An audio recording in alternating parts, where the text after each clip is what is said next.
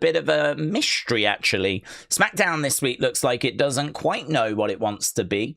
I've seen that Adam Pearce is going to be taking over. We know what happened with Gunther and Nick Aldis. So Adam Pearce is going to be stepping in, and he's going to be taking over the show, and which is fine, no problems with that whatsoever. But I haven't seen loads of kind of preview. I actually saw someone earlier, one of those kind of news outlets, you know, your Sports Illustrateds, that kind of a place.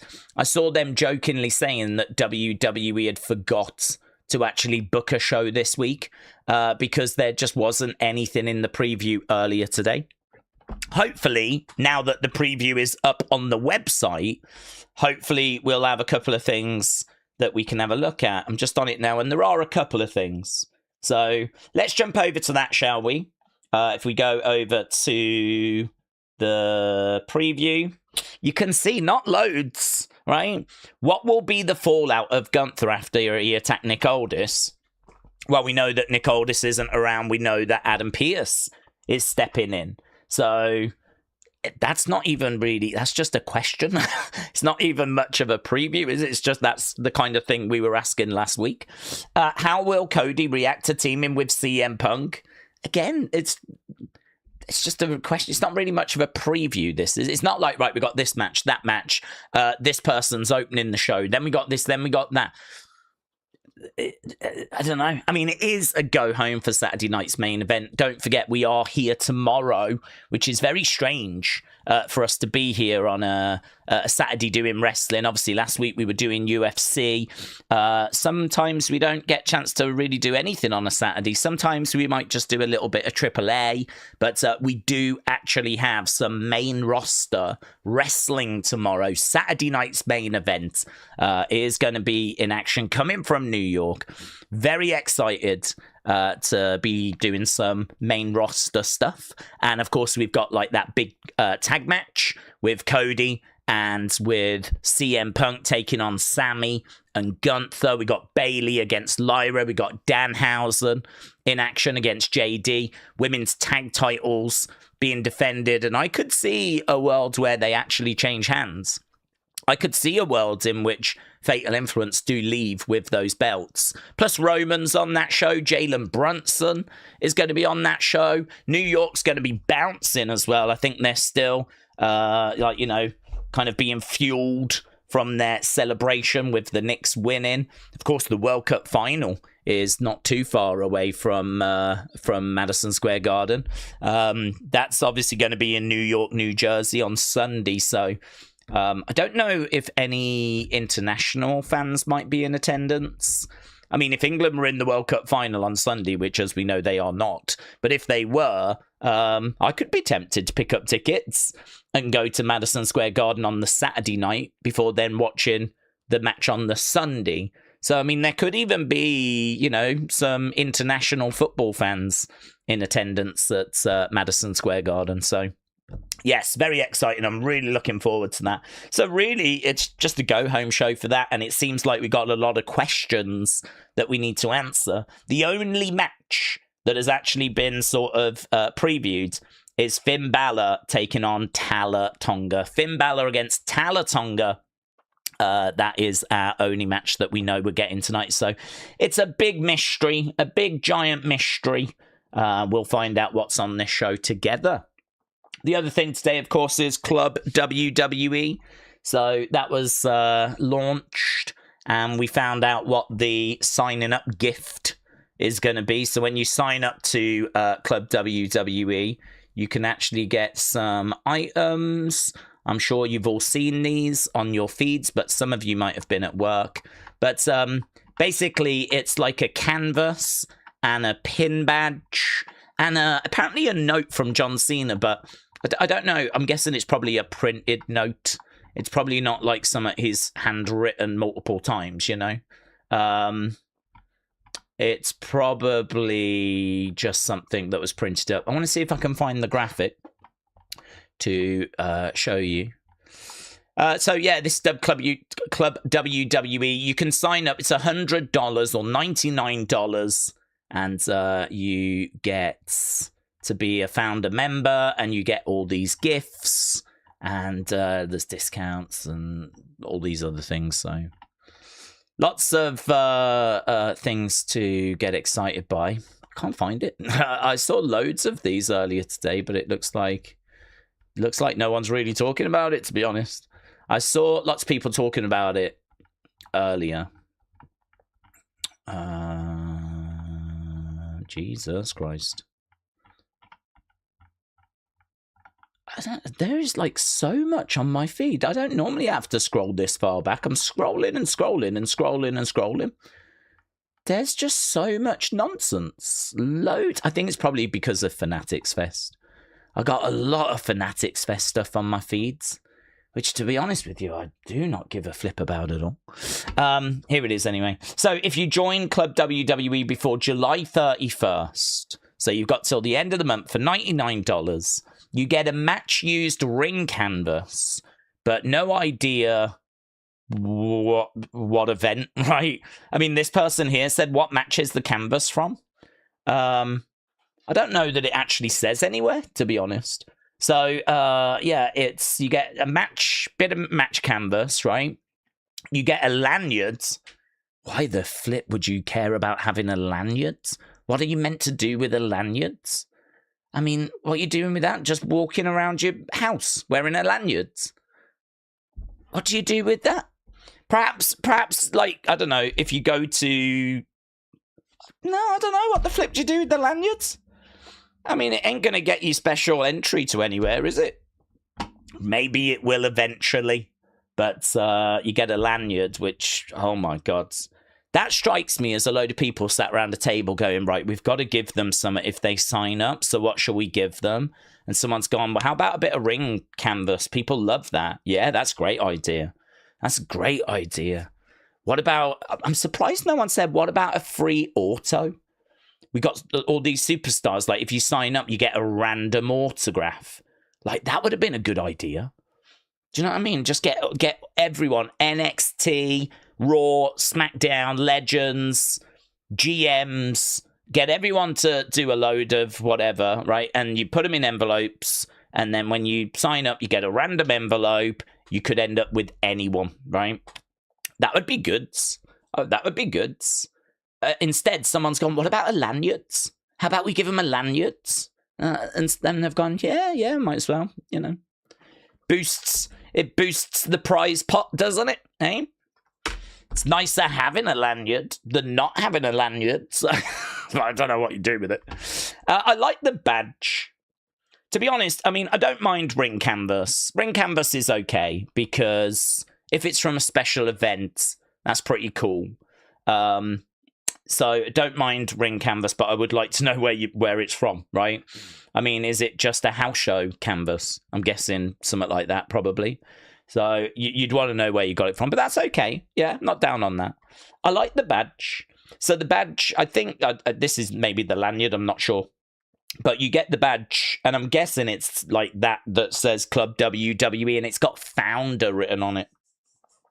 And I kind of like that, because if you're a founder, if you come in at the very beginning, this could be something that lasts. It probably won't be, right? If you think about the network, you know, if you signed up to the network early and they gave you a badge, does that mean anything now? You know, WWE Network, I was there at the very beginning. So what? We don't have it anymore. It doesn't really matter, right? It's a nice thing to have, though. You know, you can still sort of say, well, I was there when the network first started. But, I mean, it's not around anymore, is it? So it doesn't really... It's not the biggest of brags, right? They had a TV channel, didn't they? The 24/7 channel. Imagine if, like, you, I don't know, supported that when it first started. You know, that's not around anymore. They had a social media platform. That's not around anymore. So they've tried a few things over the years that are not around anymore. There's every chance this does not last all that long. You know, this could have 5 years in it, 10 years in it, and then go away. So it's hard to know how cool that is, because I kind of like it. I kind of want it. I don't know if I want to spend $99 for it. But don't mind. I think the pin badge might be my favorite thing. Because if this sticks around, Club WWE for a while, then to say that you were there at the very beginning and you've got the founder badge, that might be a nice little flex. Not the biggest of flexes. You know, it's not like getting a Porsche or a Rolex. Yeah, they're pretty good flexes. Or one of those guns that shoots money. That's a great flex. But the badge, the Club WWE badge that says founder, that might get you a bit of punani in the wrestling fan landscape. You know, you might actually be able to attract the women when you go to the shows by going, did you see I was a founder of Club WWE? Like that, yeah? Are you impressed? Yeah? Might act as a bit of Riz. So, I don't mind the pin badge. Lanyard can go F itself. And the canvas, I don't know where it's from. It could just be an NXT ring for all I know. I've got no idea, so I'd want to know where that was from. I don't know why they didn't just do the autograph thing and just actually put an autograph in, like, in an envelope and do it randomly, whatever. But I don't know, perhaps that's something that could come further down the road, you know? That would be kind of cool, actually, if each year they do a bit of a membership drive. And, like, if you sign up before this date, then you'll get, you know, this. And all existing members get it as well. That would be good. Like, imagine after the first year, we're going to give out loads of autographs. All existing members get them. And also anyone new. Because I don't think this is going to get crazy high sign up. I might regret saying that. I'm not sure. But I don't see this doing millions and millions. I just don't think it's that big of a deal. Like, that big of a deal. But I could be wrong. Are people going to want to spend $99 a year to get a bit of discount on tickets when most of us don't go to shows and get access to exclusive merch? I mean, that exclusive merch is going to have to be really good. It's going to have to be really good. So, yeah, I'm not blown away by it. But it's okay. I kind of want the badge. It's not that big of a deal, said Beast Modes. Do you know what? That's probably reflected by the fact that I've just had to scroll for 5 minutes to get to it. And it was only announced earlier today. So, I mean, that tells me two things. One, people aren't really talking about it. And two, there is so much Fanatics Fest on my feeds. So much Fanatics Fest. Which is probably not that crazy. Because obviously it's a big deal for Fanatics. WWE are going to be in full support of it. But, yeah. Danhausen's just put a post in. Join Danhausen as he leads an uncursing parade through New York City. Danhausen, starting at 1 p.m. at Fanatics Fest, is going to lead a parade. It's going to stream live on YouTube. And he's going to uncurse people. What the flip?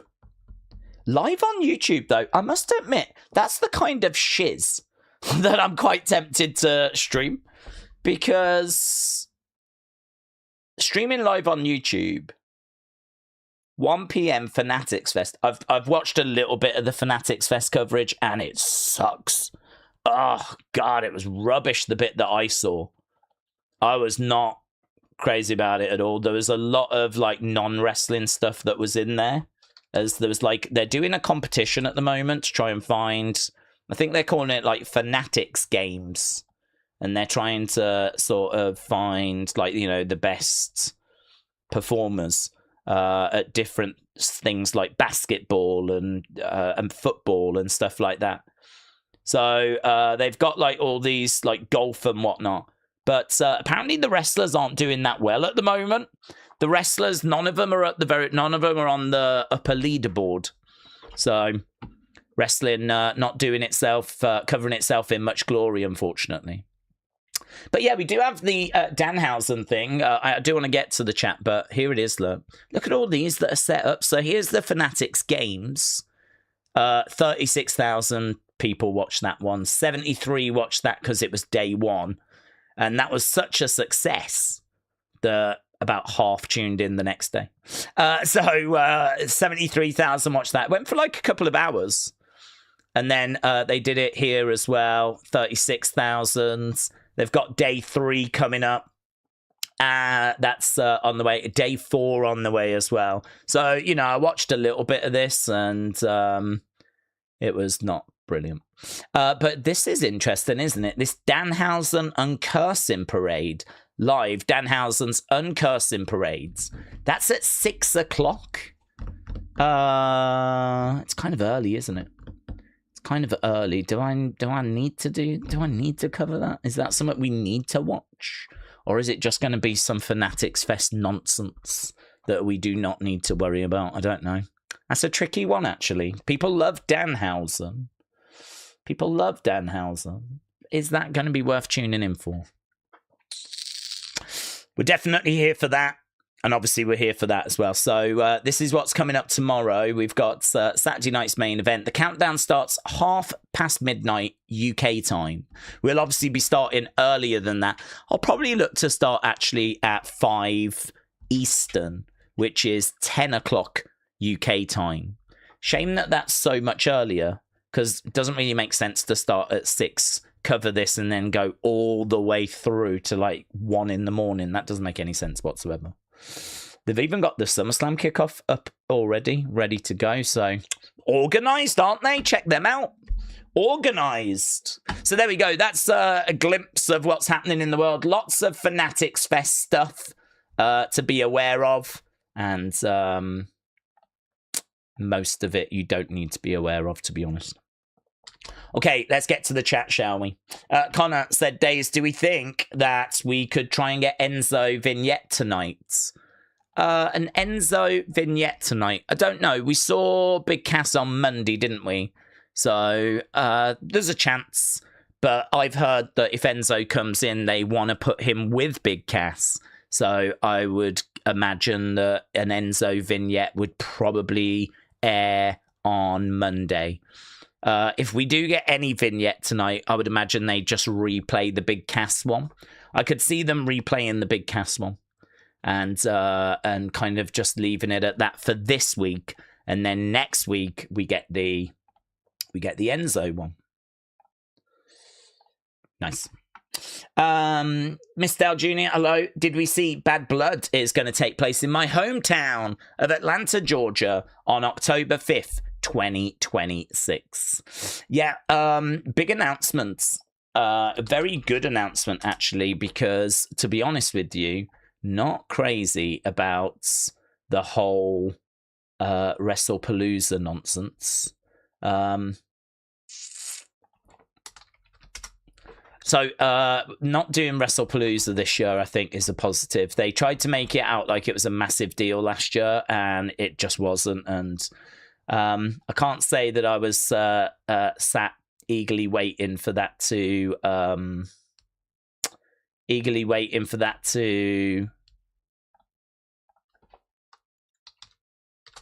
be announced. Has it been made a fish?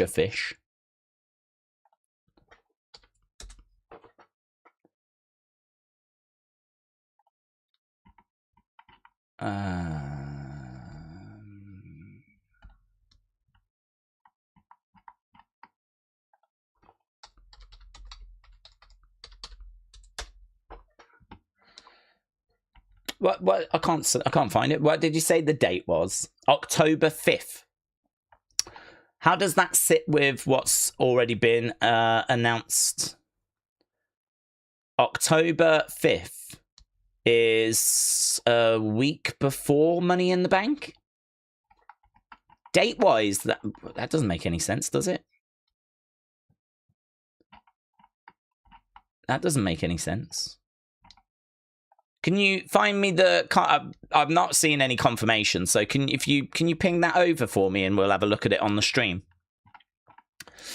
Miss Khan said, I'm sad. That was the best PLE WrestlePalooza. I'm sad it's not happening. Do you know, funny actually, because we were looking at this the other day, and we were saying that obviously there's a gap at the moment in September, and there's a gap as well in December. So we expect Saturday night's main event in December, and we're expecting something to be announced in September as well. So Bad Bloods being in early October doesn't make any sense. So don't know. So ping that over, or have a look at it on the stream. Daze, I hope that SmackDown is going to be good tonight. Finn versus Tala, Cody and Punk. Where has Unseen been? It's been a while, said Matteo. Yeah, Matteo, were you not here the other day when we was talking about Unseen? We kind of spent quite a bit of time talking about it. So we was talking about the fact that it can come back, but it's just challenging at the moment. There's just a lot that's kind of making it very difficult to compile. We've got challenges with copyright content. So there's a copyright issue at the moment, and that is, as I said, proving to be an issue where we can't get as much content in as we usually would. We can do maybe a shorter version where we just really focus on the news. But actually, I think what I'm struggling with is sort of the identity of Unseen. For me, Unseen was always like a mixture of news and fun.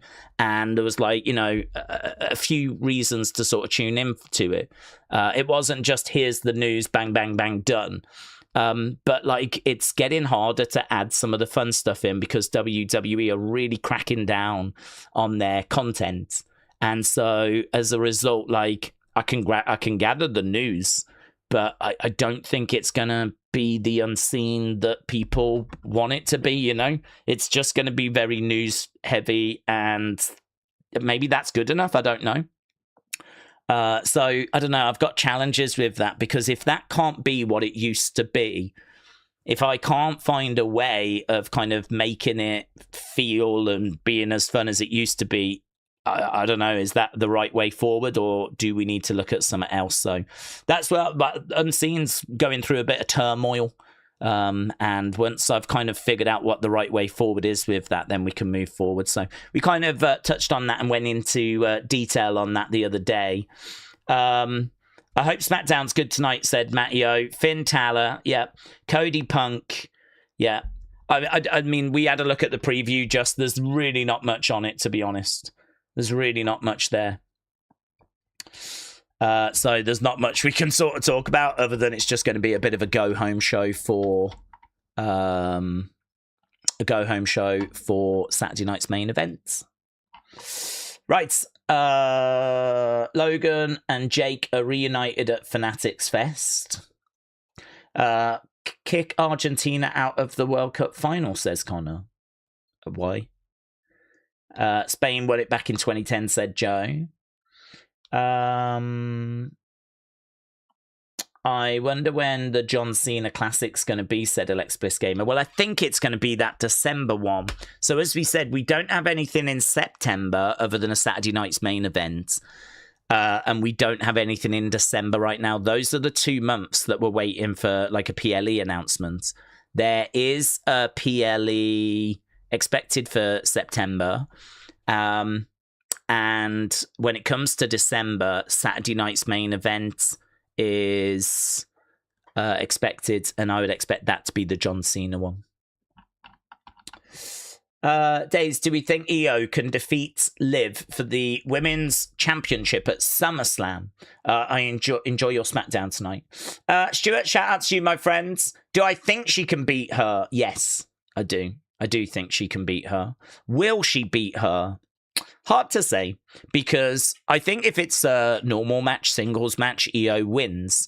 But with Raquel and Roxanne and outside interference, and also Liv has got the ability to do cheating, of course, exposing a turnbuckle, all that kind of stuff. I think that there is a way for Liv, obviously, to retain. I think that we're going to be looking at... EO winning and maybe Roxanne or Raquel, someone tries to help, maybe hinders, and we can start the cracks we can start the cracks forming within that group. That would mean that if we do Crown Jewel, which has still also not been announced, if we do Crown Jewel, then we're heading towards Rhea versus Io in a match. Who Dat Saints J said, how would we book Big Cass with and without Enzo? I don't believe he's without Enzo. The rumours are that he'll be with Enzo. And actually, I think that's right, because we tried him as a solo star before and it was really difficult. He doesn't have much charisma. He's not someone that's going to grab the mic and ignite the crowds. So as a result of that, he is someone that can struggle when he doesn't have that charisma with him. So if you were going to go down a road of without Enzo, I think you've got to put him in a faction. I think you've got to put him with someone else, even if it's Heyman as a mouthpiece, which I wouldn't really be looking to do. But I've seen him away from Enzo before and it didn't work. So you've got to put someone with him. He might have improved. I don't know where we are with him at the moment. He might have got better. But yeah, I can't say that what I saw before was brilliant. So I think you definitely keep him with Enzo. And obviously that puts them in the tag division. And I think that's okay. I think that the tag division could do with a bit of a boost. It can normally always do with a boost. But it's just a way, to be honest with you. It's not so much about tag titles and all that. It's just a way of getting Enzo out there. Actually bringing these two back is a little bit of a head scratcher, but I do find myself wondering if Danhausen is the answer, because Danhausen has come in and he has absolutely set the world on fire. He's getting great engagement. I mean, like top star level engagement. He's getting top star level merch sales. And it's, I think, shown Triple H where the fan base is. So if you put yourself in Triple H's shoes, you're sat at a desk, not quite knowing what the majority of people want. You can go on Twitter and see people complaining about anything and everything. They're not pushing Roman enough. They're pushing Roman too much. Why are they making CM Punk champion? Why have they not given CM Punk a longer title reign? Why is Cody getting all these opportunities? I wish Cody would have a better run with the belt and they would book him better than they have done, right? You can, it's easy to go online and find both viewpoints, right? People for, people against. One thing that it's hard to figure out is where's the majority? Where's the majority? What is it that's going to please most people? And obviously tastes change. You know, back in the Attitude Era, it was shock TV. You know, you needed, like, you know, scantily clad women and lots of title changes. You needed explosions and you needed, like, you know, that's what people were looking for. I don't know that we're in that same place now. People get so much more easily offended these days. You know, people get offended, go online, try and cancel people and cancel corporations if you step out of line. Back in the day, if you got offended, you know, you got offended and you dealt with it. Now, if you get offended, you rant about it online. You know, some people, like, you know, get in touch with like Ofcom and all these kind of organizations that sort of, you know, regulate. And they try and get people to get fired and all this kind of... I mean, like, it's mental. The world is a different place than where it was 20-odd years ago. So because the world's ever-changing and technology is driving that change, and we've got social media and that's changing things, and we're hearing a lot more opinions than we were 20-odd years ago, whatever, it makes it hard for Triple H to know what is the majority of people looking for. And don't forget, the audience that were watching 20 years ago is not the audience watching now. A lot of people have moved away, stepped away. They didn't like the PG product. They've fallen out of love with wrestling. It's not hitting the same as it used to. Now you've got kids that have come in and they've got completely different expectations, completely different requirements, things they like, things they don't like. So as a result, Triple H has got to try and figure out what what's going to land with the current audience? What is the current audience looking for? And I promise you, that's harder than it seems. And so when you have a success like Danhausen, and you have someone like Danhausen that just really sets the world on fire, I can completely understand Triple H going, oh, right, they like that. So that is a winner. So we need to make sure we're maximizing that as like being our offering. You don't go crazy with it. There's no point filling the whole show with that. But you just want to make sure that that is being delivered on Raw, on SmackDown. And I really think this is why we've seen a complete 180 on Enzo, because Enzo isn't Danhausen, but he is very charismatic. He's going to give you funny backstage segments. He's very, very good on the microphone. He's not the best wrestler in the world, but to be honest, how much has Danhausen wrestled? Danhausen has barely wrestled, and when he does, it's nothing special. We can't sit here and list a load of 5-star Danhausen matches. So, his matches are short and they're a bit gimmicky. And so, I think we're looking at Enzo, someone that's, not the best wrestler in the world, but he is charismatic. He's got the ability to talk. And I think we're just looking at, how do we get him in, doing his thing, entertaining the crowds. I think they're starting to recognize maybe there's been a lack of that. I think as well, they should have looked at Chelsea and the success of Chelsea. They should have looked at the love that R-Truth got, and they should have looked at those and, thought, oh, we could do with a bit more of this. Maybe they did, and maybe that's why Danhausen came in, but I'm telling you, Danhausen took it to a whole new level. Danhausen's success is well above what Chelsea was able to generate, or what R-Truth was able to generate in recent years. He's come in and his merch is didn't they say the top 3 merch sellers at WrestleMania in the stadium was Cody, Roman, and Danhausen? I mean, it's that's not the kind of level that R-Truth or Chelsea get to. It's crazy. So I think I can only imagine this is why they're bringing him in, to be honest, because I thought there was a real breakdown in the relationship between him and Triple H. I mean, do you remember before pandemic, Enzo, after he got released, turned up at a Survivor Series, sat in the crowds, and kind of obviously took a bit of spotlight away from the actual show, as everyone was like, Enzo's in the crowd. Have you seen Enzo's in the crowd? And, he was on hard cam side and everything. And he was under a disguise. And he took the disguise off and everything. And people went crazy. And he ended up, I think, getting kicked out. And that was kind of a bit of a controversy type thing. If he's bought a ticket, shouldn't he be allowed to stay? But then equally, he's proven to be a distraction. So, I don't know, man. The relationship between him and WWE, I've always thought was a little bit rocky. But, well, yeah, all these years later, they bring him back. And I do find the timing very strange. And I do wonder if it's connected to Danhausen and the successor Danhausen. Because, I mean, he could have if Triple H liked him, could have brought him back years ago when he first took over. Triple H has been in charge since 2022. So, I mean, he could have brought him back as soon as he took over. Could have brought him back in 2023. But he hasn't. He hasn't brought him back in any of these periods of time. And so I just find the timing of this really weird.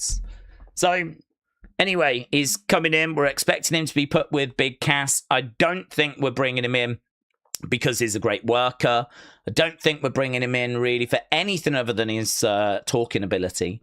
I think Danhausen may have played a part in showing that kind of fun charisma can really do numbers. And, Enzo was excellent when it came to all of that. He's going to be fun backstage. There's lots of things you can do with him and Big Cass. They're credible as a team as well. They're going to get over. I think they're good signings. I mean, they were great in NXT. And I've seen that Enzo is not lost it. He's still got the gift of the gab. So, yeah, I'm looking forward to seeing Enzo come back, Big Cass, get stuck into the tag division. Ultimately, you know, if it starts getting tired, you can break them apart. We did a feud between them and all of that before. So, you know, I've seen that. It was fine. I can't say I'm eager to get back to that. I just think they complement each other really well. Big Cass is big, gets in there, chucks people around, big boots, brings a bit of excitement in the ring. But Enzo brings the excitement on the microphone. So, Connor said, Daze, what do we think about Jordynne Grace? We don't have any plans for her. So what was the point of Jordan getting called up to the main roster? I think that she got called up because we needed her at the time. The problem is, I don't know if we quite found ourselves needing her right now. So WWE obviously called her up, and they did use her. She was actually getting into it with Jade. And so when Jade was champion, we called up Jordan. And don't forget, we lost Bianca, we lost Naomi. So, you know, there was a need to kind of call some women up. We still haven't had either of those back. But I think that a couple of experiments haven't worked. You know, the Jade experiment hasn't really worked. The Stephanie experiment hasn't really worked, largely due to injury, to be honest. I mean, I think her first feud that I really cared about was the Liv one at WrestleMania. Obviously, Liv gets the belt. Stephanie, we haven't seen since. So, Stephanie is a great talent. She's going to be absolutely fine. But I didn't feel that connection with her the same way that I felt in NXT.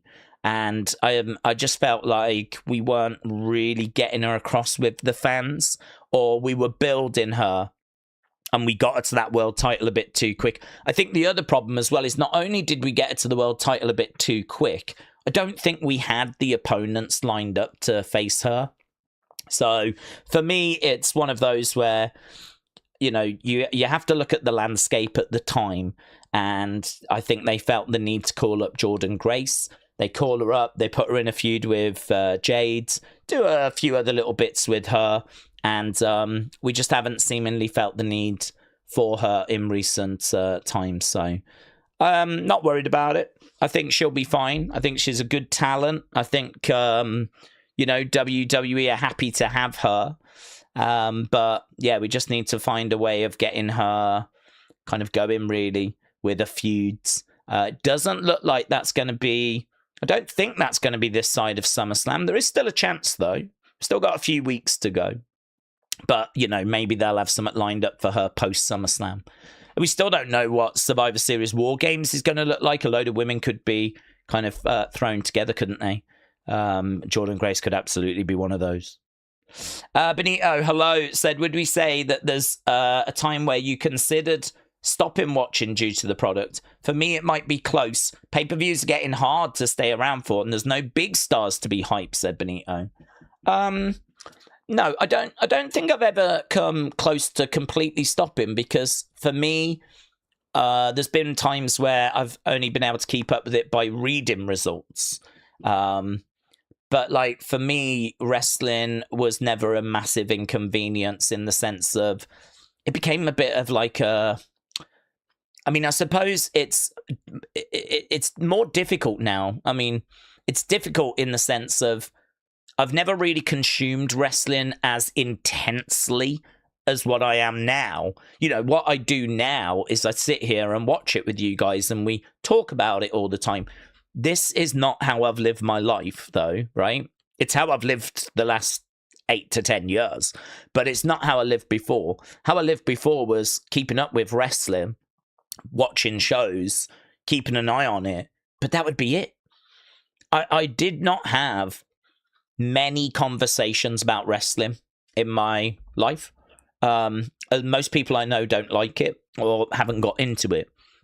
I had no one to talk to about it, and this is why, like, when the network started and I started watching NXT at home, I was kind of thrilled to speak to my then partner about it, because, you know, I would read a lot of results and I'd watch like wrestling when I could, but like I'd watch it sometimes on my day off a lot of the time I'd have to watch it like on a bit of a catch-up kind of a thing. Because the thing is, here in the UK, obviously it airs at like 1 in the morning.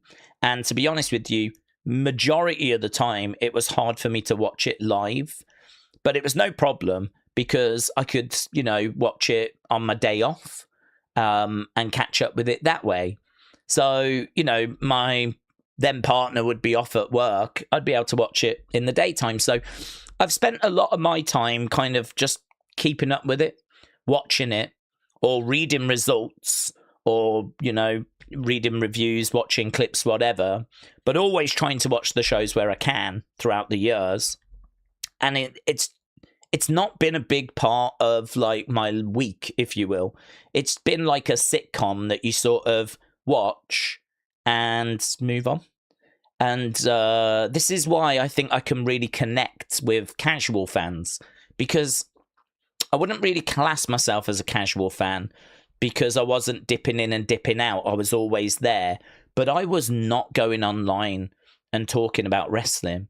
It was a show that I watched along with other shows.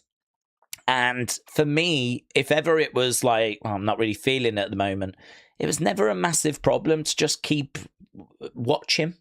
It was never a problem to sort of keep up with it.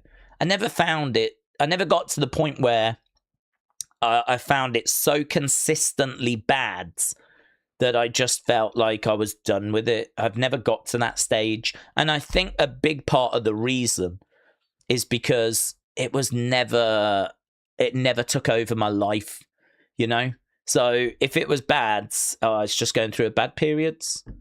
But I know it'll get good. And that's fine. I think it's worse the more you invest in it. And if it's bad, the more it feels like it lets you down.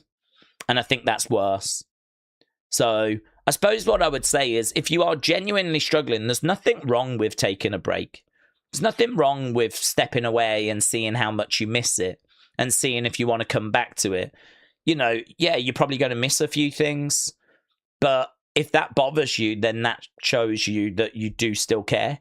And like, if you step away and you don't miss it and you don't care, well, then maybe it has passed you by. Maybe it is over. But I think there's a good chance you could step away and then get a bit of FOMO and start feeling like, I wonder what's happening. Kind of like, you're interested to read results on it and you're interested to know. And if that is the case, then that says that there's still something there, isn't there? But I think for me, like, obviously, before I did this, it was fine to just keep up with, right? It was fine. It was no inconvenience to sort of, keep up with the shows. I wasn't like spending all my time reading, like, spoilers and all this kind of stuff. As I said, I was not going online talking about it. I was not reading all the latest news. I just watched the shows. That's all I did, which is why I can sort of understand that there is probably a really healthy amount of people out there that do that now and are not active online. And for me, I was that person. Life gets in the way. Do you know what I mean? When you've got a job and you got to get to work and you've got a visit. I used to work in retail and we used to have visits from regional managers. And we'd, like, for 2 weeks before, be checking everything, making sure the shop was mint. Are all the displays correct? Is all the stock out? Does anything need processing that's, been sat in the stock room for a few days that we need to get to? What do the sales look like? If they're not good, what areas are not good? You're constantly looking at all the data. You're constantly looking at the shop floor layout. Is the layout correct? You're constantly looking at your counter offer. Is that set up to the planogram? You're constantly looking at your pricing. Is it all being labeled up correctly? You're constantly looking at the rotors. Have you got that balanced? You're looking at your budgets. Like, there's so many different things to focus on when you've, at work, that, like, honestly, like, the amount of time that I had to dedicate to wrestling, I had enough to watch the shows, and that was it. And so if the shows are not good, it's not really a big problem. I think it was just part of my schedule. It was part of my routine. I was just quite happy to just watch. And if it was good, it was good. If it was bad, well, there's always next week and on we go. And now it's a bigger deal, obviously, because we talk about it so much. Everything gets analysed. Everything gets spoken about. So, yeah, it's one of those that don't mind it, honestly. I don't struggle with it. I think if it's good, it gives us something to talk about. If it's bad, it gives us something to talk about. If it's bad, why is it bad? Trying to understand that, I think, is interesting. Talking about why it's frustrating, where the issues are. And honestly, it's quite natural, I'd imagine, if you're watching for a while, for you to remember better times. I suppose the question you have to ask yourself is it bad? Or is it just not as good as it used to be? And that's actually something we don't do. We don't ever ask ourselves, is this bad? Are we going through a bad period? Like where you're watching segments that are actually bad, that are actually annoying you? Or is it just that what they're doing right now is not as good as what you've seen previous? Because it's okay if it's not as good. It's okay if it's not reaching the heights that it's reached before. Because the truth is, you're always going to have peaks. And you're not going to be able to stay up there. You're going to have to come back down. If you go up, there's only one place to go, and that's back down. So, yeah, we've come down from maybe 2023. But have we gone down to like where we were before? Or have we gone lower? Or where are we on that scale? Is this bad, or is it just not as good? If I look at this year compared to last year, I would say it's got better. But if I compare it to the Bloodline story 2023, 2022, 2023 in particular, I'd say it's not as good. I'd say it is down. So I think reframing it might help. Trying to find a couple of things that you really enjoy helps as well. Because it might be that there's parts of the show you don't care for, but there might be certain stories that you do. And I always tend to find focusing on those helps. Like back in 2019, which is famously a bad year, Firefly Funhouse really kept me hooked. That really kept me I would watch the show hoping it would be better than the week before. Normally it wasn't, but I always knew that I had the Firefly Funhouse. I always knew, if nothing else, I had Bray, Fiend, Funhouse, the development of that story to actually care about. I think it's very, very rare that there's been long periods, where there's been nothing that I care about. I think that has been very, very rare. I've always tended to have something. And, hopefully most people are finding something this year. Daze, hope you're doing well, said Newcastle United for life. And you, buds, what do we think about Money in the Bank being on October 10th, said Newcastle. Yeah, so this was announced a while ago, wasn't it, that they were moving it from the summer and taking it into October. I don't hate it, because I think that the end of the year, it struggles. And I think actually we need to find a way of boosting that post-SummerSlam period. I would make an argument that Survivor Series is not the big show that we want it to be. I think it helps being in a baseball stadium and not being in an arena. I think it being in a stadium does help the optics. But the problem is that it just never feels like an event that has a card that's like a SummerSlam or a WrestleMania. Like, I'm sorry, but the War Games thing is not good enough. It's not good enough. If you think in January we have the Royal Rumble and that gets you to Mania, even Elimination Chamber has got connections to Mania. Mania is obviously the big stage. Then you come out of that and, that's going to be April. So you got May, June, July, right? You got 3 months. Within that time period, it's the summer, right? All kind of pays off at SummerSlam. So when we talk about the summer of punk, right, and we talk about having a great summer, we're kind of focused on May, June, July, going into August, yeah? So for me, that is the summer. So you want to have some really good stories being told over that time period.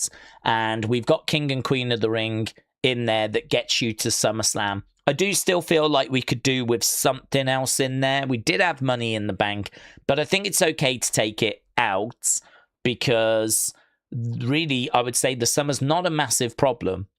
Because you're in between WrestleMania, SummerSlam. You do have King and Queen of the Ring in there. There are some Saturday night main events. You do have Backlash, of course, coming out of WrestleMania, which isn't a big show, but still has a little bit of a connection to WrestleMania. So, I mean, that's fine. Maybe you do a draft. Historically, we would do a draft in this time period, although we don't tend to these days. So I do agree there's maybe some missing in the summer, but I don't think it's a problem. I don't think it's a period where it feels like wrestling just dies a death. Probably really helped by the fact that it's not football season. You know, that's a period where we don't have to compete against the NFL. So as a result, maybe there's a few more people around and, you know, the weather's good. There's some good vibes around as a result. We do some stories as we go from Mania to SummerSlam. I think the summer's okay, right? Could do with something else.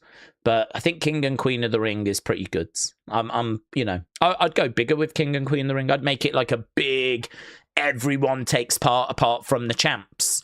Everyone takes part. And it's a big elimination tournament, right? I'd go massive with it rather than just, you know, here's some fatal four ways going down to semi-finals and blah, blah, blah, right? I feel like it's all done very quick rather than make it, you know, a bigger thing. But anyway, we get to SummerSlam. SummerSlam's great. Love SummerSlam. Love the fact it's 2 days. Love the fact it feels like WrestleMania light. Is what I would call it, yeah? It's like WrestleMania, but it just doesn't quite hit as hard. Probably because we don't have, like, the big WWE worlds, and we don't have, like, you know, all the buzz leading into it. I feel like with WrestleMania, we have a WrestleMania season. We don't have a SummerSlam season.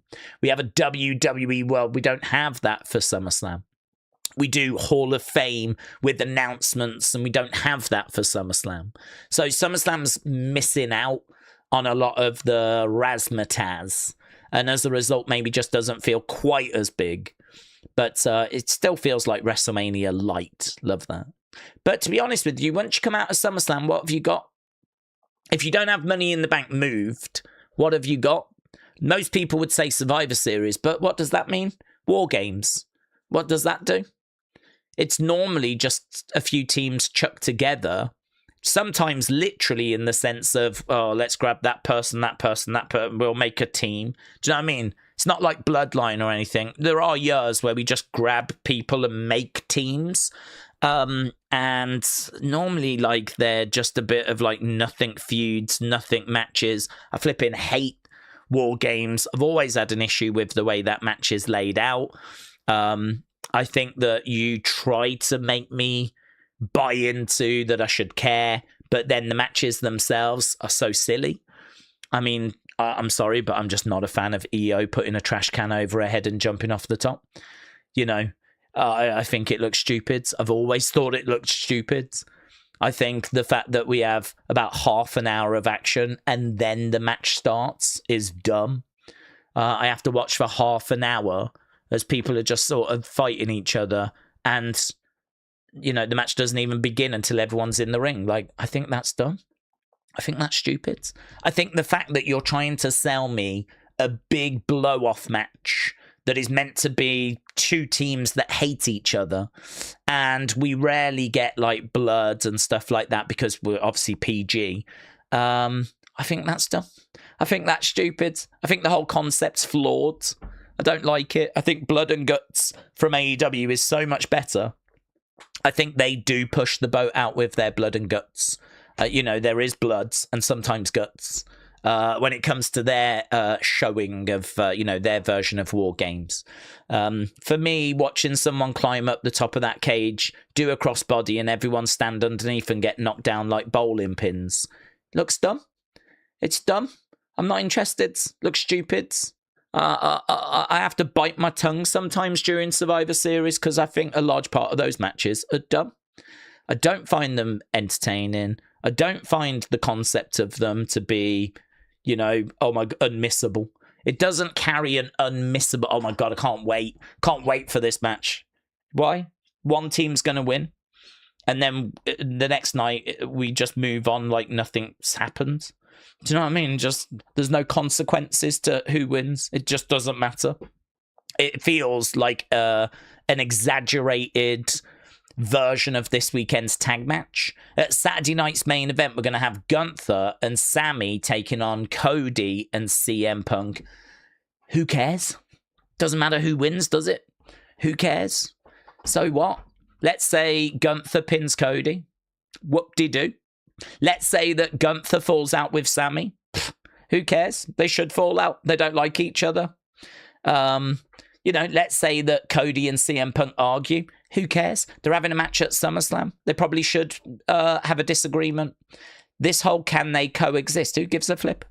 I don't care if they can coexist. I don't care if they're friends. I don't care if they're friends. I don't care if they're not friends. I don't care, right? And I don't think I'm alone in that. I don't think I'm alone.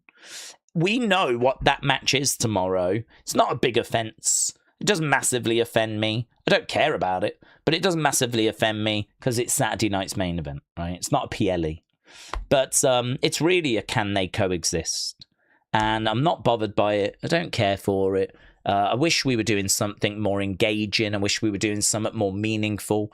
But whatever. Saturday night's main event. I'm grateful to have some main roster wrestling that we can watch. And to be honest with you, I'm looking forward to Bayley Lyra.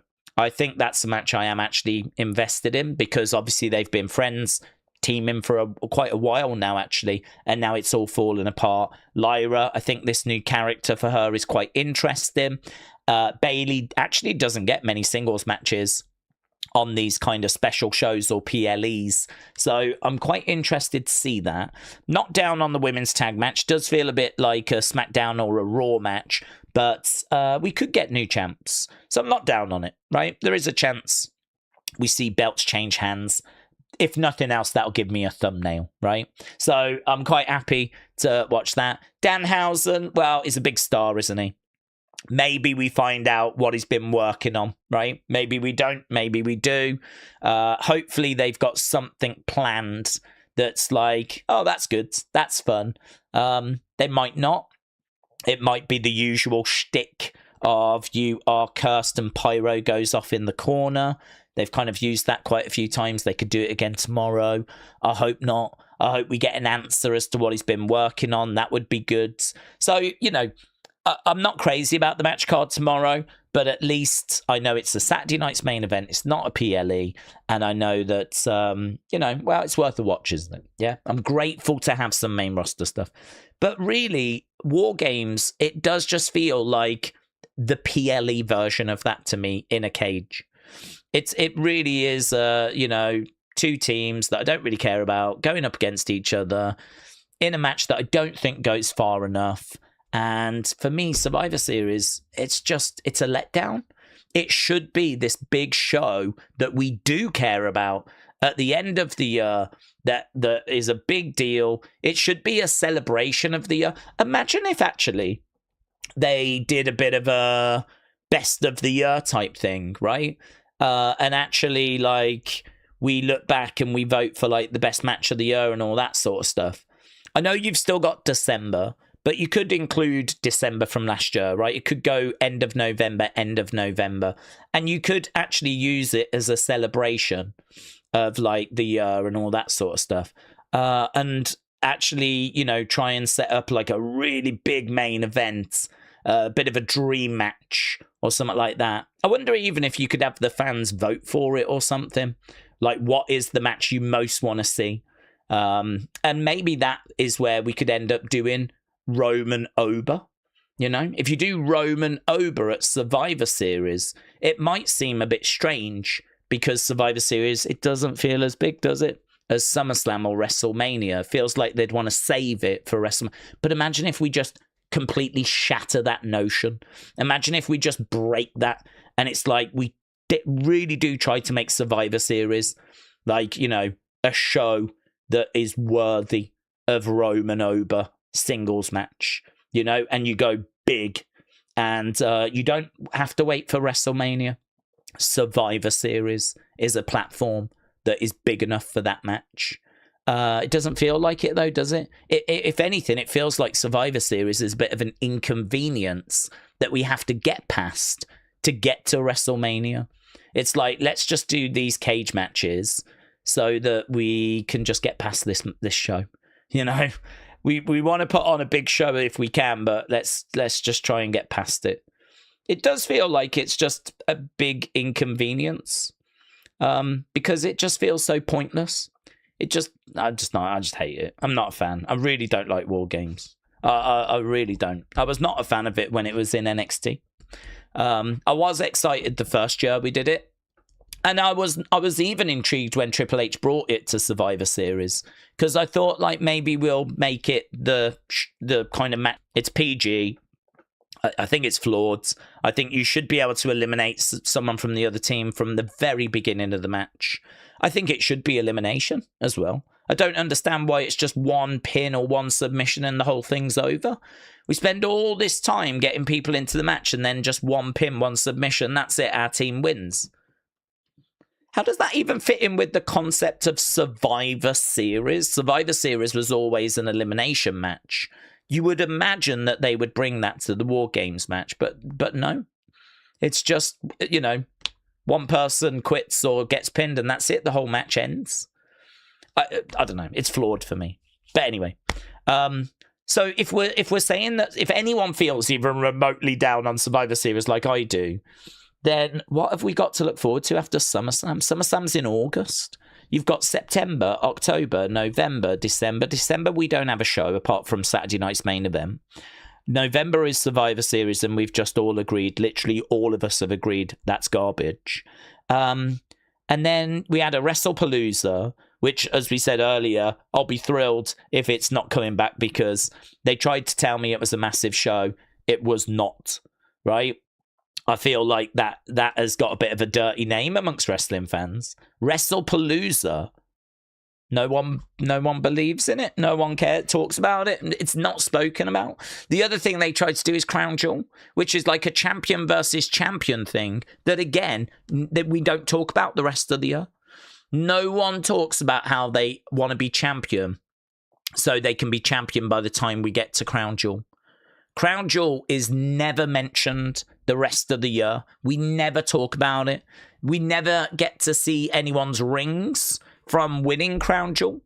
You know, whenever someone's interviewed, they're never spoken to about what it's like to be a Crown Jewel champion. And we never talk about all the Crown Jewel champions or all this kind of stuff.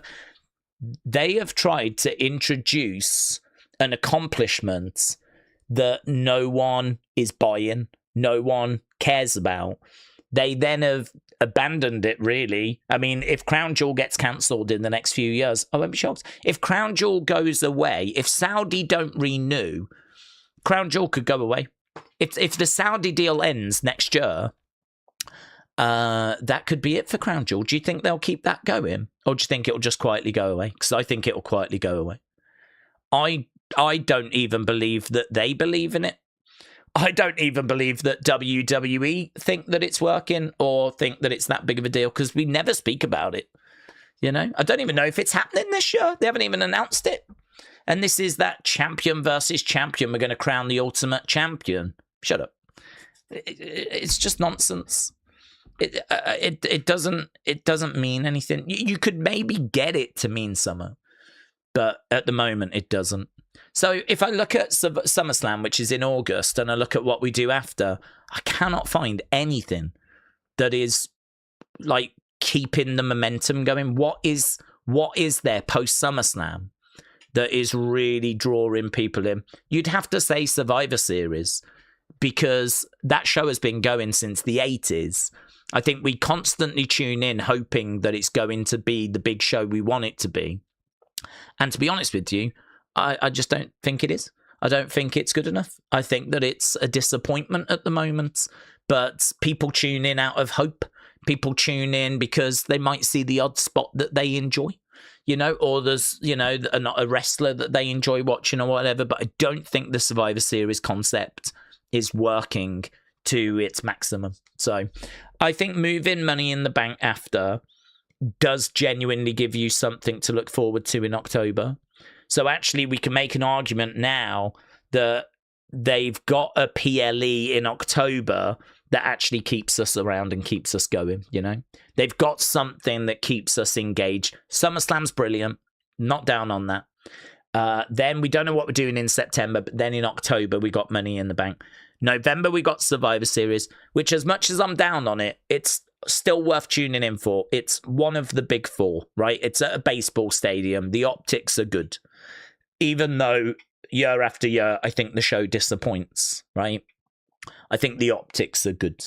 So, I think it is good to move it and put it there. It does kind of keep the momentum going. It does shorten the maybe an amount of cash-in opportunities pre-WrestleMania. Maybe they're trying to get more cash-ins to last to Mania. Because obviously people might have been tempted to have cashed in at SummerSlam or on, a show before. So this way, if you win in October, maybe you're got an opportunity at Survivor Series, but because of the cage match element, I would think it difficult. I would think it quite hard. I think that there's a good chance you make it to the next year. And we might see a lot more people with briefcases at Mania as a result of this switch. So I don't know why they've done it exactly, but I have thought for a long time that post SummerSlam it feels very dead. Feels like we're very much lacking momentum. And so I think moving it helps in that regard. And as I said, might also help with getting us through to Mania with the briefcase. Decran said it's not as good as it was in the 90s. No, we've had a big conversation around it. I don't really know why, actually, but we have had a big conversation about it. We have been speaking quite a bit about Survivor Series. I think because they announced the other day that it was going to be War Games again, and we were kind of asking how do people feel about it. The general consensus, and again, you don't always get 100% agreement, right? I wouldn't expect that. But the general consensus was that people weren't bothered. The general consensus was that people just didn't really care for War Games. They're tired of it. They feel like they've seen everything that it's got to give. And, yeah, I agree. I don't think that it is special. I think the first few years people were into it. And as I said, I think it kind of lost its way from there. Right. Daze, hope you're doing well. Shout out to you. So Newcastle, shout out to you. Long Beach Hippie, shout out to you. IFAL said, you're a better man than me, Daze. I've not watched a single episode or PLE since maybe November of last year. I listen to podcasts and just watch-alongs now. Yeah, I understand that, but I think the fact that you're still doing that, IFAL, says to me that you still feel a connection. You still feel like, it's worth tuning in for. And it's, you don't want to completely walk away. So it says to me that there's still something there, I just wanted to have a look at Survivor Series scores on Cage Match, just to see, how Cage Match have rated it. 2023, a fantastic year. 2022, fantastic. So if we look at those numbers, they're good, right? But last year, Survivor Series scored 3.8 out of 10 on Cage Match. That's over 330 votes. It scored a 3.8 out of 10. The year before, 6.7 out of 10. That was in 2024, 6.7. 2023 was excellent, right? That's 8.4. Brilliant. I'd say anything over a 7 is good, really good, right?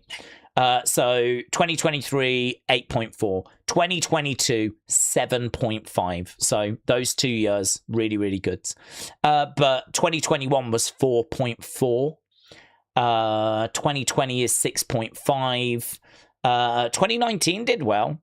actually, considering it's regarded as a bad year. That did 7.1.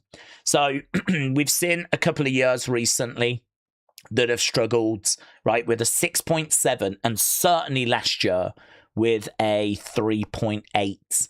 The 2 years before were good with 2022, 2023. So I don't know. Am I being harsh with it? No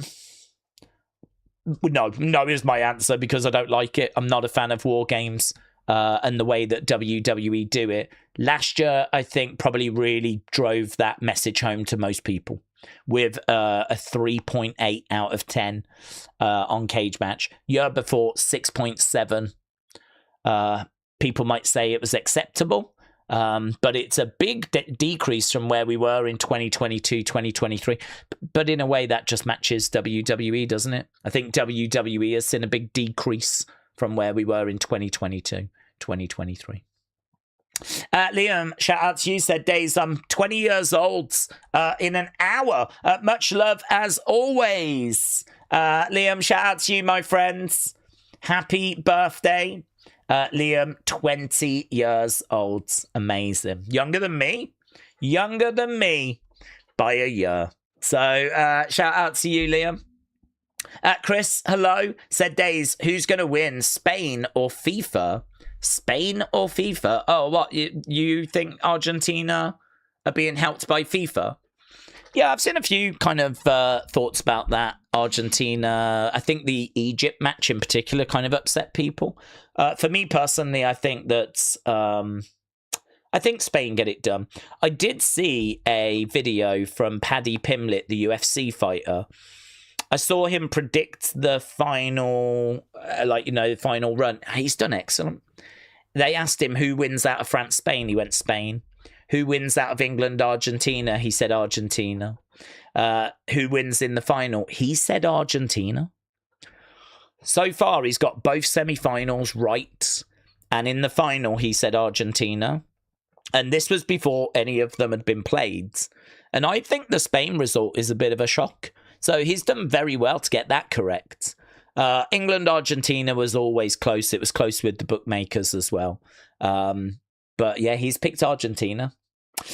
I just think Argentina keep going behind and they keep finding a way of getting back. I think the one team you do not want to have to come back against is Spain, because Spain are very comfortable, very relaxed. On the ball, they're just so comfortable. They'll just pass it around you. They are so technical. They are like, you do not want to have to try and get the ball off Spain. You do not want to go behind and then have to try and, get at Spain, because Spain are they just reset. They just play. Yeah, I think England's played with too much emotion. I think England's problem is that England's default setting is that they want to dig in. England are like, yeah, you think you can beat us, good luck, right? We go ahead and then we'll be like, right, we'll dig in. And we kind of do that. And the problem is that you can get away with that against Mexico, whatever. You can't get away with that when the other team has got Messi. Eventually they're going to find a way through. And, it took them the 92nd minute to find the winner, but they did. And I blame England's tactics for that, because we all know how good Messi is. It's pointless sitting here going, oh my God, Messi's amazing. Messi's been amazing for 20 years. This is not a surprise. This is not breaking news. So Messi is amazing. He's always been amazing. England had to find a way of dealing with that. They didn't. They retreated. They dug in. They tried to do what they did against Mexico, only this time it was not Mexico in front of them. So England, I think, very much shot themselves in the foot, and as a result deserve to go out, to be honest with you. I think it's a lesson England need to learn. We're not going to go through it, but I can name many occasions where this exact same thing has happened to England. This is not a one-off. This is what we do. Yeah, this is who we are. We take the lead and then we get nervous. We take the lead and we go, that'll do. Let's defend, right? And then we end up getting beaten. We either lose or we go to penalties and then we lose. It's just, even our manager has spoken about DNA. Rather than attacking and trying to get that second goal, we want to protect what we've got. And I don't know, man. I can't answer it. I don't know why they keep doing it. We brought that manager in to change that. And he threw a load of defenders on, right? He's the one person that we brought in to make sure we didn't do what we did. And what he did in that moment is go, do you know what? Let's put more defenders on, right? So the anger in this country is sizable. And it's nothing to do with Argentina. It's nothing to do with ref decisions. It's all about our manager doing the one thing, and I'm not lying, the one thing he was brought in to not do. The one thing. There's only one thing. You were brought in to do one thing, and that is, if we take the leads, if we go ahead in a big match, do not sit back. That's the one thing you cannot do. And he did it. The team naturally did it, and he supported it by putting more defenders on. So England fans are very annoyed at the manager. They're a bit frustrated with the team, but it is what it is. No frustration with Argentina. I mean, there is a bit of anger there. We just don't really like them, and they don't like us. But that's fine. It is what it is. They deserve to go through. I've no issue.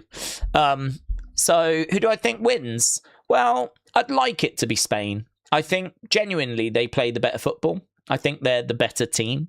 I think Argentina aren't that great. I think genuinely England, if they'd kept their heads, could have beat them. I think if England had just not got their tactics wrong after scoring, after taking the lead, if England had actually kept their heads about them, I think they could have been going to the World Cup final on Sunday. So I think England have got to look themselves in the mirror.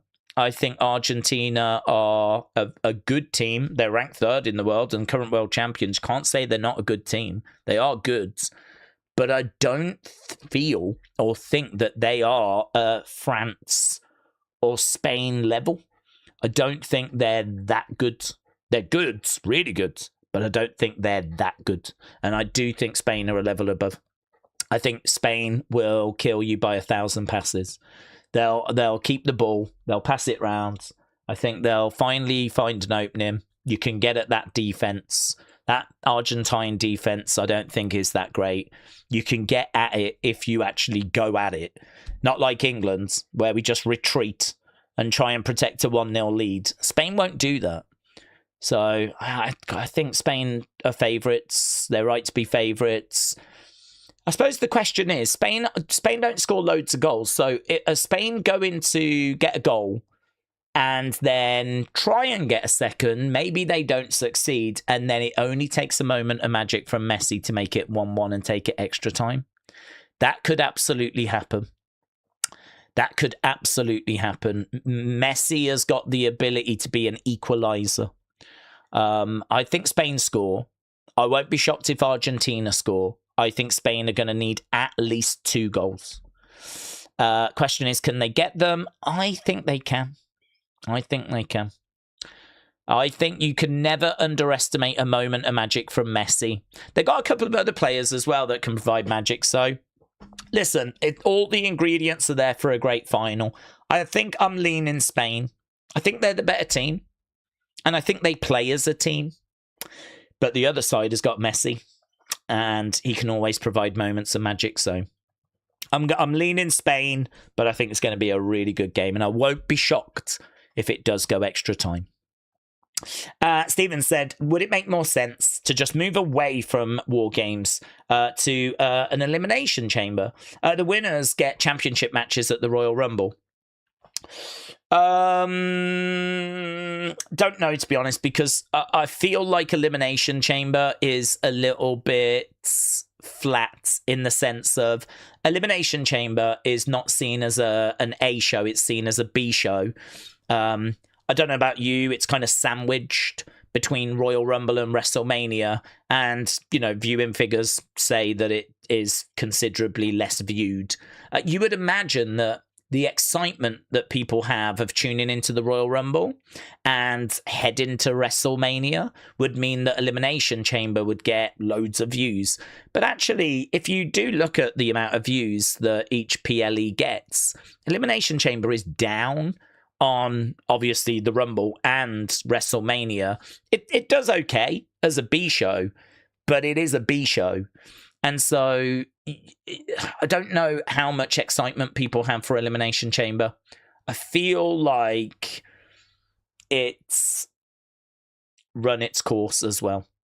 And that might be controversial to say, but I'm saying it, right? I've got a microphone.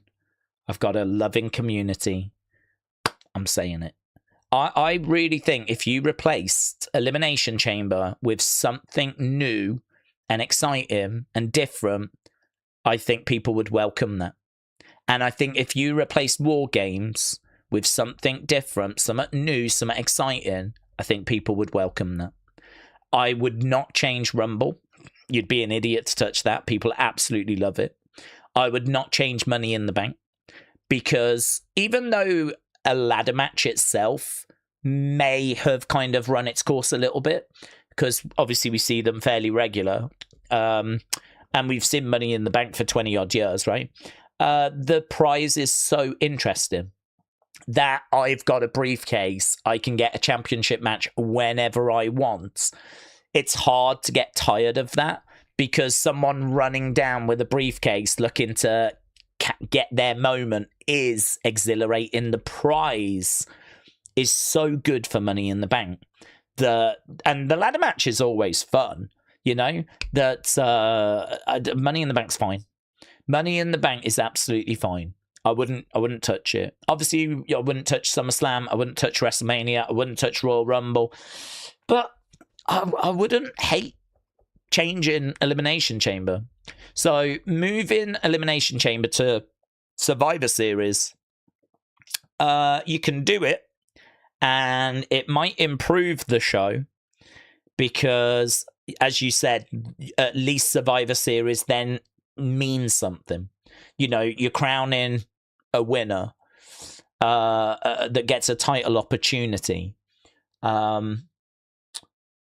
You could do it at the Rumble, as you said. Yeah, I wouldn't be down on that. I also wouldn't be down, though, if the prize paid off on a big Christmas theme show. I think it'd be really fun if we did a big Christmas themed PLE. We normally do like a little something for Raw and SmackDown, but actually doing like a big Christmas PLE, I wouldn't be down on that, with like street fights and, you know, kind of presents and all this. And maybe you could have whoever wins the chamber at Survivor Series gets the title shot at the big kind of Christmas themed PLE show in December.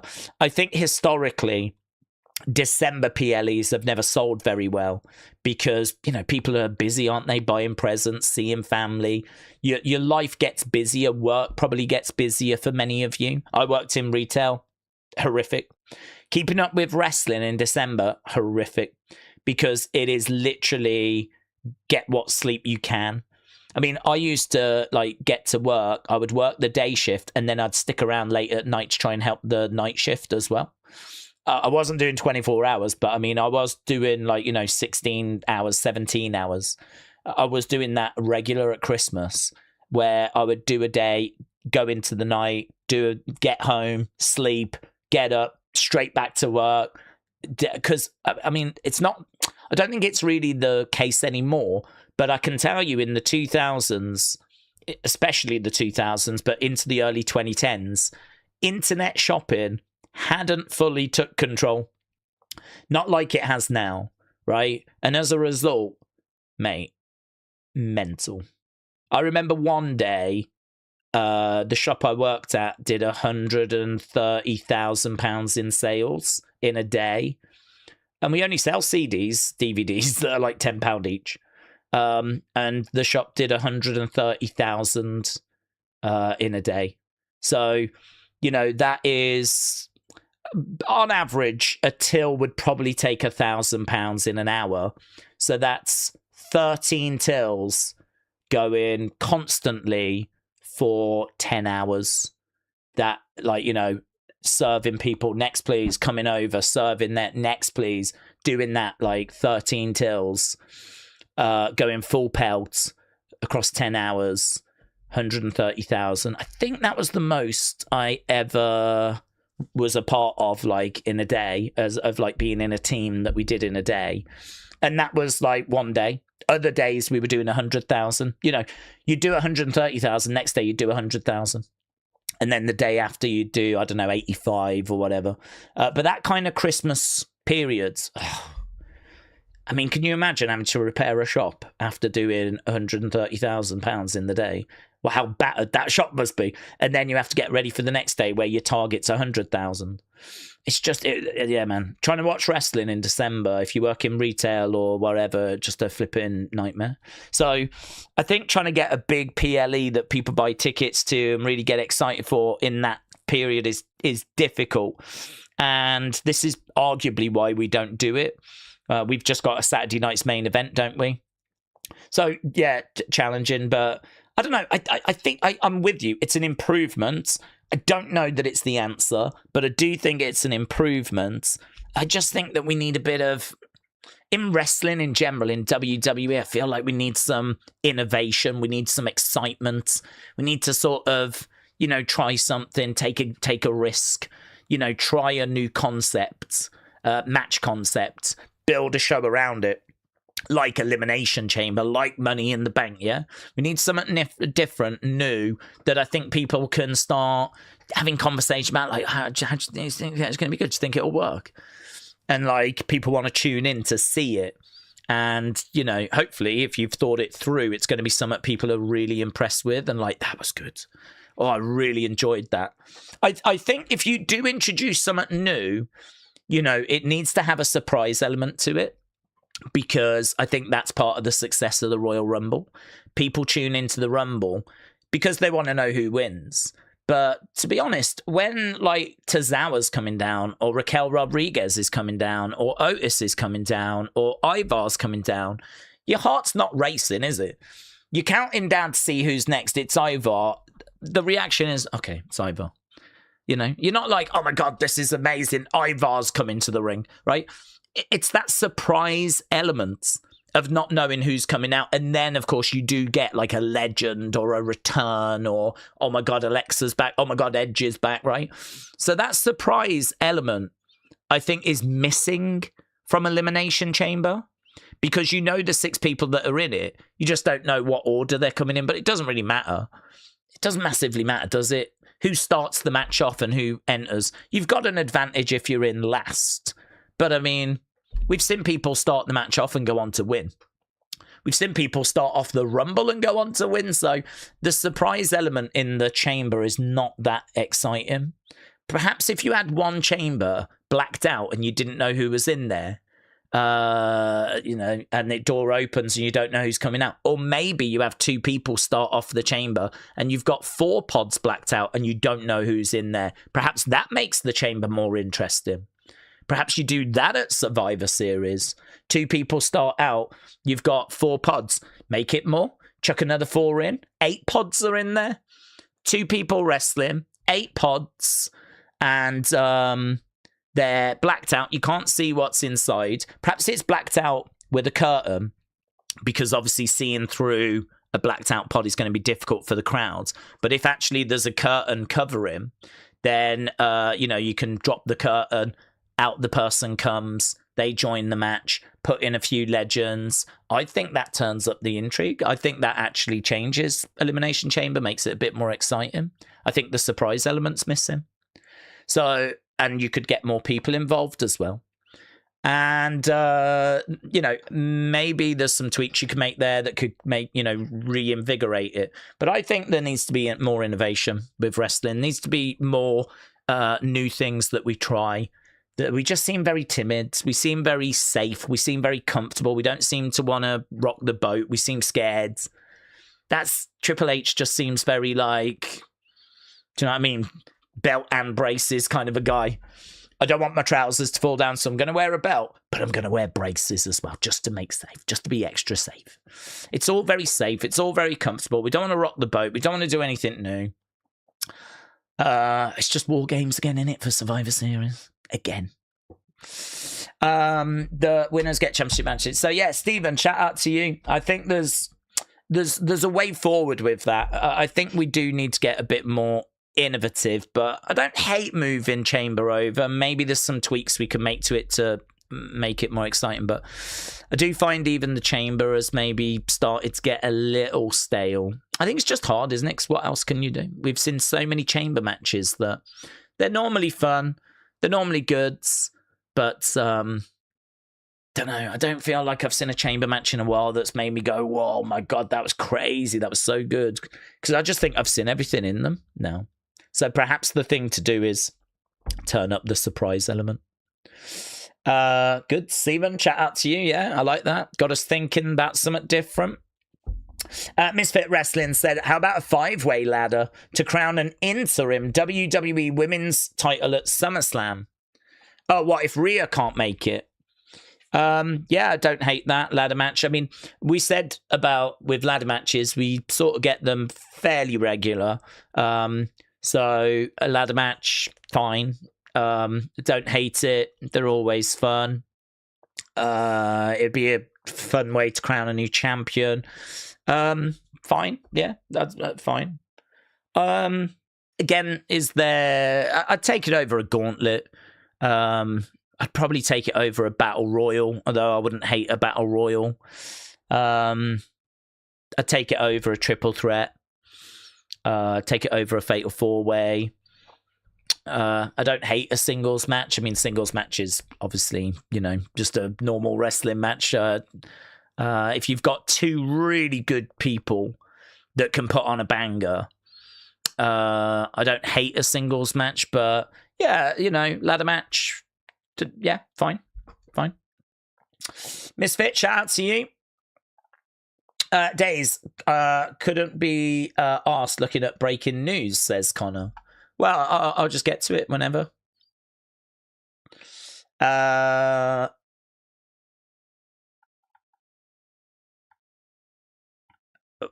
What's the news?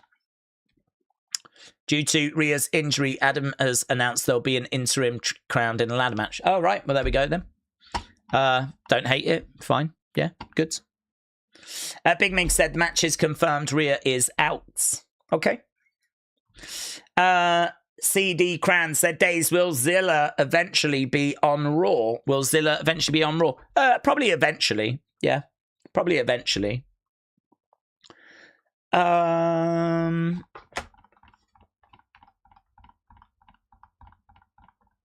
What's this about JC? Oh, people just saying who they want. Okay. Days ladder match qualifiers start tonight. Good. I don't understand why people are so like. I don't understand. Okay, fine. Do you know what I mean? There's no big deal. So, Rhea is out, right? We thought there was a chance of that if she wasn't going to make it. They're going to do ladder match. Okay. We don't need to get so, oh my God, you need to know about it right now. Guys, chill. Jesus Christ. Do you know what I mean? It doesn't matter. So, calm down. Like, okay, they're doing a ladder match. Cool. Okay. Great. Who would you like to win it? Daze, what would we book before WrestleMania if you took the Chamber out? What would you book before WrestleMania if you took the Chamber out? Yeah, well, as we said, it'd be good if you tried something different. I mean, we've kind of spoke about like some different match types before. So we were talking about like, could you take the ring away, have just the ringside area, maybe drop a cage in, put like, 10 people in there with weapons and, kind of have a look, see what that looks like. There's other people that have been speaking about like, stacking cages on cages, maybe having a couple of matches going on different levels. Maybe, if you can find a way, I don't even know if it's possible. To my knowledge, we've never done this. But if you had one match going on one level and another match going on in another level, right? Obviously, you're not going to be able to put a ring there, but I don't know, with advancements in technology, I don't know what that is going to look like. This is where you'd need to be talking it through. But if you can have 2 levels, build it however you want to build it, but 2 levels where you've got one match up here, another match here, both matches going on at the same time. The 2 winners then go on to face each other in like a bit of a semi-finals going into a final. The only difference is like the final happens immediately, you know? So you've got 2 matches going on and then the final happens straight away. Probably the person in the top comes down to meet the winner in the bottom or whatever. You know, is that something that we could have a look at? Again, do you go even bigger? Do you make it 2 fatal 4-ways with the 2 winners going up against each other? I don't know. Again, we can do a conversation, obviously not right now, but we can do a conversation where we can kind of get into what we would like to replace Elimination Chamber with. But because I don't have like ideas, I've not sat here and wasted my time thinking about a match type that could replace Elimination Chamber when there's no word of Elimination Chamber going away, right? For me, I think that we can do that. I'm happy to do that. And I think there are things that you can do instead.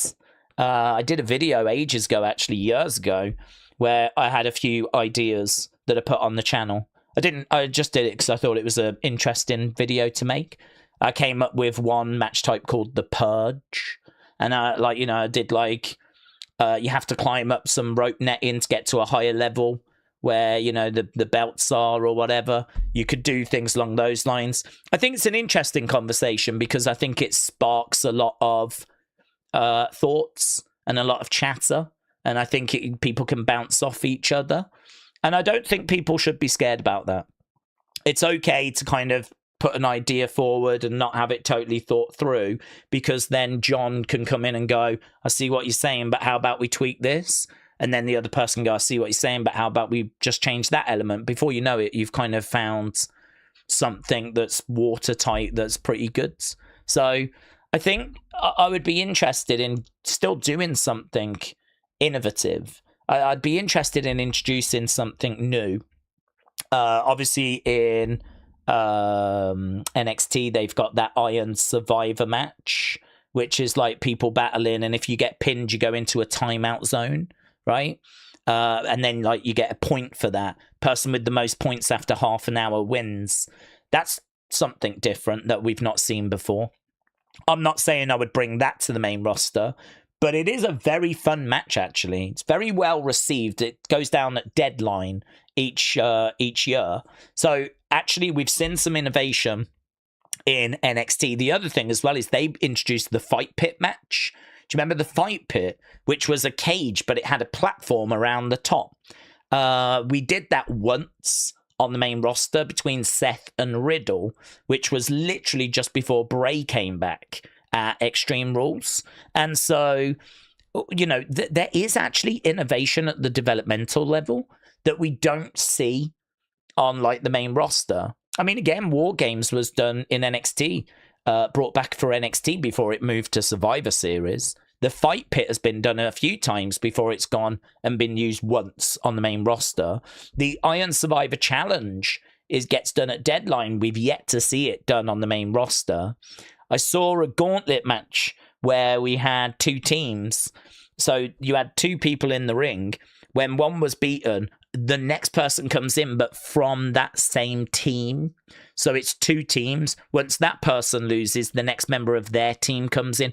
Last team standing wins. So it's a gauntlet match done with teams.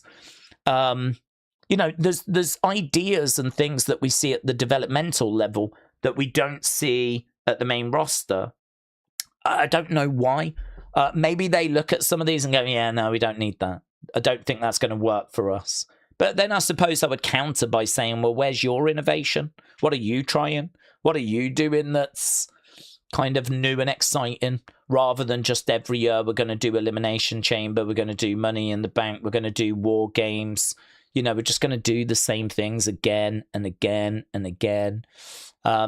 So I think there's definitely room to try something new. Whether it sits well in that kind of period, like, you know, in March, February, March, maybe it doesn't, right? Perhaps Elimination Chamber just has to become, like, you know, a singles event, whatever. Or maybe you can find something there. Perhaps it does sit well there, depending on what it is. So, yeah, it's a difficult one to answer, because if I'm going to be completely honest with you, I have not given it any thought, because we never had a conversation about necessarily replacing Elimination Chamber. But if we are going to move Elimination Chamber and we do need something brand new, there's a couple of ideas around. I'm sure there's more in the chat as well. Big Mig said an interim champ instead of Rhea dropping the title. So it's going to be an interim champ. Is that what they've said? I think that's a real shame. I wouldn't do that. I think that we should have a new champ. That would say to me, though, that they really want Rhea to stay champion, maybe for a crown jewel that's coming up. I mean, if they've got, like, you know, Rhea, Io locked in, and they really want to do that as, like, the crown jewel match, I wonder if they just don't want to take the belt off Rhea before that. It would say to me that there is a reason why they do not want to take the belt off her. Something coming, which I think, I'm sorry, it's a real shame. I think if you are unable to defend, then, you know, we should just lose the championship. You should lose the championship. If you can't defend it within that 30-day period, it's gone. I don't really see a need for interim. Plus, the other problem you've got is you're just setting yourself up for a problem in the future, aren't you? Because someone's going to get stripped of a title, and then you're going to have someone going, but we did a whole interim thing for Rhea. You know, this will be used as a precedent where people are like, but you did that for Rhea, why are you not doing that here? And yeah, I agree. Wrestling makes things up as it goes along. And they do it because they're trying to get to a certain place. So they want Rhea as champion, clearly, right? And they probably want her to be champion for maybe Crown Jewel. So they don't want to take the belt off her. So, yeah, crowning an interim champion would say to me that, you know, we'll probably do Rhea versus the interim champion. Rhea will probably win. And, you know, we'll end up getting to Rhea Io if that's the match they really want to do. So, yeah, I agree. I don't like the interim thing. Not a fan. I think you're setting yourself up for a fall there. Daze, what if we had Hell in a Cell but Elimination Chamber style? What if we had Hell in a Cell but Elimination Chamber style? So pods inside Hell in a Cell. Yeah, not down on that, but I'd like to see it, actually. I'm not down on that. It's very similar, isn't it, to Elimination Chamber? The only difference is it is going to have weapons in. You don't tend to get weapons in Elimination Chamber, so because everyone's inside and you don't get chance to go out to get weapons, so you know, here you can get under the ring, which would mean you'd be able to get weapons. You would be able to do, I don't know that it really changes a great deal. I'm just trying to think, like, the outside just lowers, that's all, isn't it, really? Other than that, it's kind of the same. You're in a cage, you've got the ring, you've got an outside of the ring area. Apart from the fact that you can get under the ring with Hell in a Cell, there's not too much that's different. So I'm not down for it. It's different. How different to Elimination Chamber, you'd have to, you know, try and see it. It feels like there's a lot of similarities. But that'd be worth a look. Be something different, wouldn't it? Stuart said, do we think the Hardy Boys will be at SummerSlam?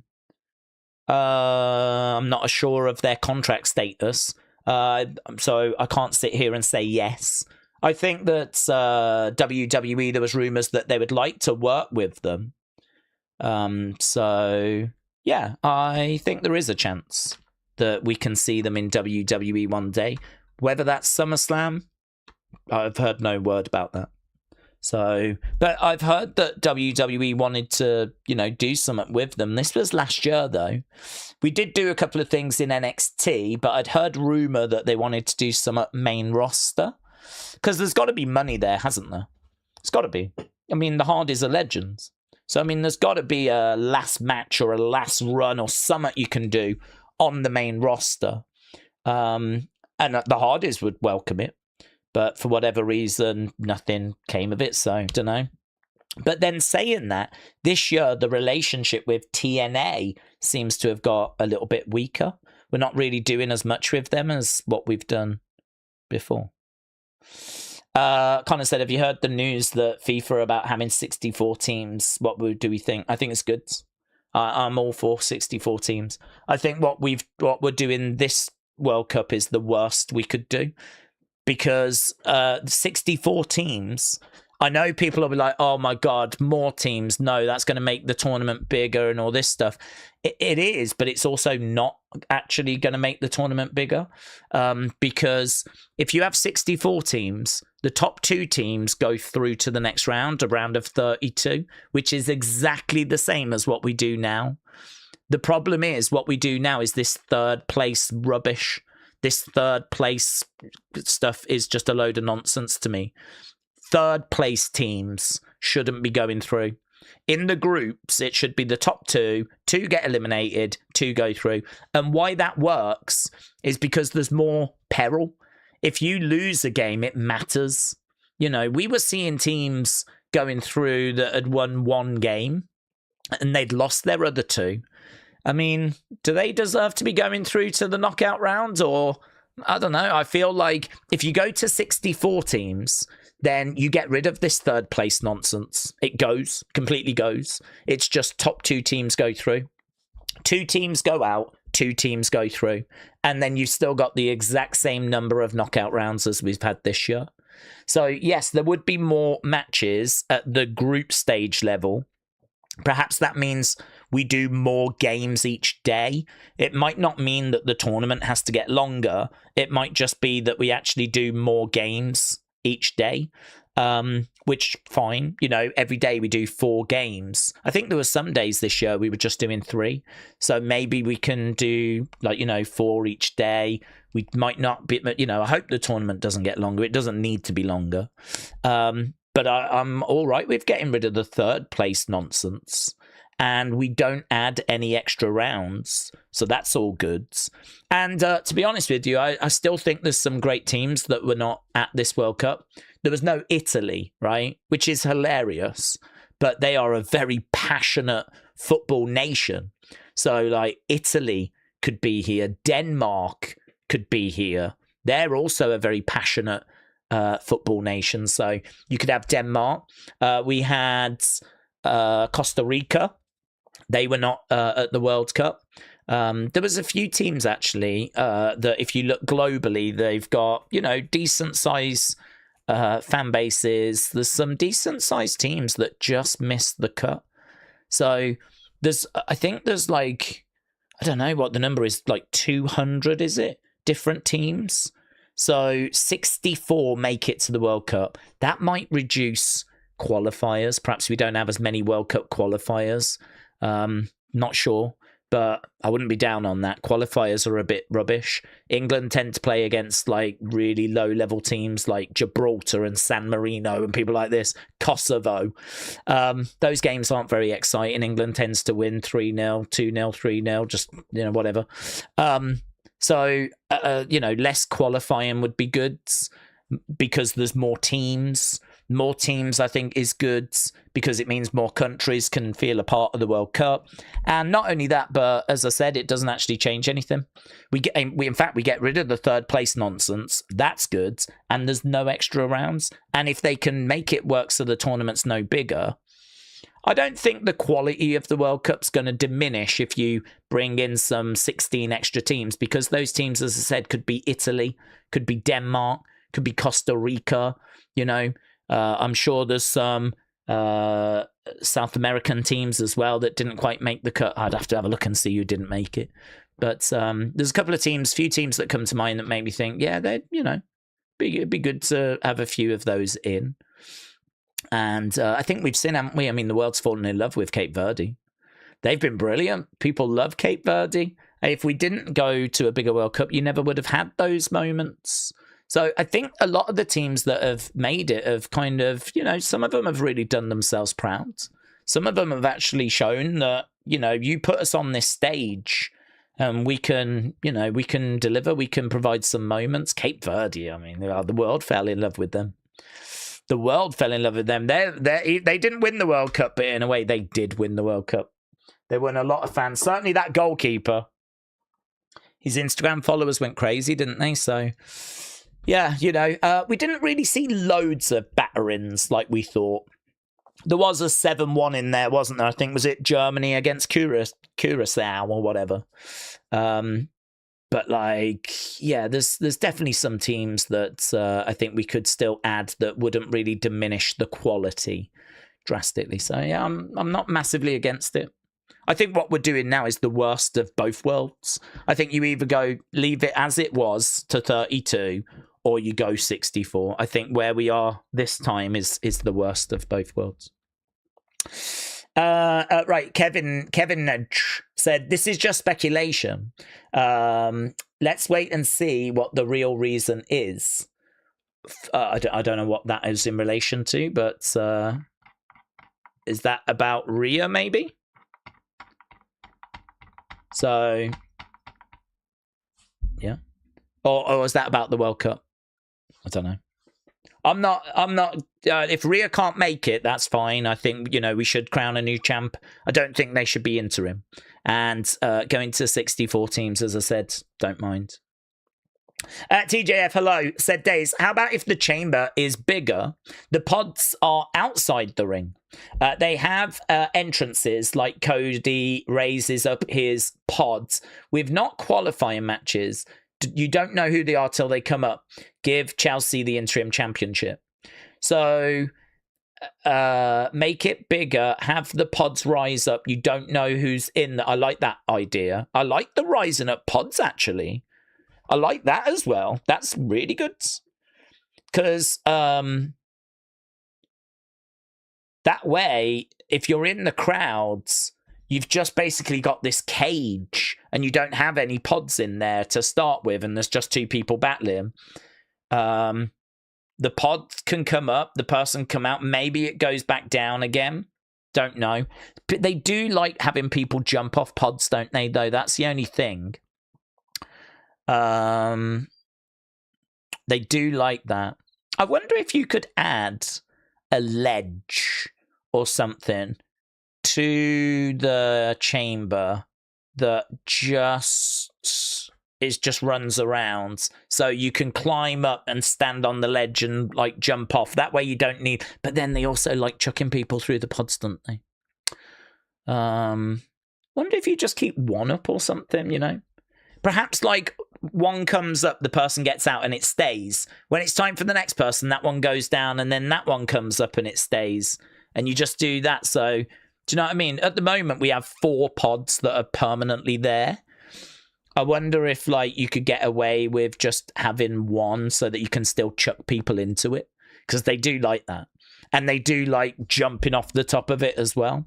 So you could have a pod come up, someone can come out, and then that goes down. When the next one comes up, person comes out. That goes down, this one comes up, person comes out. And you never know who's in them because they enter it kind of underneath. Whether there'd be enough room, I'm not sure. I don't know.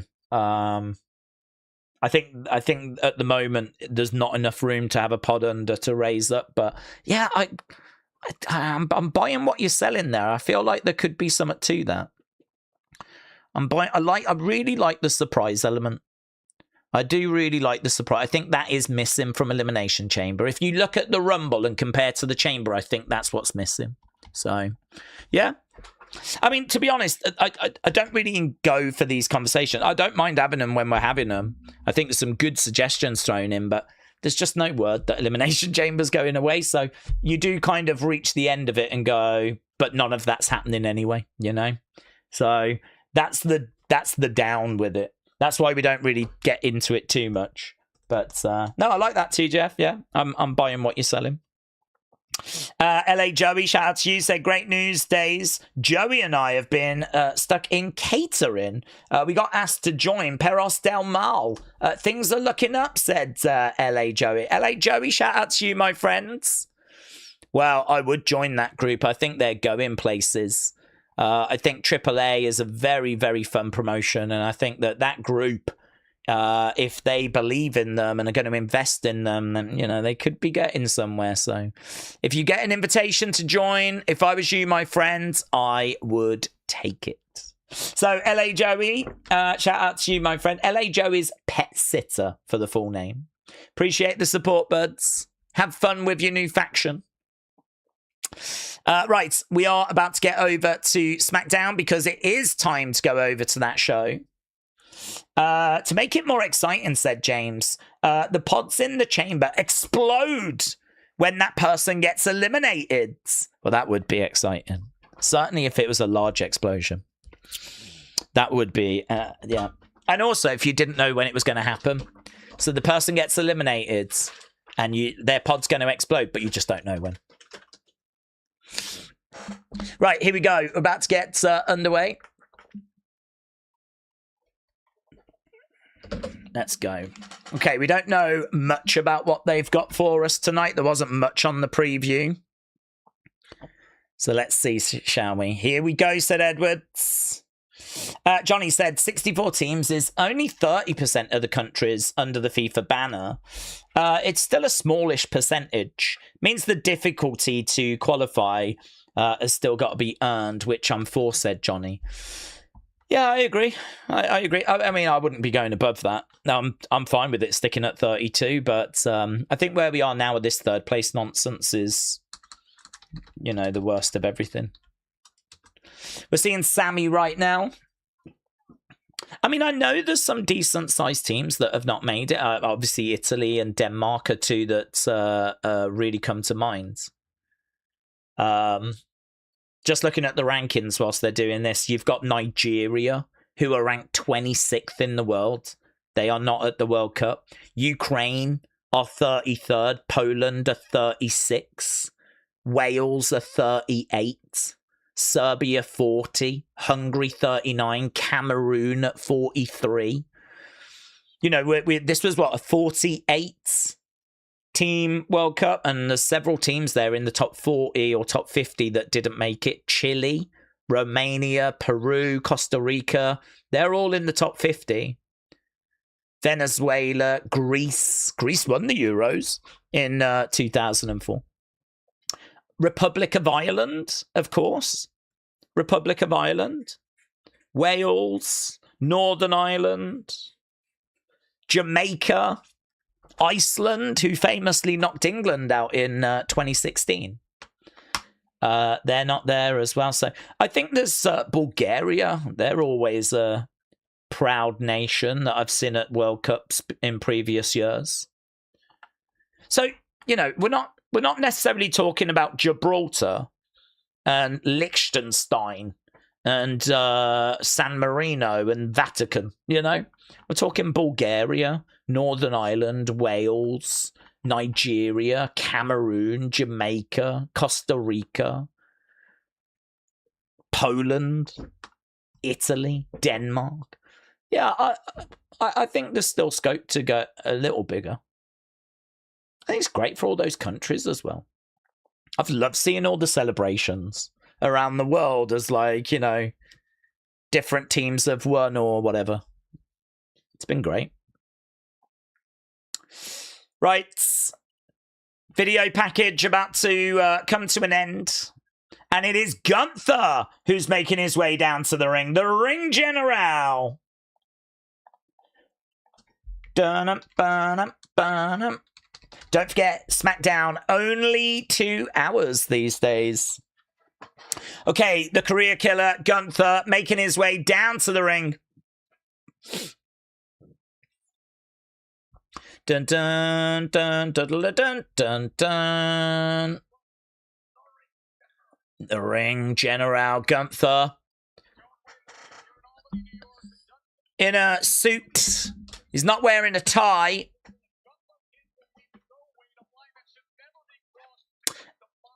A line that should never be crossed was demolished last week, says Joe.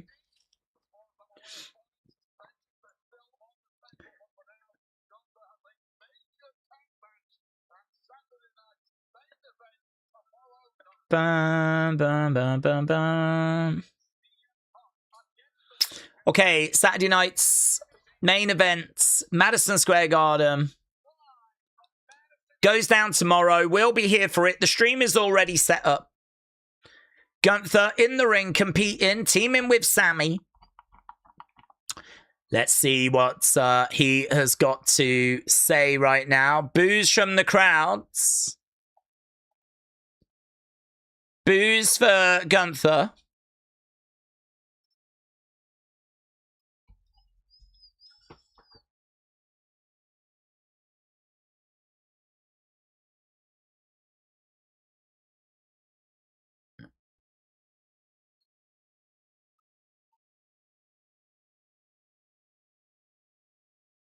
You suck chants. So, Gunther in the ring, just farming the reactions at the moment. Not talking.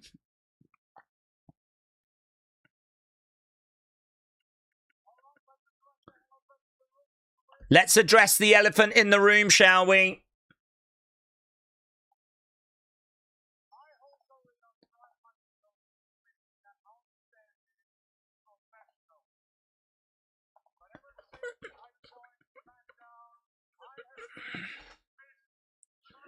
Ever since I've joined SmackDown, I have been mistreated.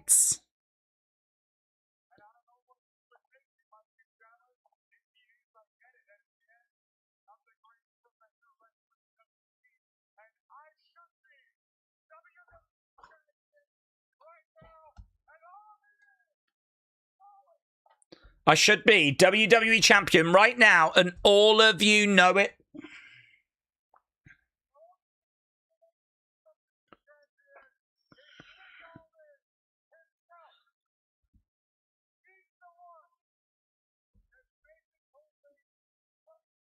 He's the one that made this personal, Nick.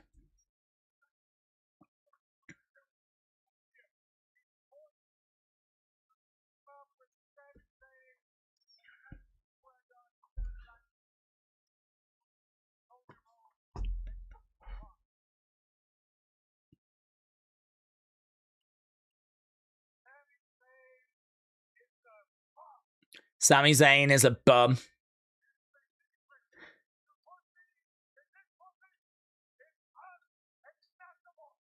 Okay. So he's not happy. So he said he's been mistreated. He says Sammy is a bum. He's not going to stand for being put into a team with him. Here's Adam Pearce.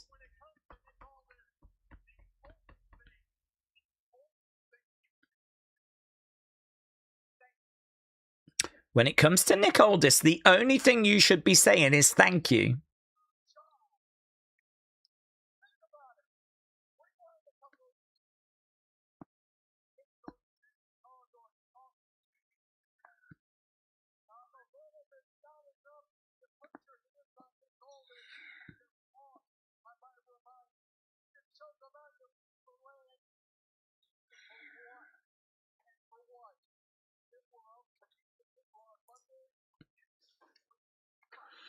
If it was up to me, you would be fired.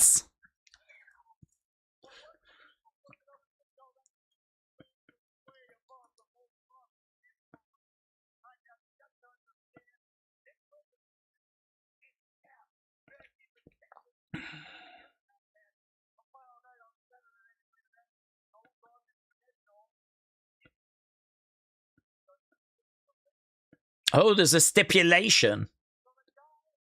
Okay, good. This might make the match more interesting. There's a stipulation.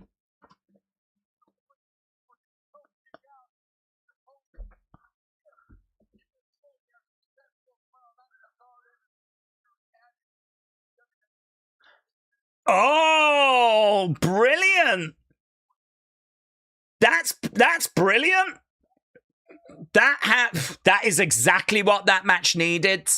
If Sammy and Gunther win at Saturday night's main event, they are added to the championship match at SummerSlam. It becomes a fatal. That's a big announcement, you know. That's a big announcement. It's a great announcement as well, because honestly, that match was nonsense. It didn't matter. It was just a way of getting people on the show. Listen, they might not get the job done. Cody and CM Punk could still get the win, but at least there's more of a meaning to it. So I like that. I like that. I think that's a really good announcement. I'm not sure Cody agrees, because his in the entranceway is making his way down to the ring.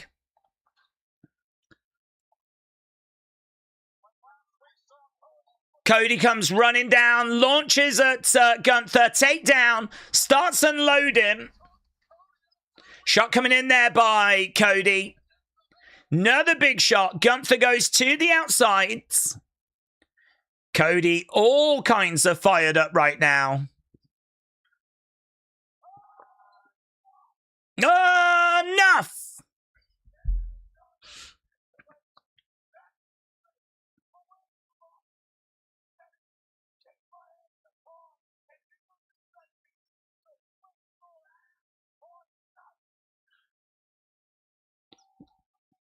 Yeah.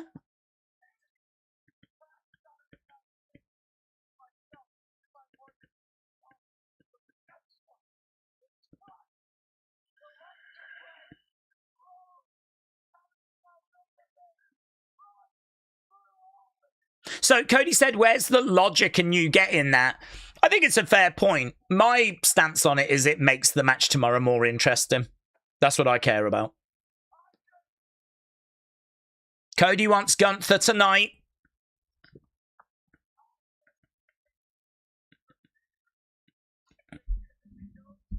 Just give it the okay. So, Gunther, Cody tonight. Adam Pearce makes it official. That's going to be our main event.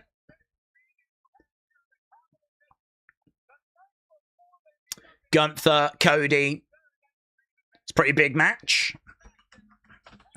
Well, I really like that. I think there can be conversations around, does Gunther deserve it? Why are we rewarding him after everything that's happened? You can debate that, but for me, it's just made a match that I thought was a bit of a waste of time into something now that feels a bit more, you know, worth watching.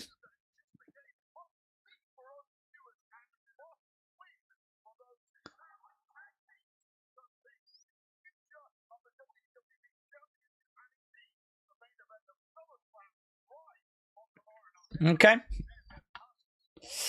Daze, we don't need Fatal 4-Way at SummerSlam. Oh. Okay, it's the announcement from Adam Pearce.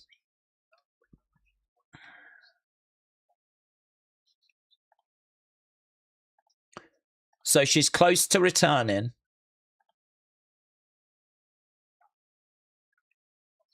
That's the red line for me. You can't compete at SummerSlam.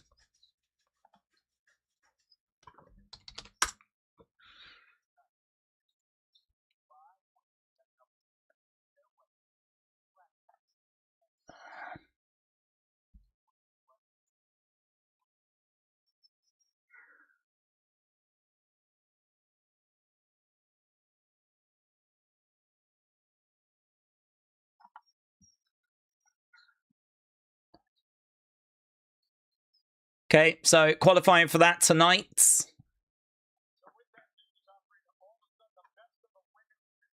We're seeing Jade against Nia. That's a random match, isn't it? I mean, maybe this is one that they've kind of had thrown on them last minute. I don't know. Bit random. Tiffany. She's taking on JC. Oh, that'll be good. That'll be a good match. Keeping an eye in the background, but I can't really see anything. There's Fatal Influence with JC, Laney, Fallon.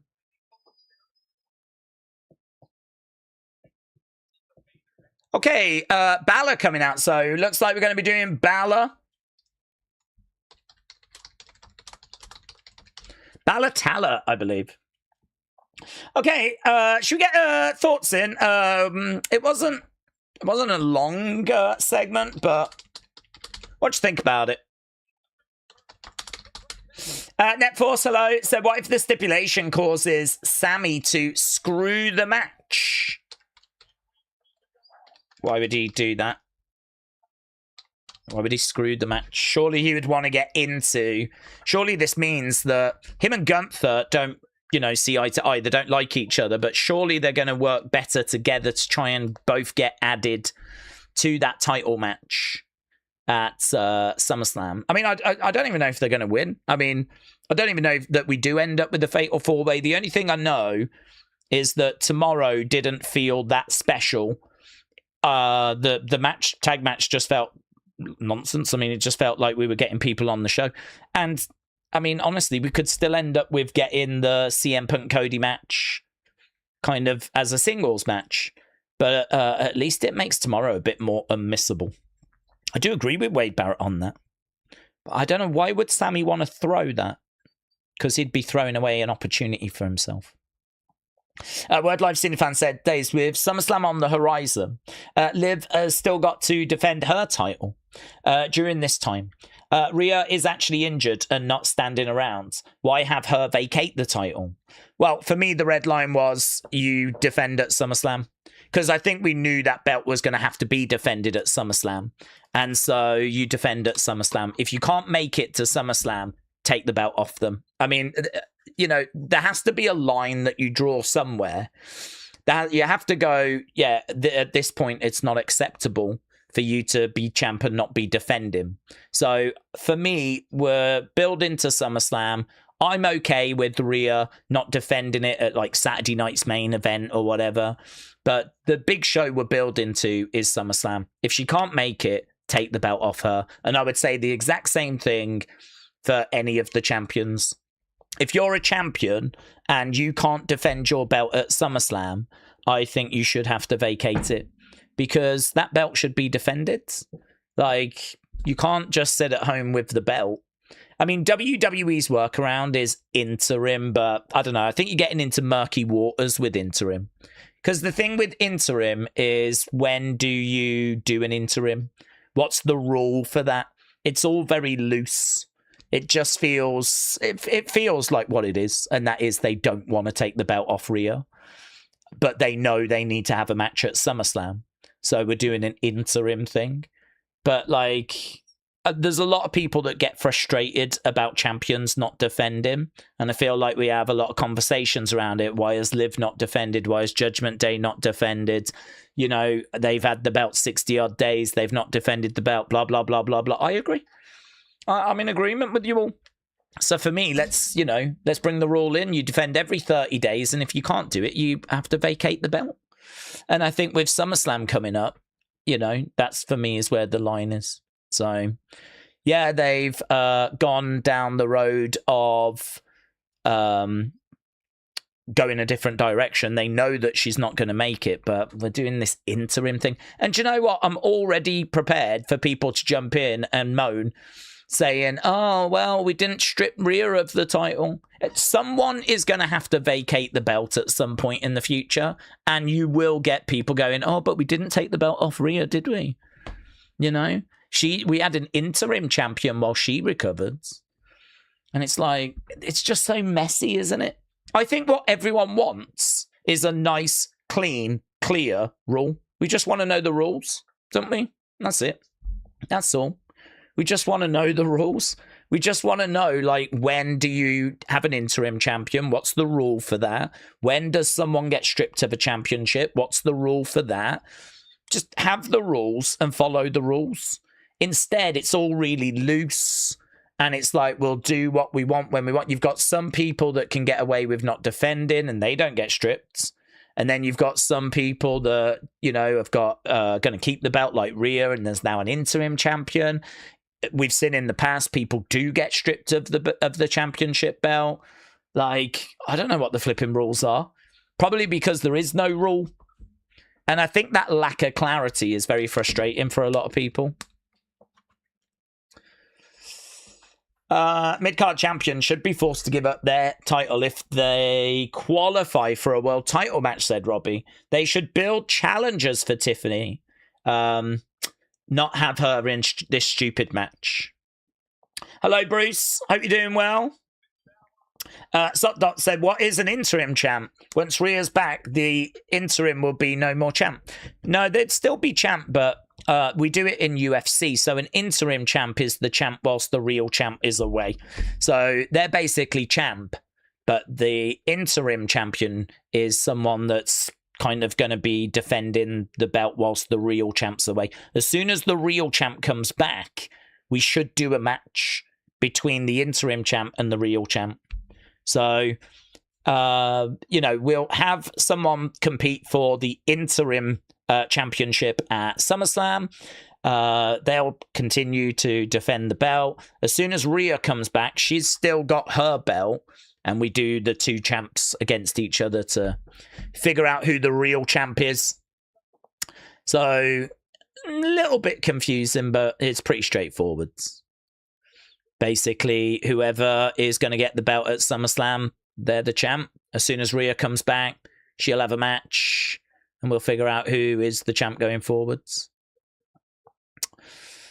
I think it's unnecessary, honestly. I just don't think it's necessary. I think you draw a line. If you can't make it, if you can't, you know, make it to SummerSlam, that's it. Daze, what I want is for Liv to stop screaming, said Christopher. She is the all-time best women's champion, so just shut up and defend more. Creative have let her title run not mean much so far. I'm happy Rhea isn't getting stripped. Christopher, thank you.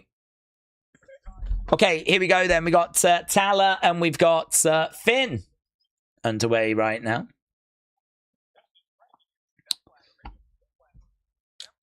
Finn Balor backing up in the corner. Tala right in front. Shot there by Tala. So, opening segments. Let's go.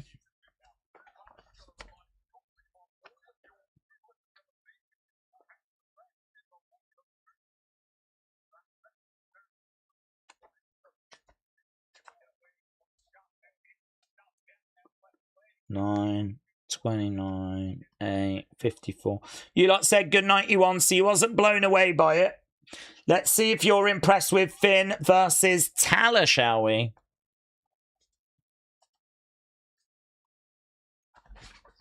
Okay.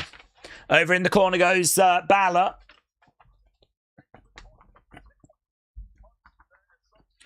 Down goes Finn. Tala coming over, grabbing Finn. Shot coming in.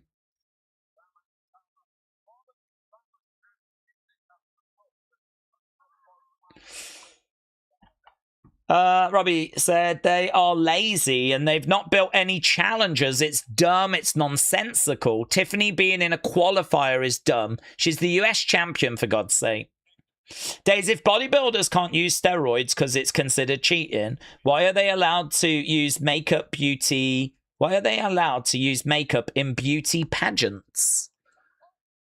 Well, I mean, steroids are...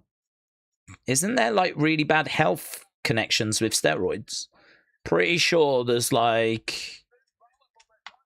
I think it's banned because of it being... I don't know that it's banned because of it being, like, an illegal substance. I think, is it not more to do with, like, the negative effects it has on the body?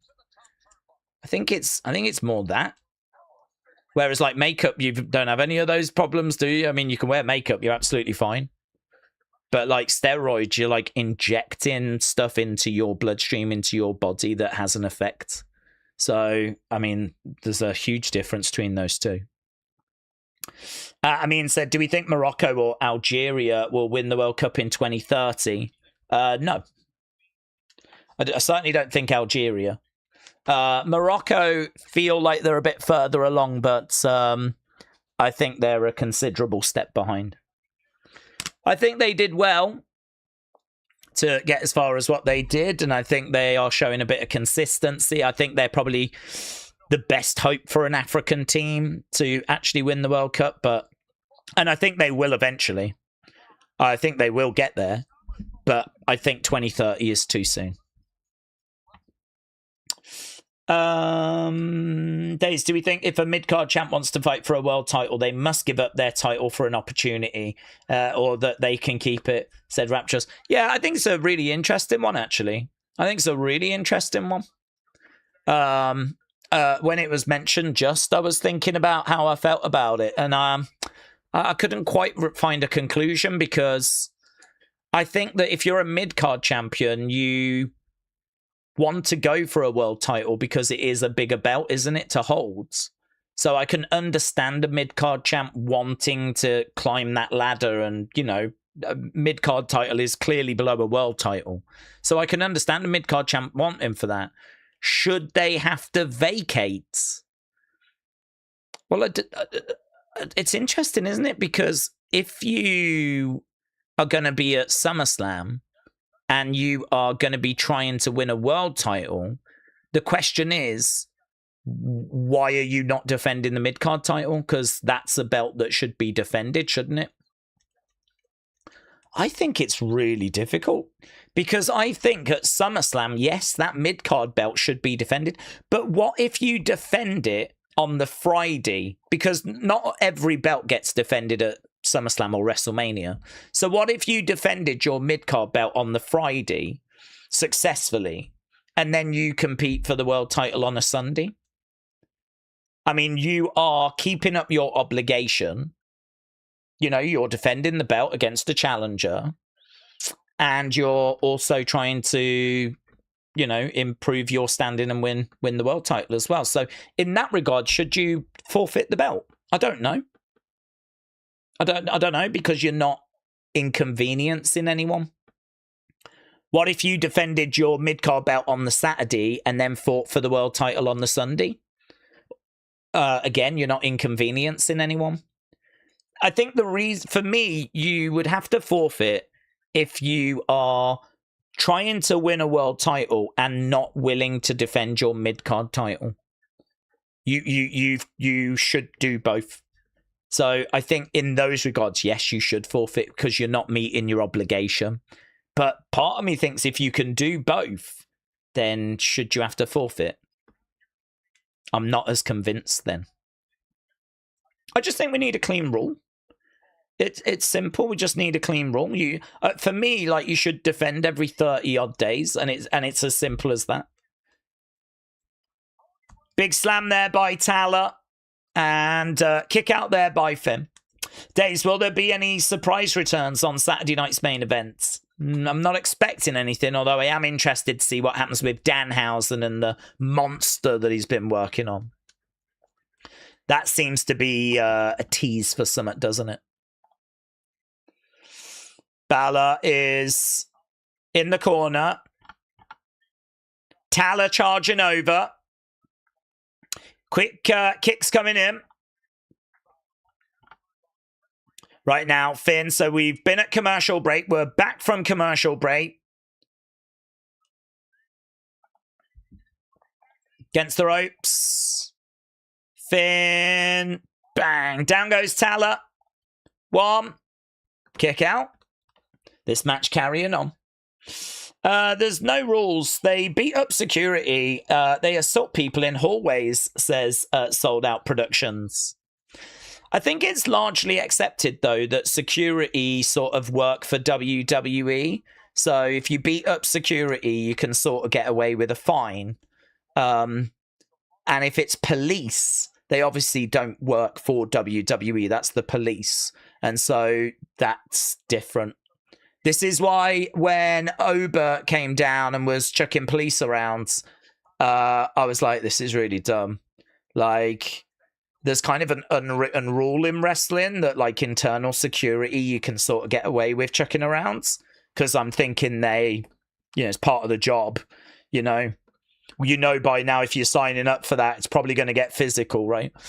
And they work internally, but the police obviously do not. So I can sort of buy security getting murked. I can't buy police getting murked. But that's why on Monday, when it was revealed they weren't really police, I thought that was quite good, and I praised that in the breakdown. Big boot there by Tala. Finn Balor goes down. 1, 2, shoulder up. Maggie said, I'd like to see Big Cass take on Tala or Oba or Royce. Sold Out Productions said, didn't Rhea get stripped 2 years ago for an injury? I think you'll find lots of examples of people being stripped for injuries, yeah. I mean, this is the frustration. That is, like, what's the rule? I mean, the truth is they're just making it up as they go along. That's the truth. So, you know, I'm not defending this whole interim thing, because I think it's wrong. Big boot there by Tala. Tama is getting in the ring. Referee is in there. Finn Balor bouncing up and down on the ropes, causing some discomfort there for Tala. We got a sling blades to Tama on the outsides. Right now we got Finn Balor in the corner. Tama is down. Finn Balor going to the outside. Feels like the beginning of the end. Coup de grace incoming. Connects. Finn Balor connects. Balor again to the outside. He's going up. Looks like he wants to hit another coup de grace. Bang! Connects again. 1, 2, 3. 2 coup de grace. Finn Balor gets the win. Kid in the crowd with a Danhausen medallion, jumping for joy. Well, I don't hate that. Don't hate Finn Balor coming out, picking up a victory. I don't think the match was amazing, but, you know, Finn Balor getting a bit of momentum. Get your thoughts in. What did you think? Could Tama and Tala be impressed with Balor getting the better of them? Could we still find a way of bringing this group together? Balor in the ring, big smile on his face. Backstage with Adam Pearce. Here's CM Punk. I just want to make sure I heard correctly. Yeah. Yeah. Yeah, I like Punk not being happy about it.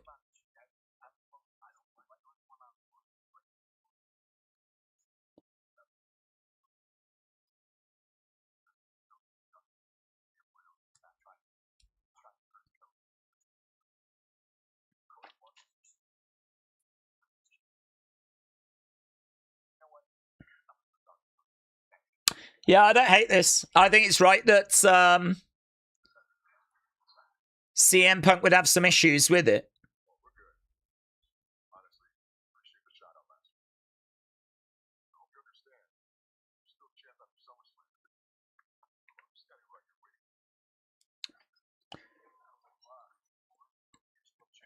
Is this because we're going to Mexico soon?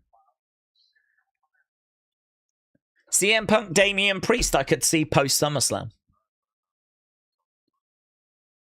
Yeah, we do have a Mexico South American tour coming up, don't we? You could imagine that they are true.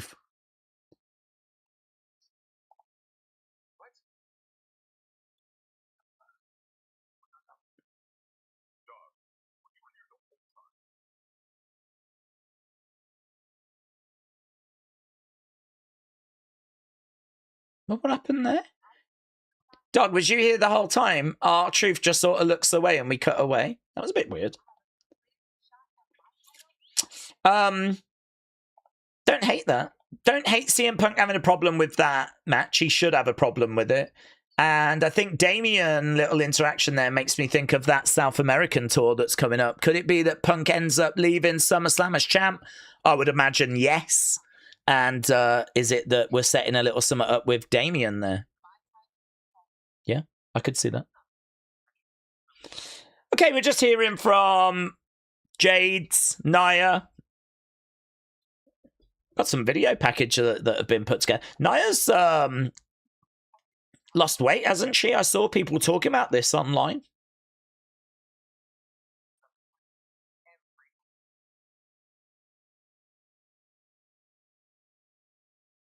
JC.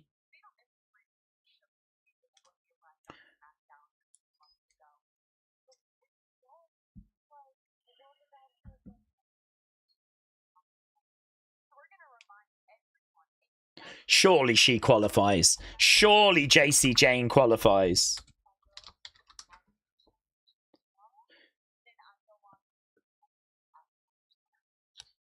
She's talking about how the Fatal Influence is going to win those tag titles tomorrow, and she's going to go to SummerSlam.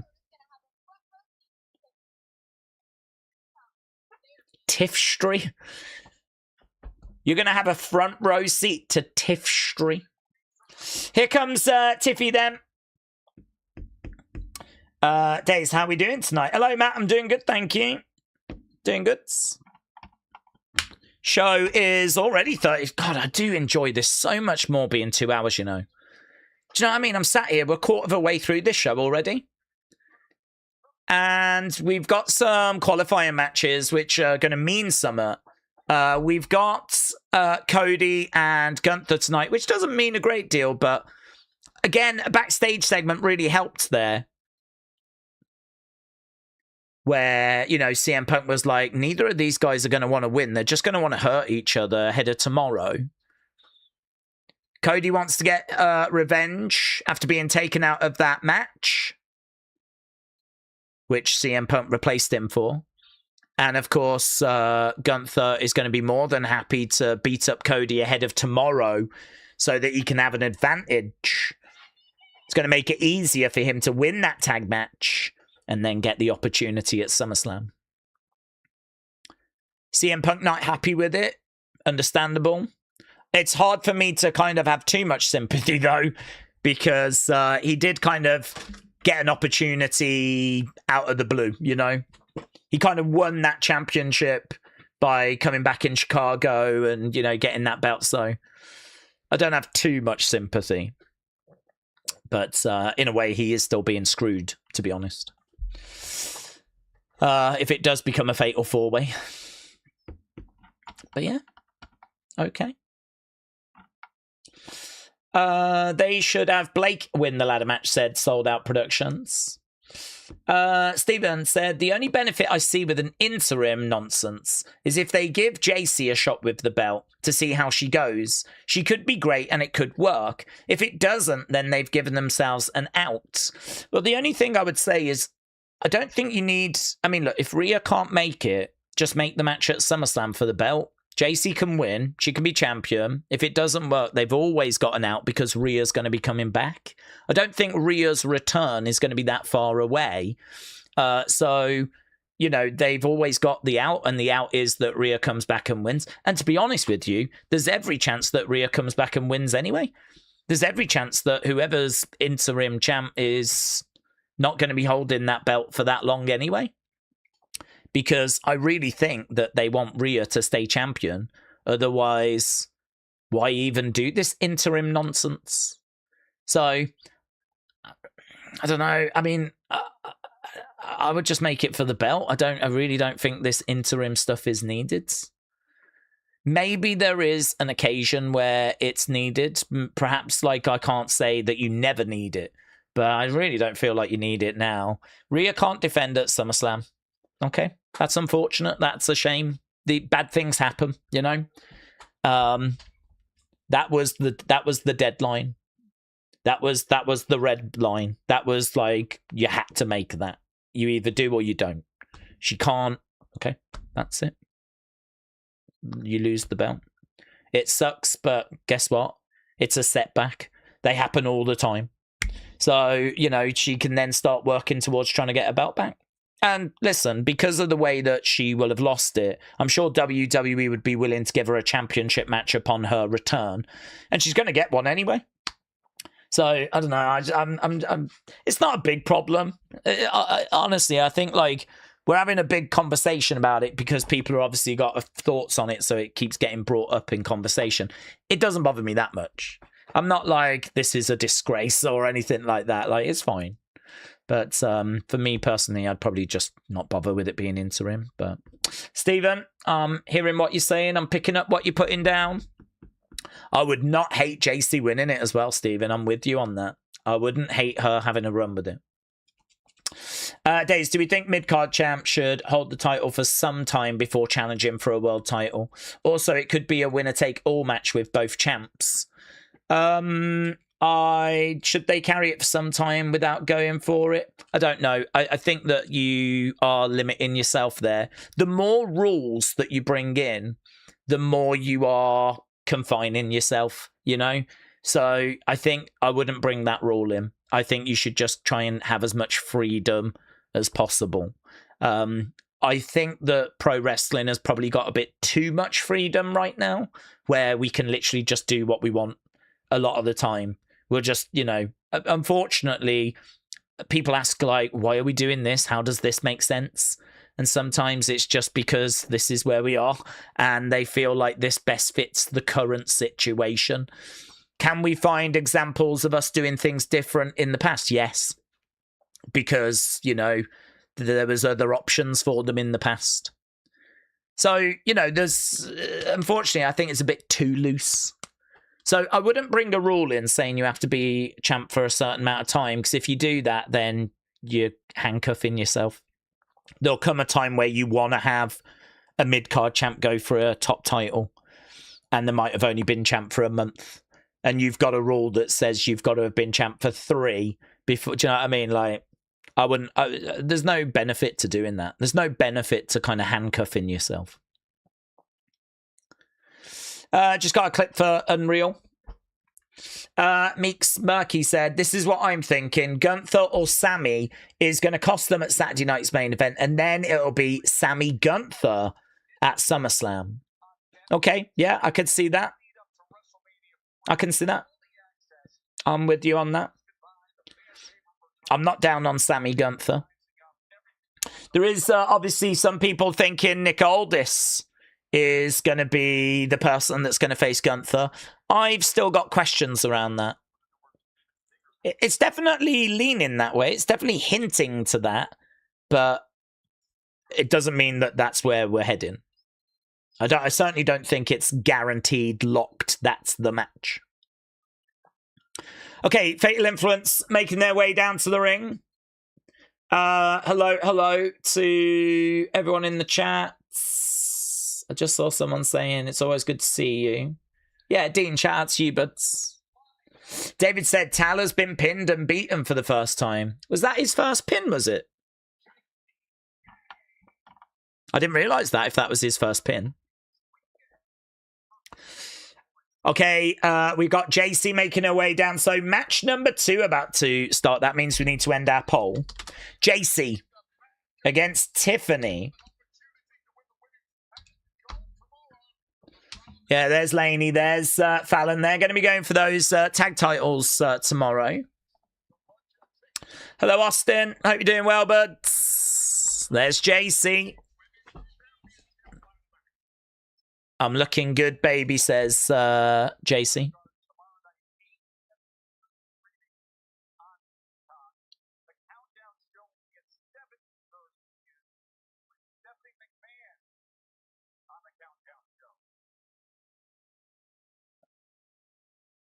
Okay, she tells them both to come in. She wants to have a word with them. There's a little bit of a group meeting going on. All right. As soon as she stopped speaking to them, they turned around and attacked Tiffany. Right now, it's 3-on-1. Bella's not sounded. Bella's not sounded. The only problem is Tiffany's going to have to confirm that she's ready to go.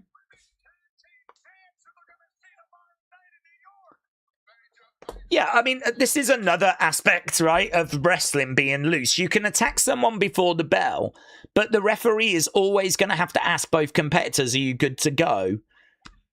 And, you know, Tiffany is going to have the ability to go, no, I've just been jumped.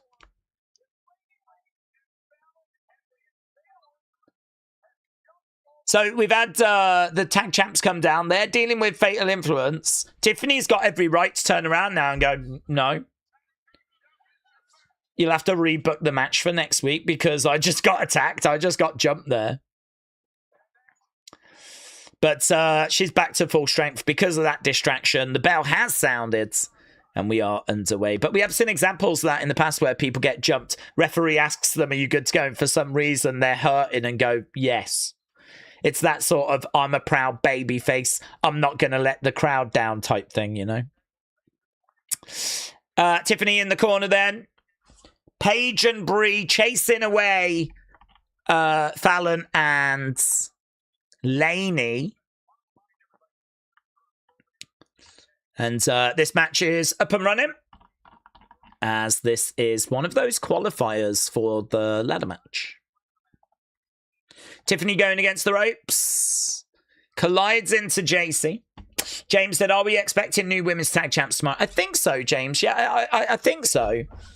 I mean, this is not the first time of them going for those belts. So this is going to be, I think, their second opportunity.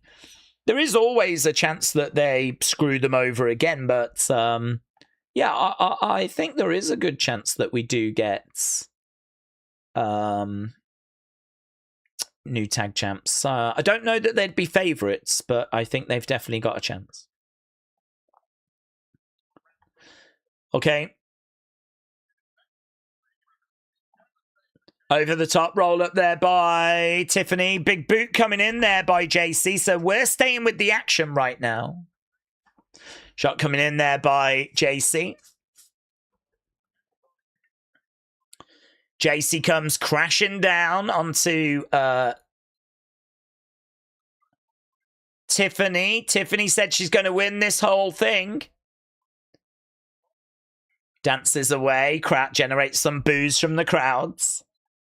Over in the corner goes Tiffany. Another kick coming into the midsection. Down goes Tiffany.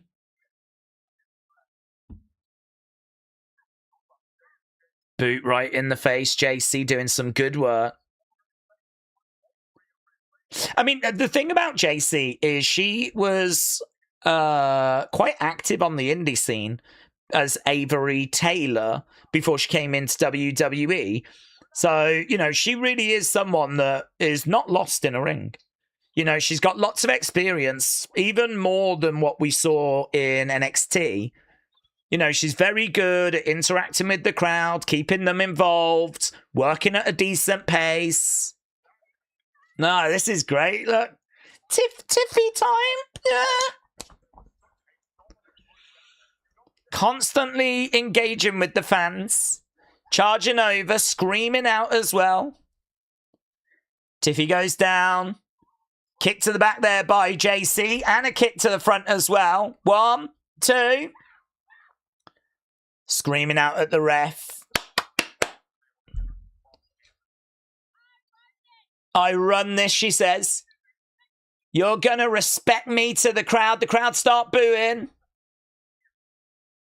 It's very good at keeping the crowd engaged, keeping them involved, yelling out at them.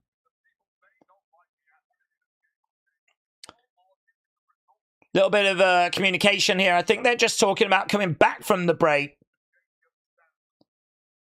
Tiffany trying to find a way back into this, but JC keeping her down. It's JC time, she yells out.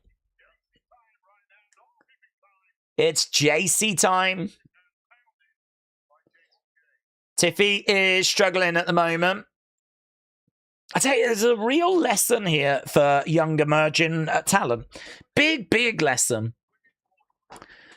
This level of engagement you don't really see from a lot of people. But it's a little bit like driving a car and you have to keep checking your mirrors. Like, you have to check your mirrors like every few seconds. I feel like JC's approach to wrestling is similar. Like, every few seconds, she's making sure the crowd are with her. She's making sure she's engaging them. She's shouting out to them or hand gesture or, like, you know, gloating or whatever it might be. like it's built into the way that she wrestles. It's not so much she's had to sort of bring in. It's just sort of there already. I'd imagine that has come from the indies. But if you actually watch her matches and maybe just like jot down, put a mark every time she does something with the crowds, you'd have a lot of marks by the end of her match. Couldn't say that for a lot of other talent. Sent on there as Tiffy rolls out the way. Sleazeboy said, here's my prediction. Jade is going to recruit Otis to set to her faction. Otis is going to call her mommy, and one of them is going to complain that she babies him too much. Well, I mean, we have learned that Otis is very good at getting the baddies. Very good at getting the baddies. I mean, he was hanging around with Maxine. All right, maybe she didn't have feelings for him, but he still managed to impress her enough where she wanted to sort of hang with them. Obviously, we know about him and Mandy as well. He did very well there. Very, very well. I wouldn't be shocked. I wouldn't be shocked if he got Jade. He is a lady killer. Tiffany goes down. It'll be awkward as Otis keeps drinking Jade's milk direct from the source. Her nourishing milk is going to cause Otis to hulk up and win matches. Well, I'll tell you what, Sleazeboy, I don't know that things are going to go that way, but I am definitely tuning in to find out. I mean, all that does is it just makes me not want to miss a single second of WWE content. So I can't make any promises that this is where we're going as a product, but by God, I hope it is. And I hope that WWE are on the phone to you, bringing you into the creative team so that we can finally get the goddamn product that we've been looking for. Shots coming in there by JC. Tiffy is in the corner.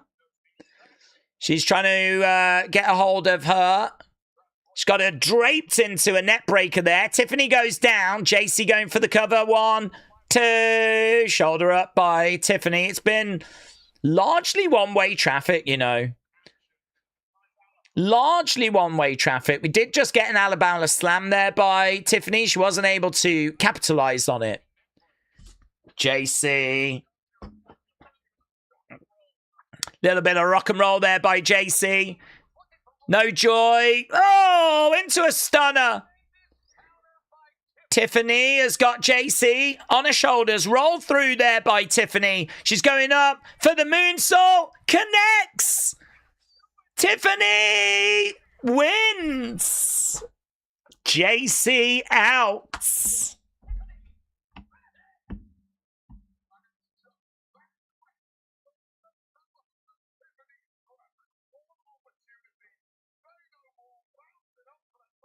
Don't love it. I don't love it. I agree. She's a mid-card champ. She would have a match likely anyway.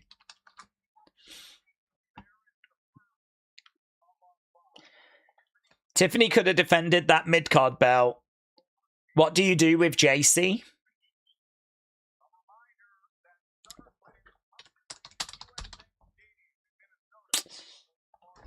That's disappointing. I'm disappointed with that.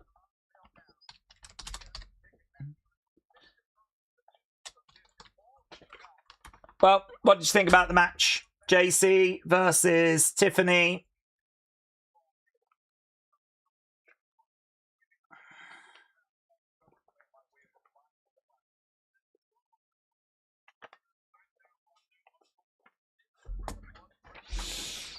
Wade says he feels for Rhea Ripley.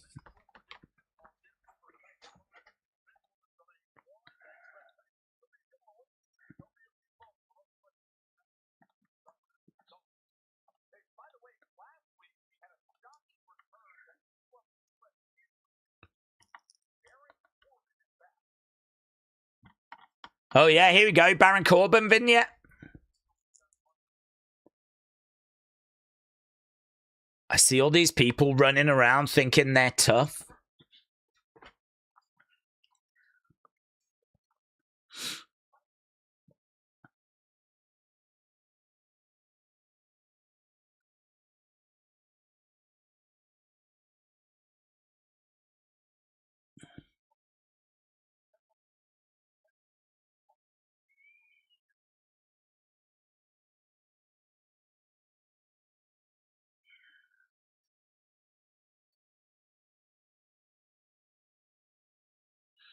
Smile whilst you can, Trick.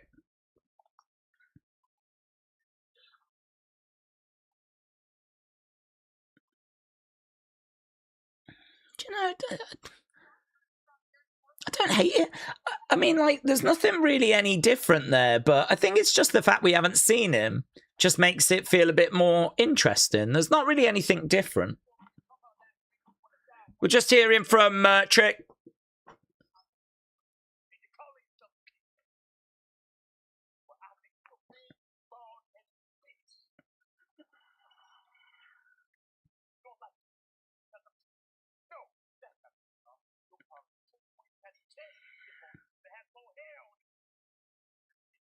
My championship's got more hair on it than you do. That's good. I like that line. Carmelo's arrived.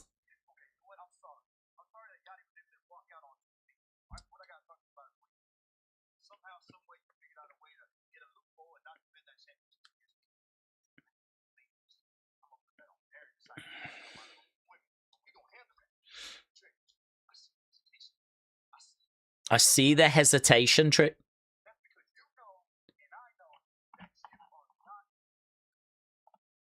You know, and I know, you are not better than me.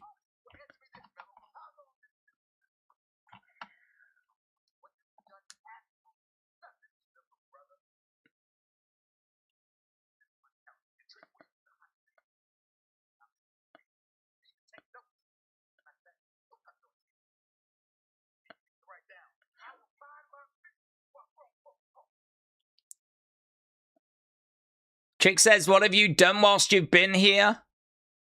Nothing. Get out your notebook and jot down that you need to mind your own business whilst grown folk are talking. Okay, Jade and Nia up next. Really strange match. Two heels going up against each other, but whatever. Okay, could WWE launch today? I don't think it launched in the UK, by the way.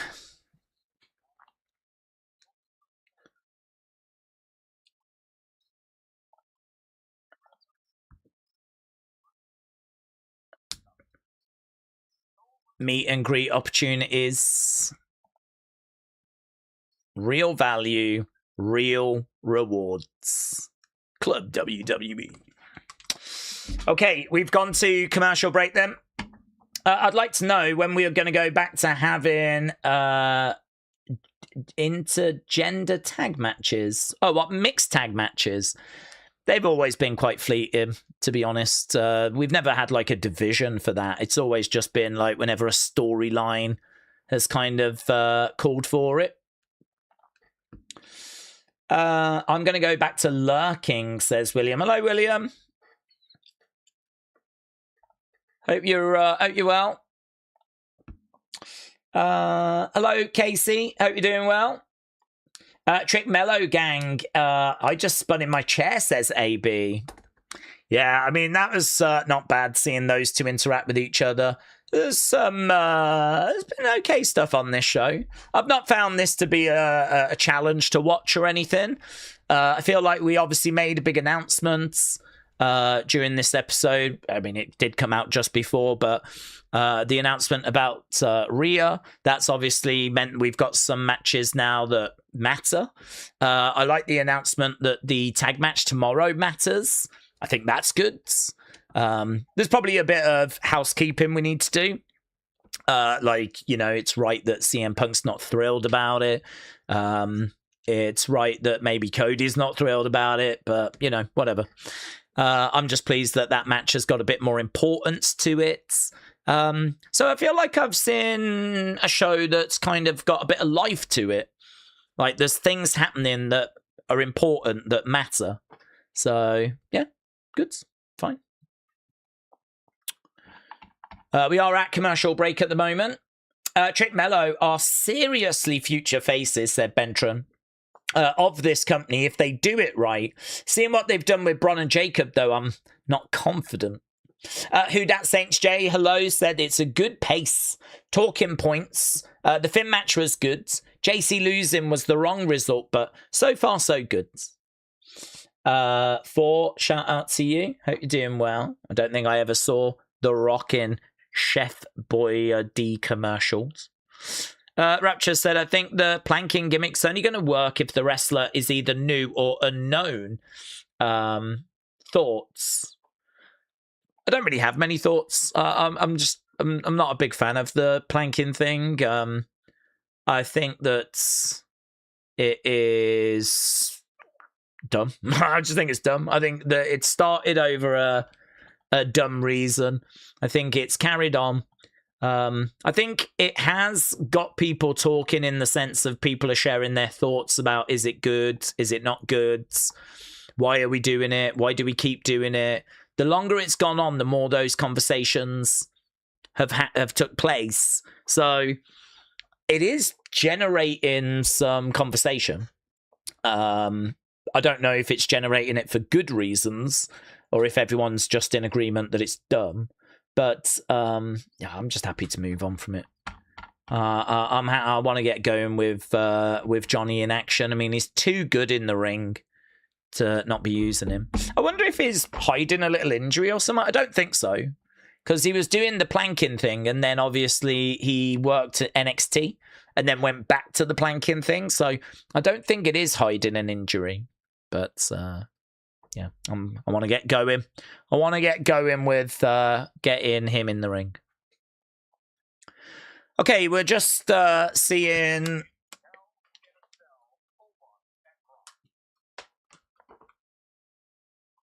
recap of Monday. I need to get my membership paid, says Kelly. Hello, Kelly. Hope you're doing well. Shout out to you. Nice seeing you around, buds. Adam said, is it crazy that Johnny Wrestling, who had the greatest matches in NXT history and the greatest feud, is now planking? Yeah, it is crazy. I agree. Upper, hello, said, people say they're back, but I don't believe you.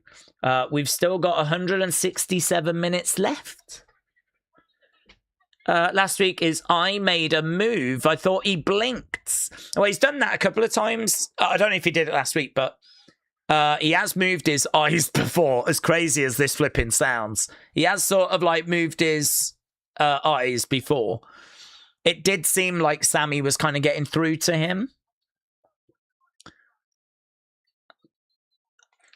But I don't know. I mean, look, if we need a mystery opponent and Johnny comes like out, people will probably pop at that. You know, this is the guy that's just been lying there. If you're a casual fan and you didn't watch Johnny in NXT, and this guy's just been lying backstage week after week after week, I could understand it being quite exciting if one week he just suddenly answers an open challenge and looks great in the ring.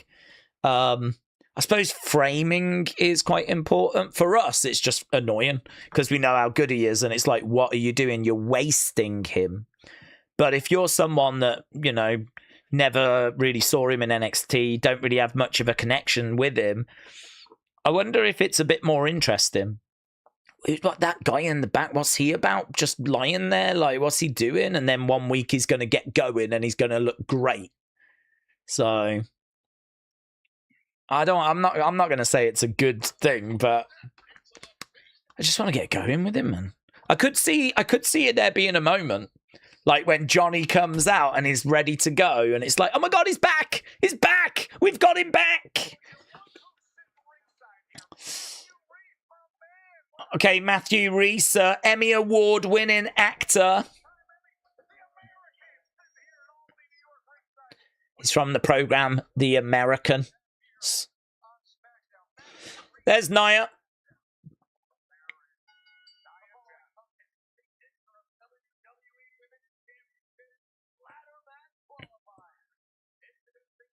Okay, Nia in the ring.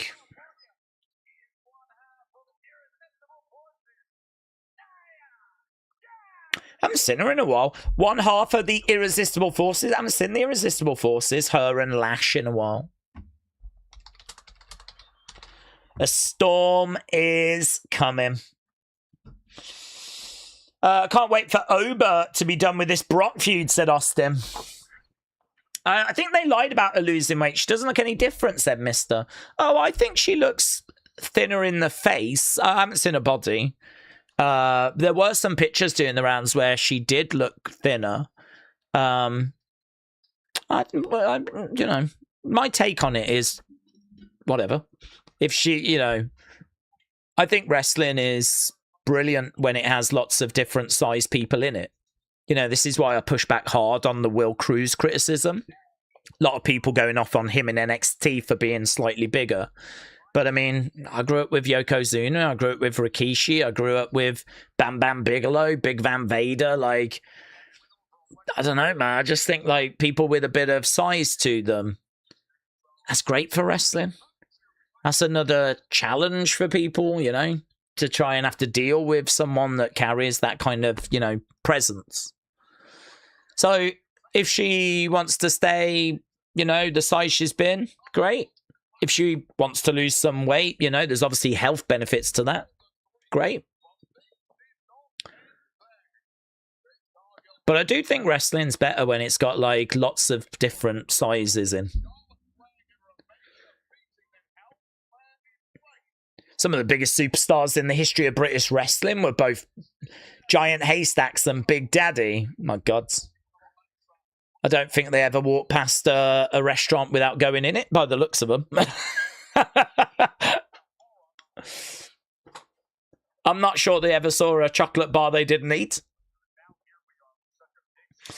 Nia has got Jade. Down she goes. Samoan drop. Coming out with quite a pace. Leg drop there by Nia. One. Just the one. Daze, maybe we'll wake Johnny Wrestling. Maybe this will wake him up. Schedule that he gets a casket match. I'm sure Johnny isn't going to want to get rolled into a casket, said Christopher. Well, they put him in a match in NXT and he woke up. So he had a match with, I think it was Miles Bourne. And this was during the planking thing. So if you do put him in a match, he can sort of come back around, yeah? Oh, hello. Who's this? Is that Charlotte? Charlotte chucking Meechin and B-Fab around. So Charlotte on the... oh, she's in the ring? What's going on here? Does that mean a DQ? Yeah, it's going to be a DQ. Well, that's a DQ. Little bit of a different look here for Charlotte. She's got like orange camo.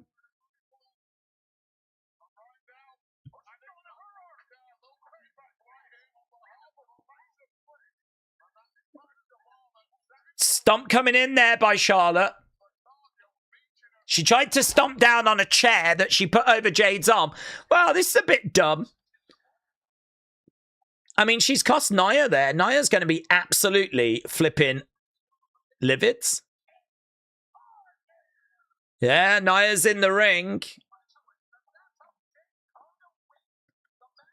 Nia charges over, collides into Charlotte. Nia livid. This match getting no time whatsoever. There's not really any point in scoring it, to be honest. It was so short.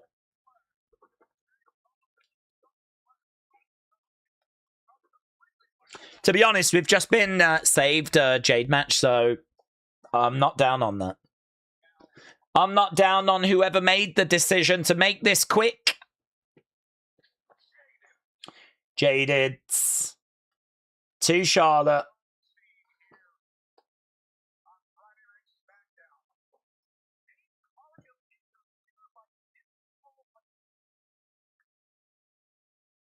So Charlotte interferes. That means that Jade gets the win by DQ. It was pretty dumb. Well, backstage, there's Gunther. Already 10 minutes into the second hour. Jeez Louise.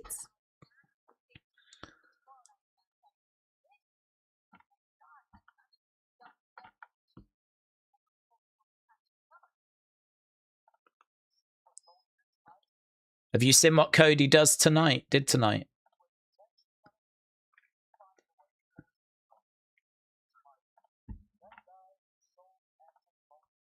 That guy just acts on emotions.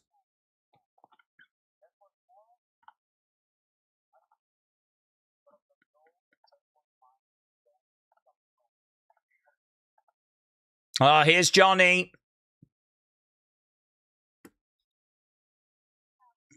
You don't care about Sammy?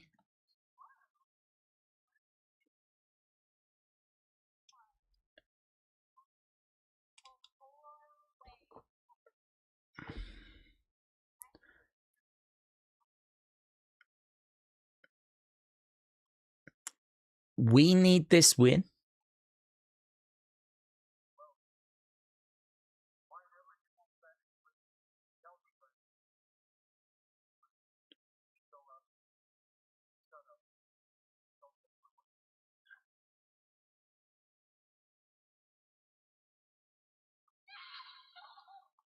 Blake charges and starts attacking Candice.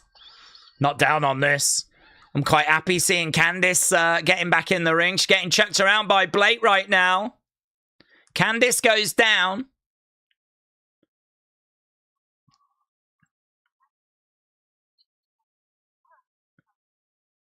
This seems like the perfect time to introduce myself.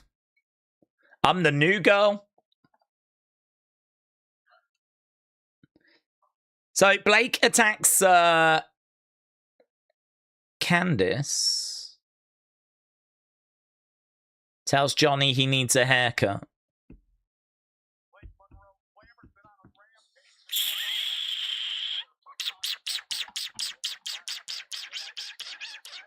Please use Candice more, said Austin.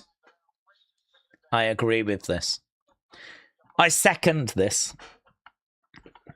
Little bit strange, them saying we need this, like they are feeling a connection with Sammy. I do feel like this is going somewhere. I feel like we're doing something. Something's happening. I don't know what it is, but something's happening.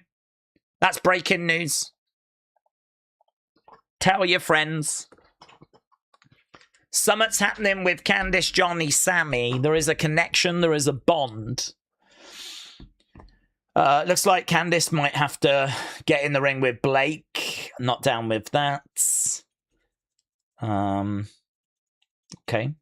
Daze Jade match just got interfered in. Don't have to watch Jade's and her botches. I think she makes more botches than any other wrestler. It's crazy how they have advanced her. She needs more work, said Christopher. I agree. I think she should have gone to NXT. And I think that she should have had like really intensive, training. But for some reason, they just really wanted to get going with her on the main roster. I wonder if they look back on that and regret it now. I wonder if they look back on that and think, do you know what? We should have just put her in NXT for a couple of years. Instead, I think they really wanted to make out like they just managed to get a big signing from AEW. I really, really believe, and I've always believed, that that was the reason. That they wanted to sort of make out like we got one over on AEW. We've got Jade Cargill. They loved Jade Cargill. I think she was like 50-0 in their company. And we managed to get her. So, we're going to put her straight on the main roster. We're going to show you what you missed out on. I do think that there was a lot of that at play. And it was actually at the same time we lost Edge. So Edge went. And obviously he popped up in AEW. So they had that to sort of gloat about. So I think WWE felt like they needed something to gloat about in return. And all we had was Jade Cargill. That was it. Because, to be honest with you, if you take that nonsense away, realistically, where should she have gone?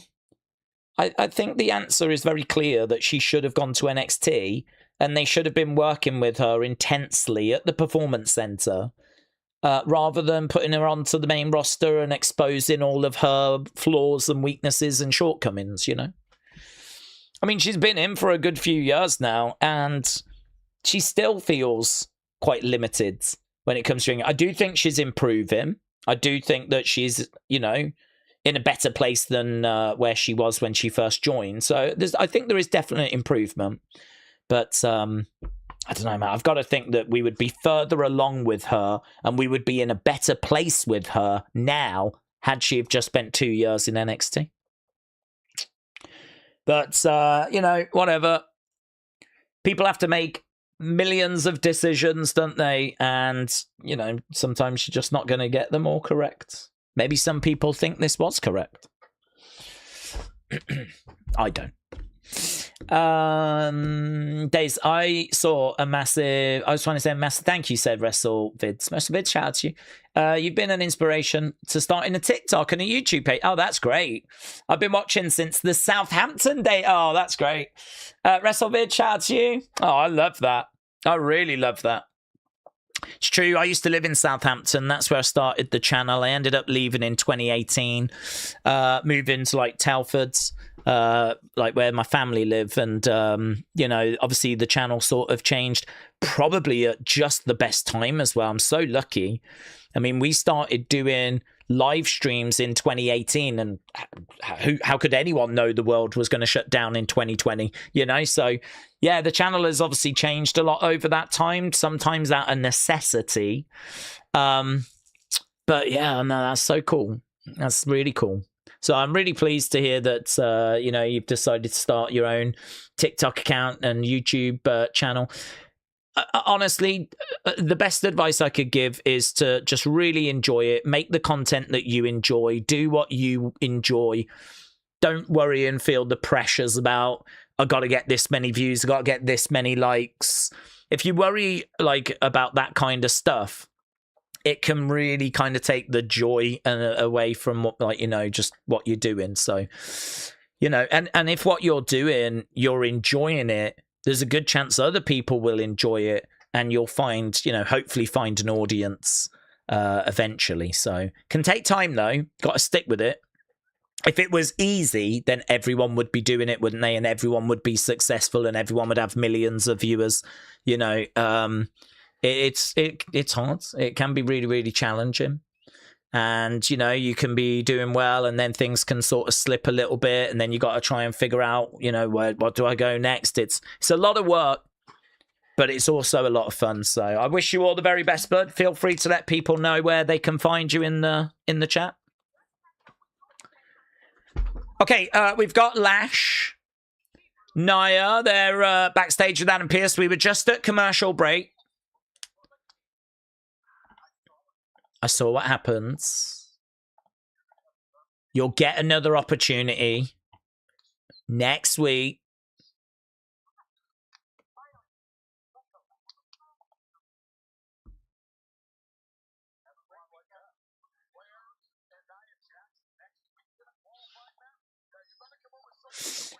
Okay, we got Fraxium in the ring, which is great.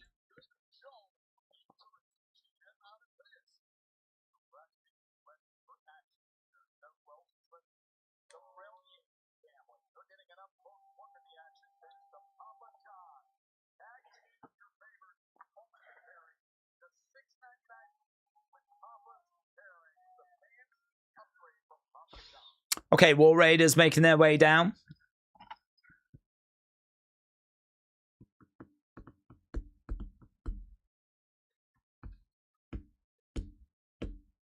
Hey, we had a conversation about this, and information has come out about numbers. So I'm just looking at this. So Royal Rumble, this is this year. Royal Rumble got 3.1 million viewers this year. WrestleMania Sunday, 3 million. That's incredible, isn't it? Royal Rumble has outdone both days of WrestleMania. Royal Rumble is the #1 most popular show WWE have. It's not WrestleMania. It is if you add both days together. You get 5.7 if you do that. But both days individually, Rumble beats. Chamber, as we said, is a step down, and a considerable step down. 3.1 to 1.9. Because that's in February. That's in January. That's in February. So Chamber does see a big reduction, and then it goes back up again. So sort of does that. I don't think that's a big surprise. I think people probably knew that it did that. So Chamber. Then Clash in Italy 1.6. Backlash 1.4. Backlash really falls off. Night of Champions, just 1 million. 1 million tuned into Night of Champions. I think WWE will be pretty disappointed with that number, to be honest. Pretty disappointed with that. So there we go. This is in ranking order of the most watched shows. Rumble firmly in top place. I think that's really good info. Apparently it's down as well on where they were last year. So Netflix are seeing lower numbers. Lower numbers for the PLEs compared to last year. Not great. Not great if you want to try and convince them that you would like to stay with them, is it?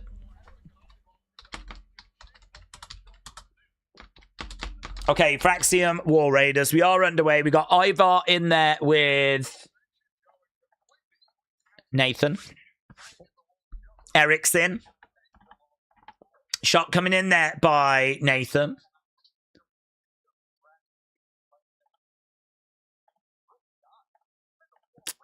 War Raiders throwing in another shot. Nathan Frazier goes down.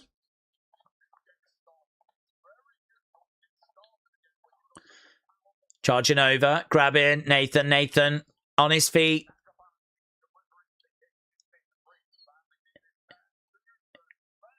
Oof, shot coming in.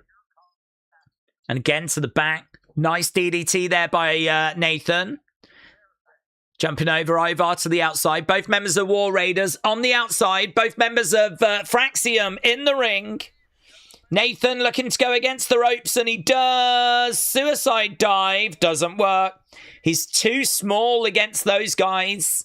Axiom with a springboard moonsault. That works. Springboard moonsault by Axiom after the suicide dive from Nathan hadn't worked. And feels like a commercial break spot there.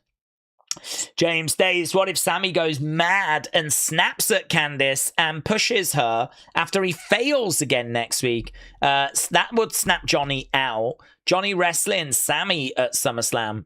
Wouldn't be down on that, to be honest with you. Wouldn't be down on that.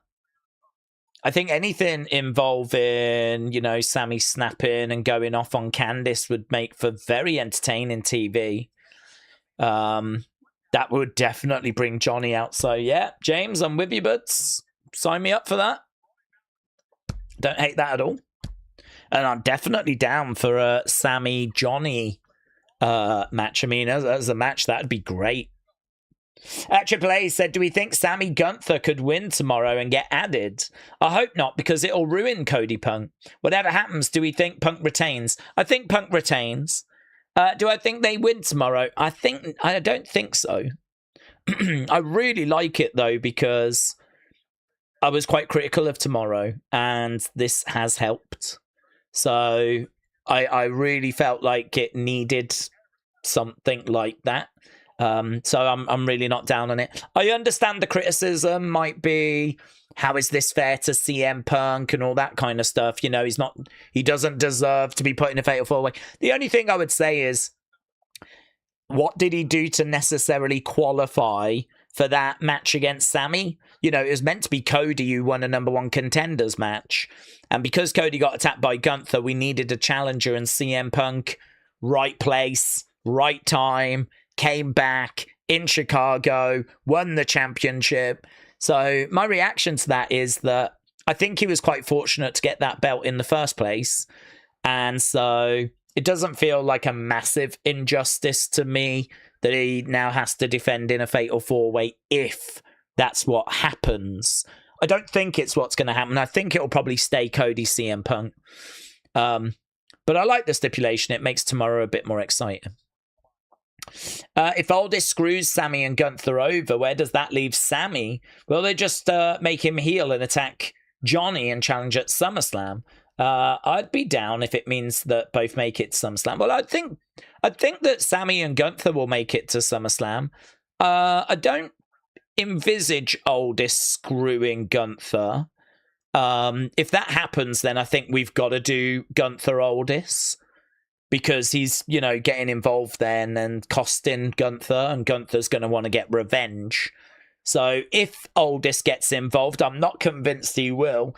If he does, then I think we've got to do Gunther Aldis. Where does that leave Sammy? Hard to say. I would be looking at Johnny then. I mean, would they go after tag titles or something like that? Or would Sammy take his frustration out on Candice, like James said, setting up Sammy Johnny? You could do Sammy Johnny, you could do Gunther Aldis, you could do Cody Punk. That's a direction we could go. We could get to that. You could have Sammy and Johnny as a tag team. You could do that as well.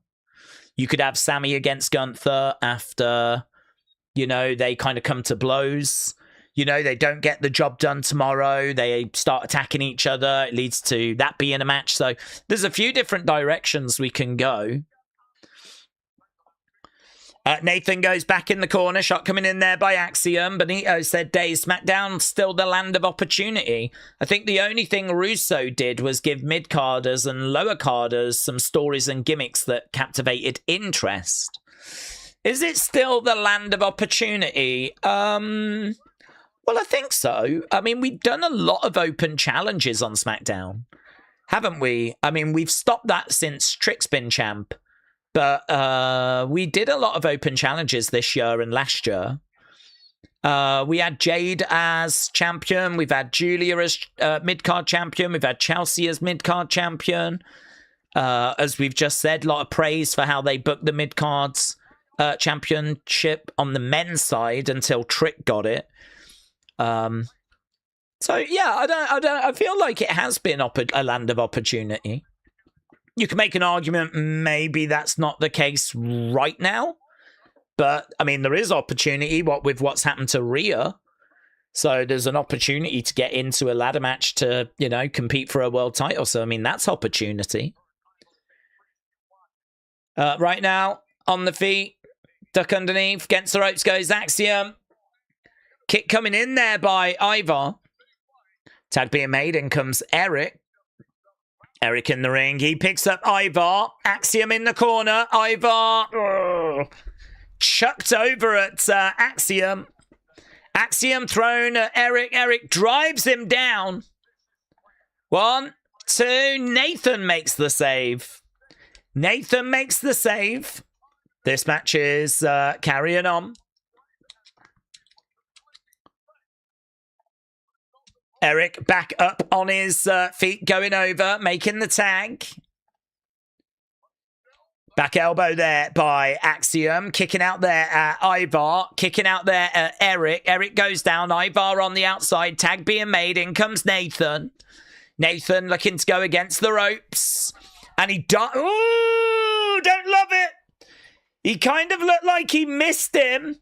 And he looks like he's very fortunate to have not hit the edge of that commentary table with his head. Jeez, I think he might have had his hand up, and I think that might have just prevented it. But, oh my God, that looked horrific. It really looked bad. He sort of dived through the ropes. He seemed like he missed the opponent, and he kind of like went straight into that commentary table. I think he's fortunate that he kind of managed to get his hand up, break his kind of fall, if you will. I mean, oh my God. I mean, I say that he broke his fall. There's a screenshot here from Slam X. He goes right past Ivar. There he is, look. Seemingly like head first. 1, 2, Phoenix Splash.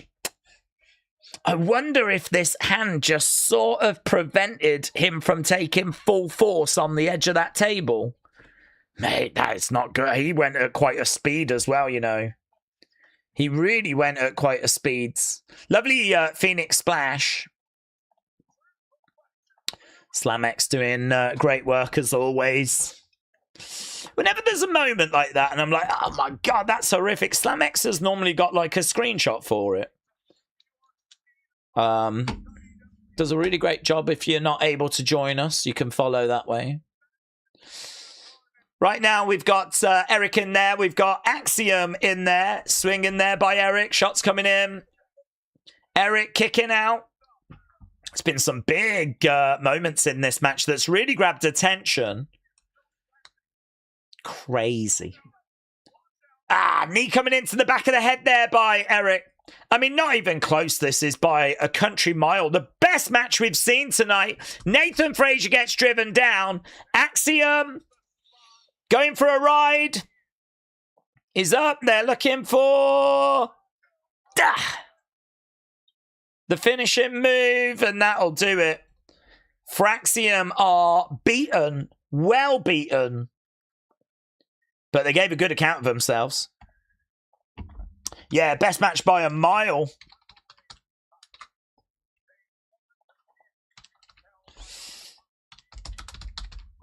That's not hard, said James. I agree.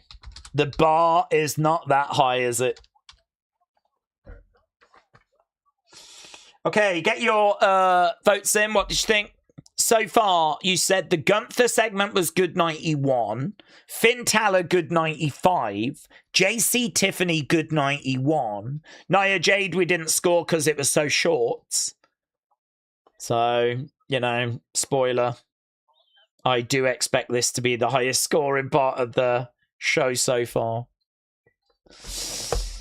Okay, we're just seeing a clip from Fanatics Fest.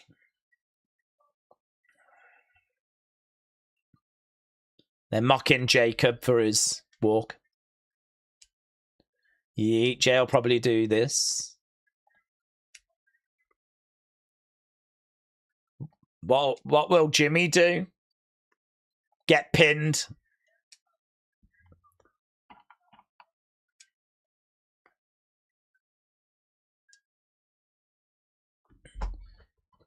So, Solo, LA Knight, Royce Keys.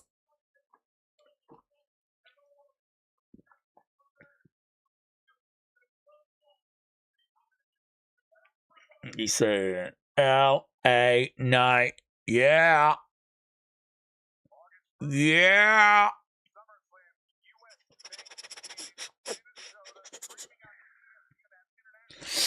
Okay, well, there we go. Just a clip from Fanatics Fest.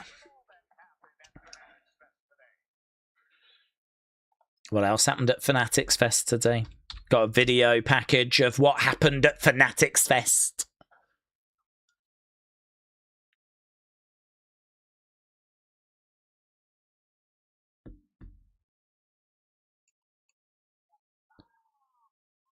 Tom Brady on the Cody podcast.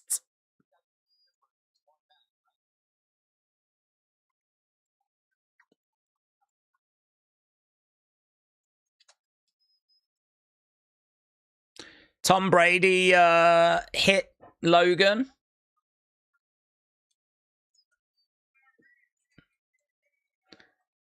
Is that going to lead to a match or something? God, I hope not.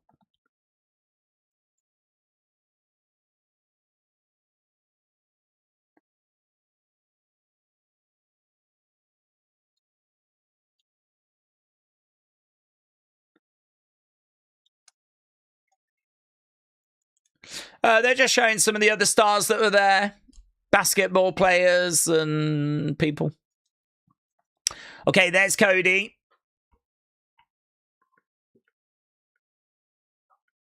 Here's CM Punk.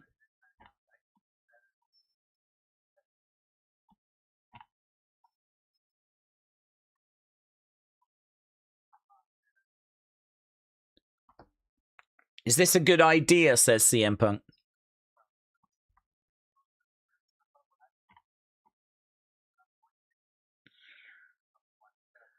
I'm going to watch your back tonight, says CM Punk.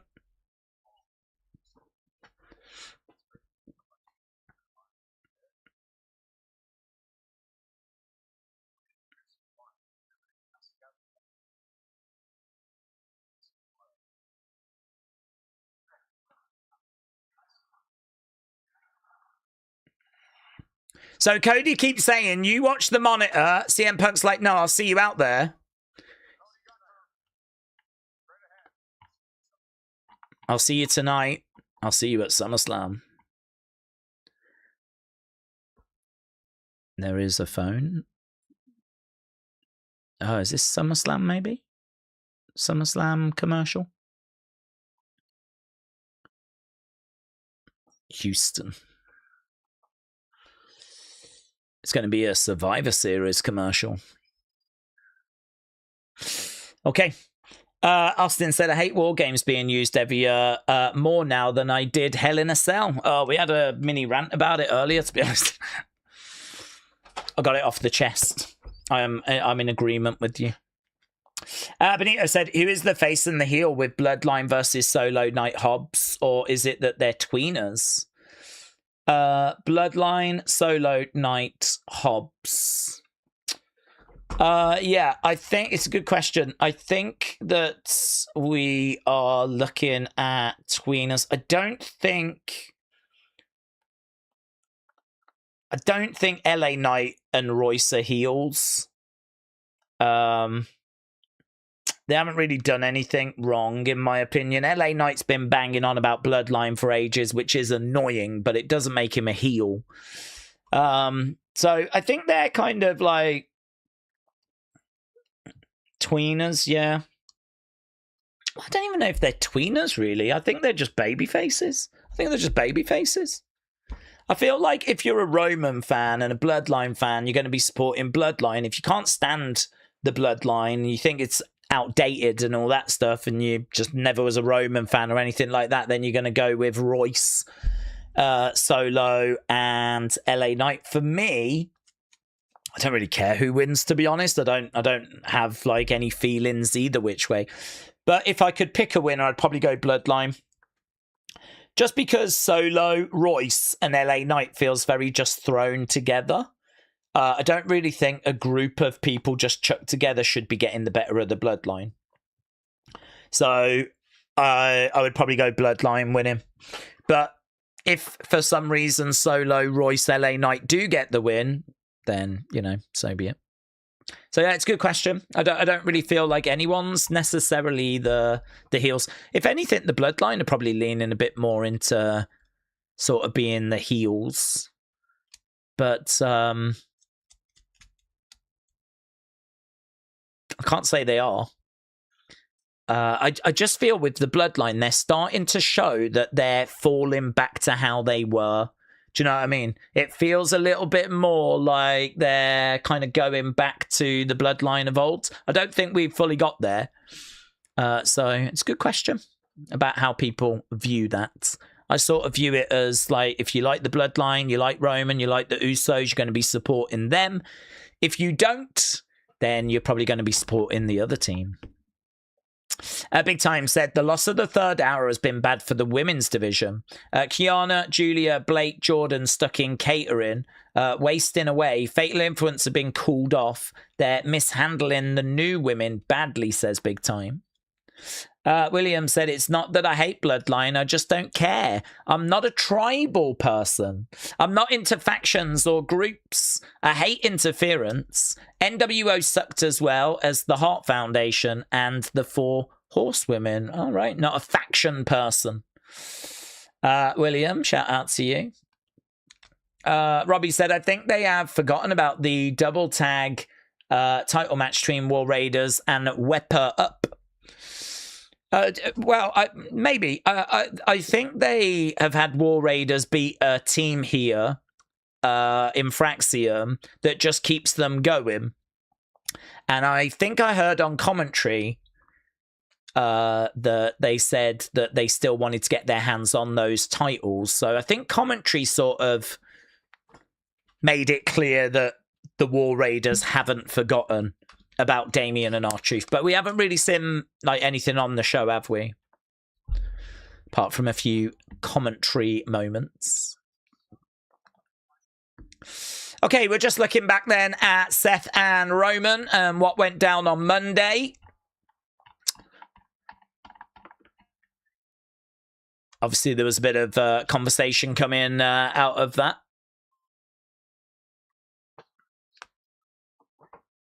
Seth Rollins is the Tribal Chief's #1 hater.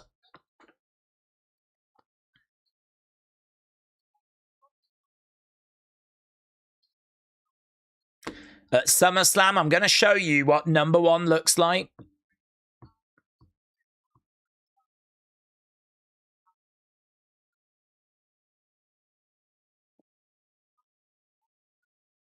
I think Seth felt like he got the last words in with "I'll see you next time you want to show up for work," walked away, and then Roman, you know, made a few comments to get him back, and then he just cooked him.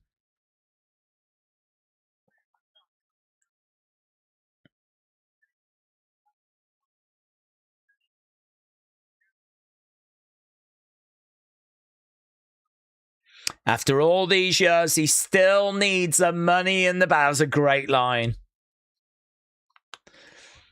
That was good.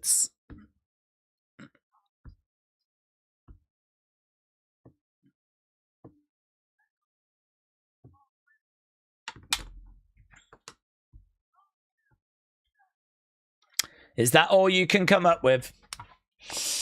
They should have a third show on a Wednesday on YouTube for a couple of hours. That would help get people in the ring that can't make it on the main shows. Oh, I don't hate that. I mean, they do have main event. So, and contractually, I mean, it would have to be taped. But, so there is main event where they sort of do that. I mean, to be honest, you're only doing 2 hours now for SmackDown. So, I mean, you have got like time where you could have like an hour show that gets taped. It's only the same as like when you were doing a 3-hour show. Like you're doing a 2-hour show now. So, yeah, there is an argument where you could just do a load of matches. No story, just get people out there. I agree. That'd be good.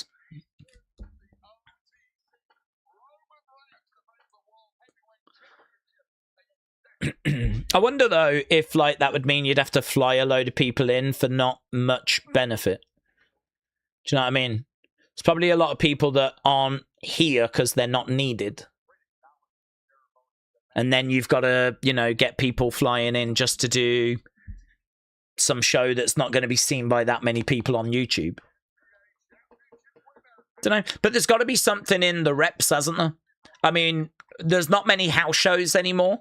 And we say that people just seem to be lacking a little bit of an edge now because they're not wrestling as often. So you can't have it both ways. You can't have people sat at home because they're not really needed, but then complain they're not wrestling, but then find an alternative where they could wrestle and then complain about that means they've got to, you know, come into work. I do love Lyra's new look. They're just showing the graphic here of a very disheveled Lyra. Yeah, I agree. This has got better because of that stipulation. CM Punk, Cody Rhodes taking on Gunther and Sammy. To be fair, the bombs that Roman dropped on that pending, you think Seth would hit him with nepotism? Roman can hit low, but Seth can't. Spade a spade, right? I think he could have. Yeah, I think he could have hit him with that. I don't think that would have been a problem. I don't think it was a case that Seth couldn't. I think it's more of a case that he didn't. I don't know what went into that segment, to be honest with you. I mean, the big stars do get an element of freedom with their promos. So, I don't know. Did they just sit down and write their own promos and, you know, you bring your best, I'll bring my best? Or was it scripted? Did they just spitball a few bullet points?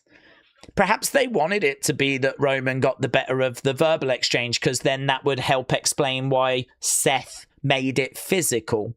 They knew they wanted to build to a physical moment. Okay, here's Danhausen. Okay, Jack is in the lab.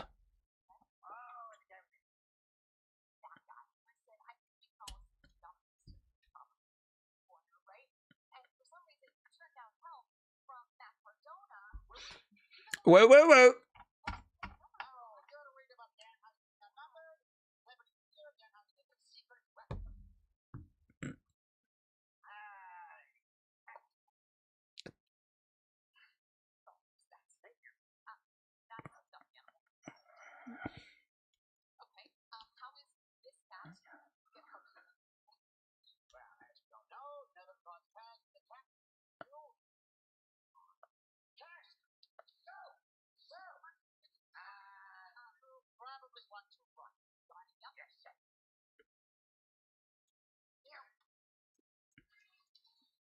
Okay.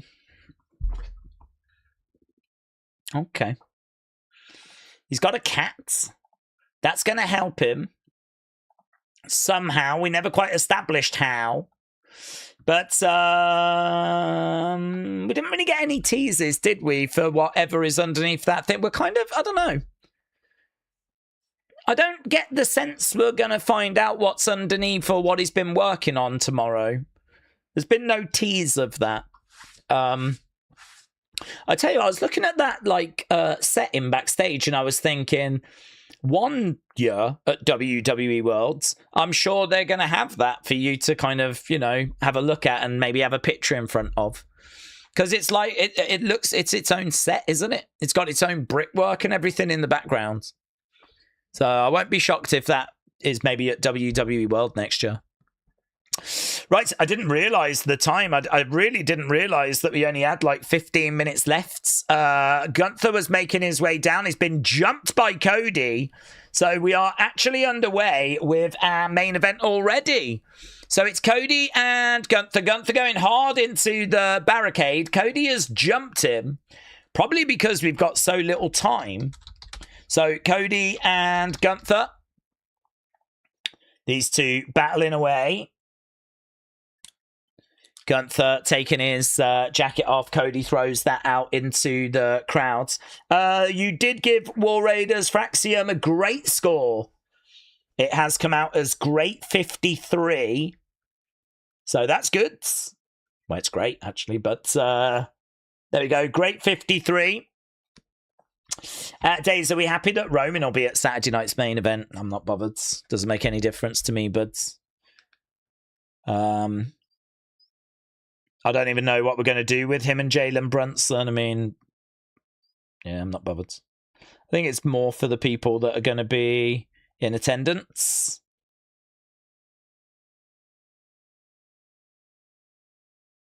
Okay, we've gone to commercial break, so our main event is up and running. Daze, do you think a champion should be interim if they relinquish the title due to visa issues, or if they voluntarily relinquished and they weren't feeling mentally well? To be honest, I think any sort of rules like that, I'm just going to go back to what I've said before, and that is that if you start bringing in lots of rules, you've then got to follow those rules in the future. So I just sort of think you want to make it as easy for yourself as you can.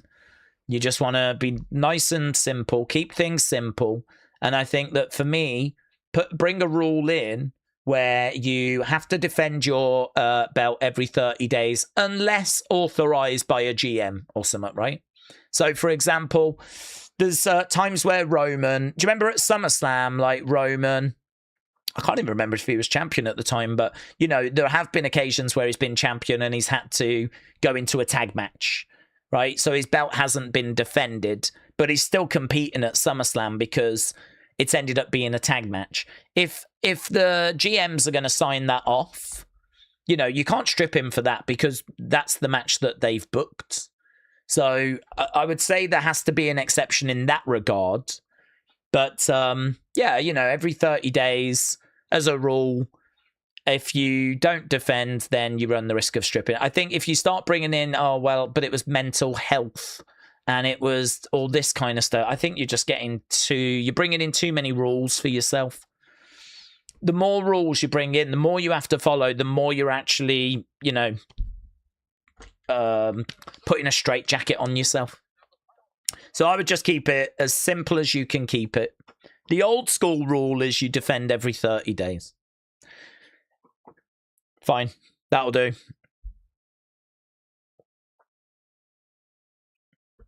Okay, we're, I believe, at commercial break at the moment. Gunther chopping away. Cody going over in the corner.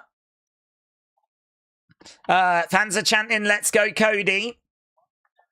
Nicole said they had Danhausen's coffin that he premiered out of at WWE Worlds and some Danhausen face painting. Oh, he's so over. He's so popular. I'm sure they will have many more Danhausen exhibitions in the future.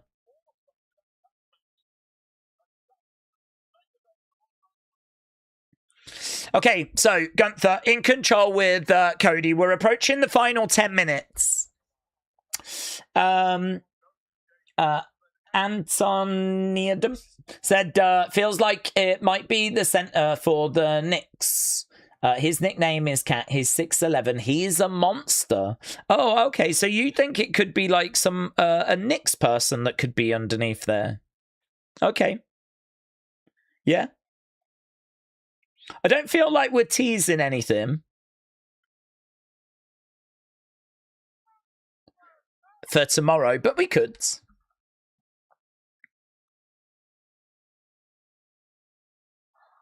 A lot of people thought it was going to be a return of a wrestler, but you could be right. Perhaps it's not. Perhaps they're just setting up for it to be a basketball player, and it's just a way of getting them on the show. Okay, right now, Cody going against the ropes.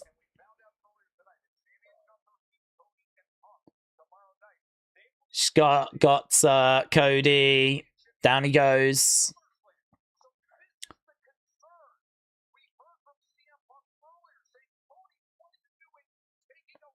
Okay, so Gunther in the ring, looking out at the crowd. Gunther is very much in control at the moment.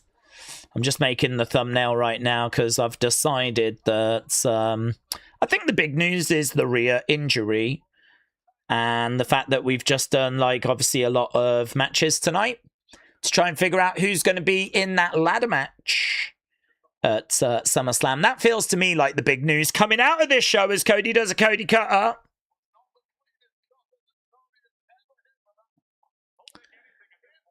Cody blocking a shot.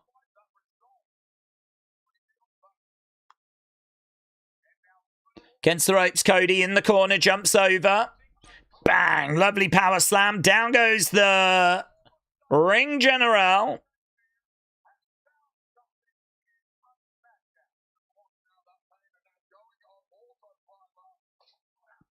Disaster kick. Down goes Gunther. Okay, we've only got about 9 minutes. Who do we think is going to get pinned tomorrow? Gunther or Sammy, said Connor. Well, I'd imagine they'd probably go Sammy. I think they are trying to protect Gunther, to be honest with you.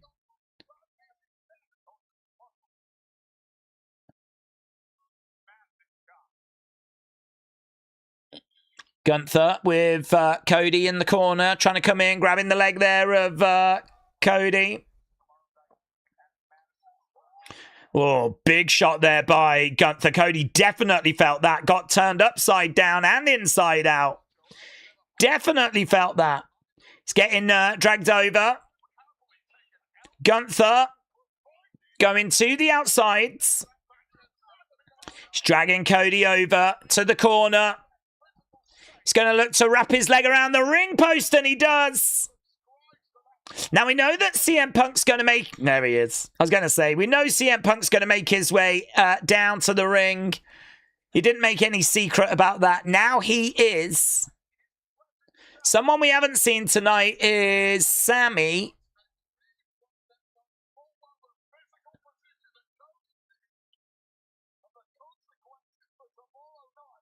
Okay, so he's come down.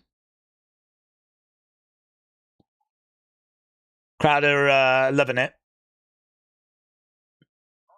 Singing his song. Now, is Sammy going to make his presence felt? Cody on his feet. Against the ropes, clothesline.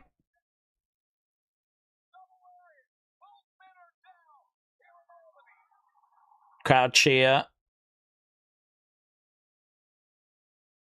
Okay, and it looks like we're going to commercial break again. Right.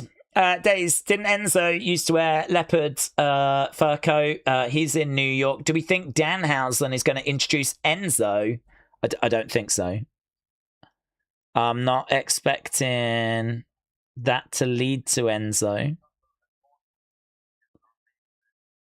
Plus, I wouldn't see the connection. Leopard print with like a stuffed cat. I mean, I suppose a leopard is a cat to a degree, but I don't know. That seems a bit of a loose connection to me, but I don't know. Shot coming in there by Gunther. Daze returning in 111 minutes, said TJF. Yeah, it's a thing in the corner, is it? I actually can't see it because there's been a little countdown thing there for throughout the show. It's just a glitch thing, isn't it? CM Punk on the outside, as at the moment we've got Gunther in control. King Yeti said, I'm not joking.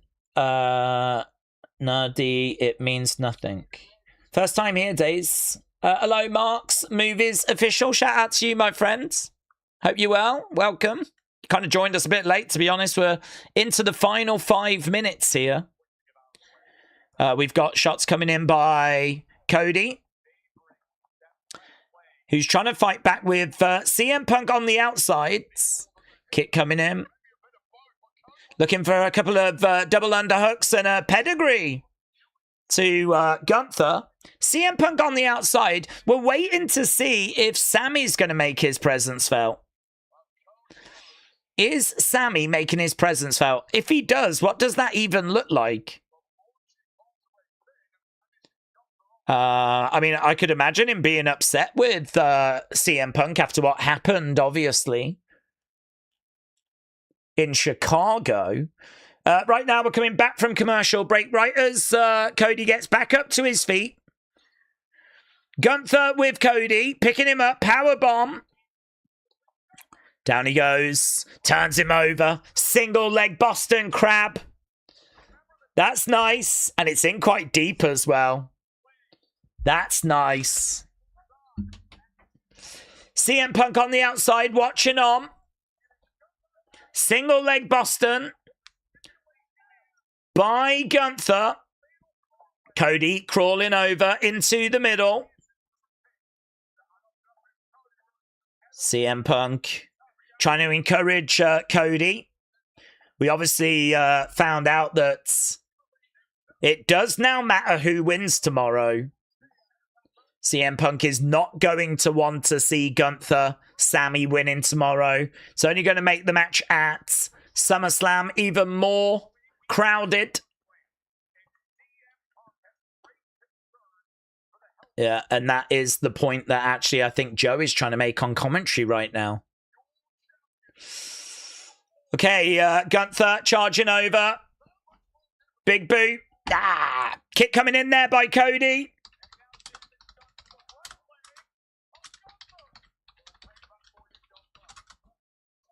Down goes Gunther with a dragon screw from Cody. Cody working, looking for the figure four. He's getting it in. Figure four is in. Figure four is in.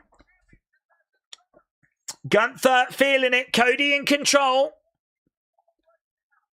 There's a bit of commotion. Bit of commotion. There's Sammy. There he is.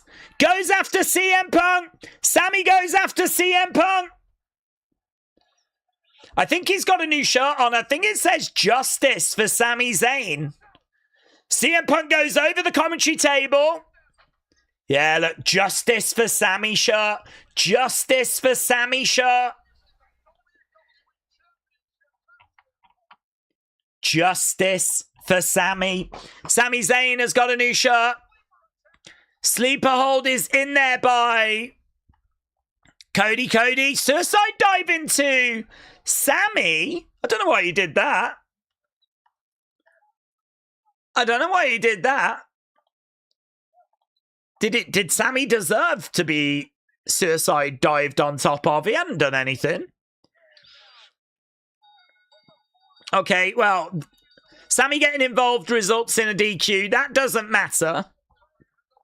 Sammy right now is clearing the commentary table. So right now we've got a bit of a brawl going out. Right now we're seeing Sammy and Gunther sort of working together, which is a bit weird, but not hating on it.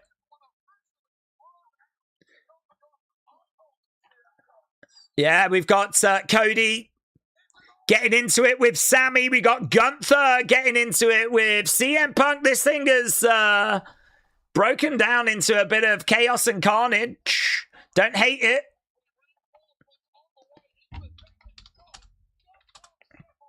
What do we think about this final segment? It wasn't the longest final segment, but I don't hate it. They're brawling in the ring right now. Takedown there by Cody. Down goes Gunther. Shots coming in by Cody.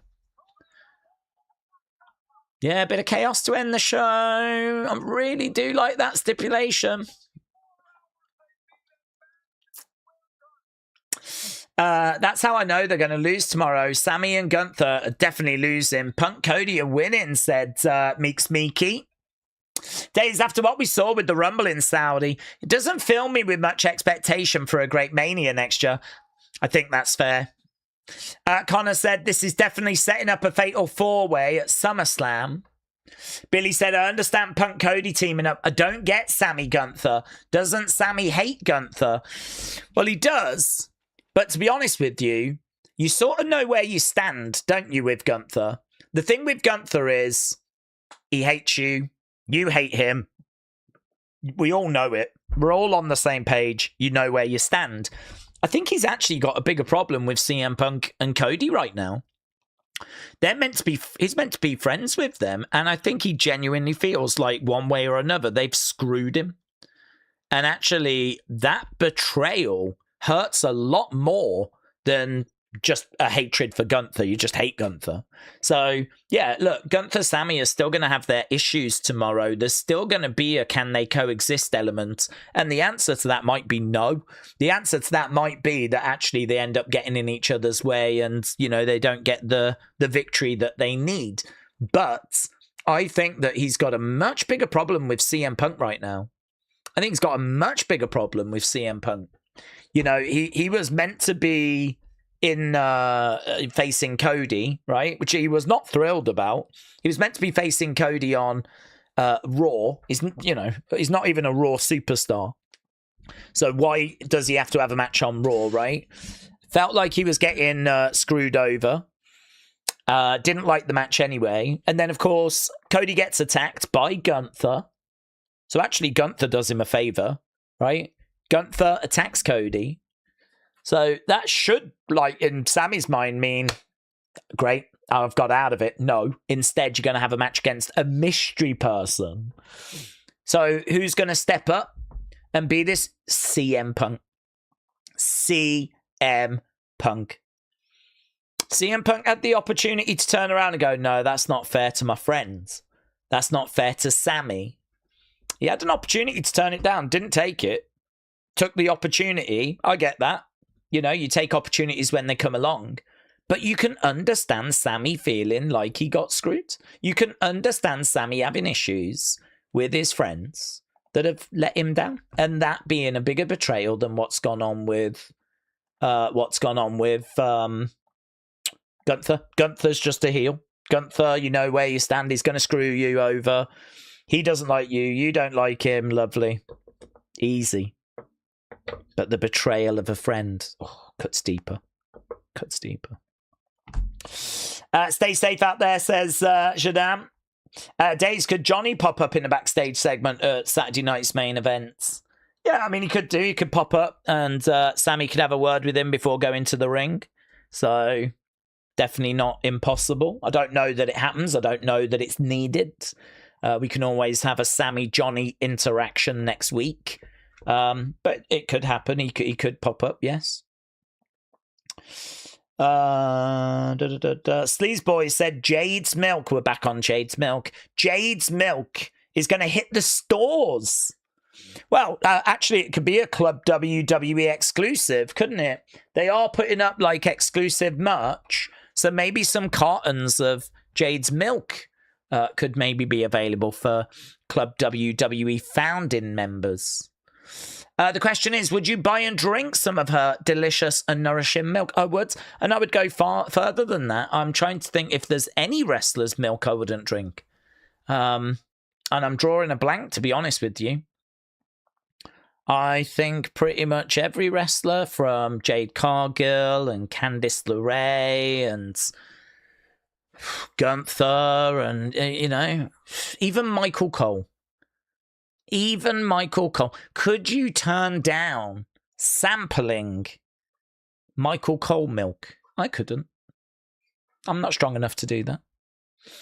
I can't think of a single person that I would turn down. Even Nick Khan. Even Ari Emanuel. Yeah? I would drink his milk. So, Sleaze Boy, I think you've got a very exciting new product line that could be finding its way to Club WWE. Hannah said, Daze, are we seeing France-England game? No, actually, no, I'm not. I'm here doing Saturday night's main event. But to be honest with you, give a flip about it anyway. Literally, no one is talking about it. No one cares. It means absolutely nothing. Those players just want to go on holiday. They just need a rest. There are too many games in a season as it is. I think Harry Kane was playing this time last year in pre-season, and someone said to him, you do realise that, if you play a whole season as you are expected to, and, go to the World Cup like you're expected to, you're going to be playing for 12 months. Football on a consistent, regular basis, 12 months. I mean, how's that right? How is that right? I mean, he will get a few weeks once the World Cup finishes before he has to go back to Bayern. I think there is a mandatory 3-week break. Like, you have to have 3 weeks off at least. But a lot of people after the World Cup will get 3 weeks and that's it. And they'll end up going back to their clubs later than the clubs would actually like them. There's actually a lot of teams in pre-season right now. A lot of teams are doing their pre-season stuff right now. So, there's way too many games in a calendar as it is. And, it's because it's money in it. The more games you do, the more money you make. And I'm shocked, actually, that the NFL don't add more games. I'm shocked. I'm shocked that you guys only operate between, like, September and February or something, and that you don't have more games. I don't know if that's something that's been discussed or whatever, but in football, it can get really stupid. So the fact the players have got to stick around for a third and place playoff thing is just, they want to go on holiday, and they deserve to go on holiday. So you didn't make the final. We don't need to know who's going to be third. What do we need to do that for? Just give out the medals to the winners, silver medals to the losers. We don't need a bronze medal, right? We don't need another game for the sake of it. Apparently there's still thousands of tickets unsold. No one is talking about it. It took ages until the game had finished before I even remembered there was another game for England, to be honest. Plus, also, the other thing is, a lot of teams will play their reserve players. There's a lot of players that haven't played in the World Cup. So I fully expect this to be England's B team. And I expect it to be France's B team. So what are we even going to learn? Do you know what I mean? This ain't going to be best against best. So, I don't know, it's a nonsense. No, I've got no plans on watching it. I think it's a real waste of time.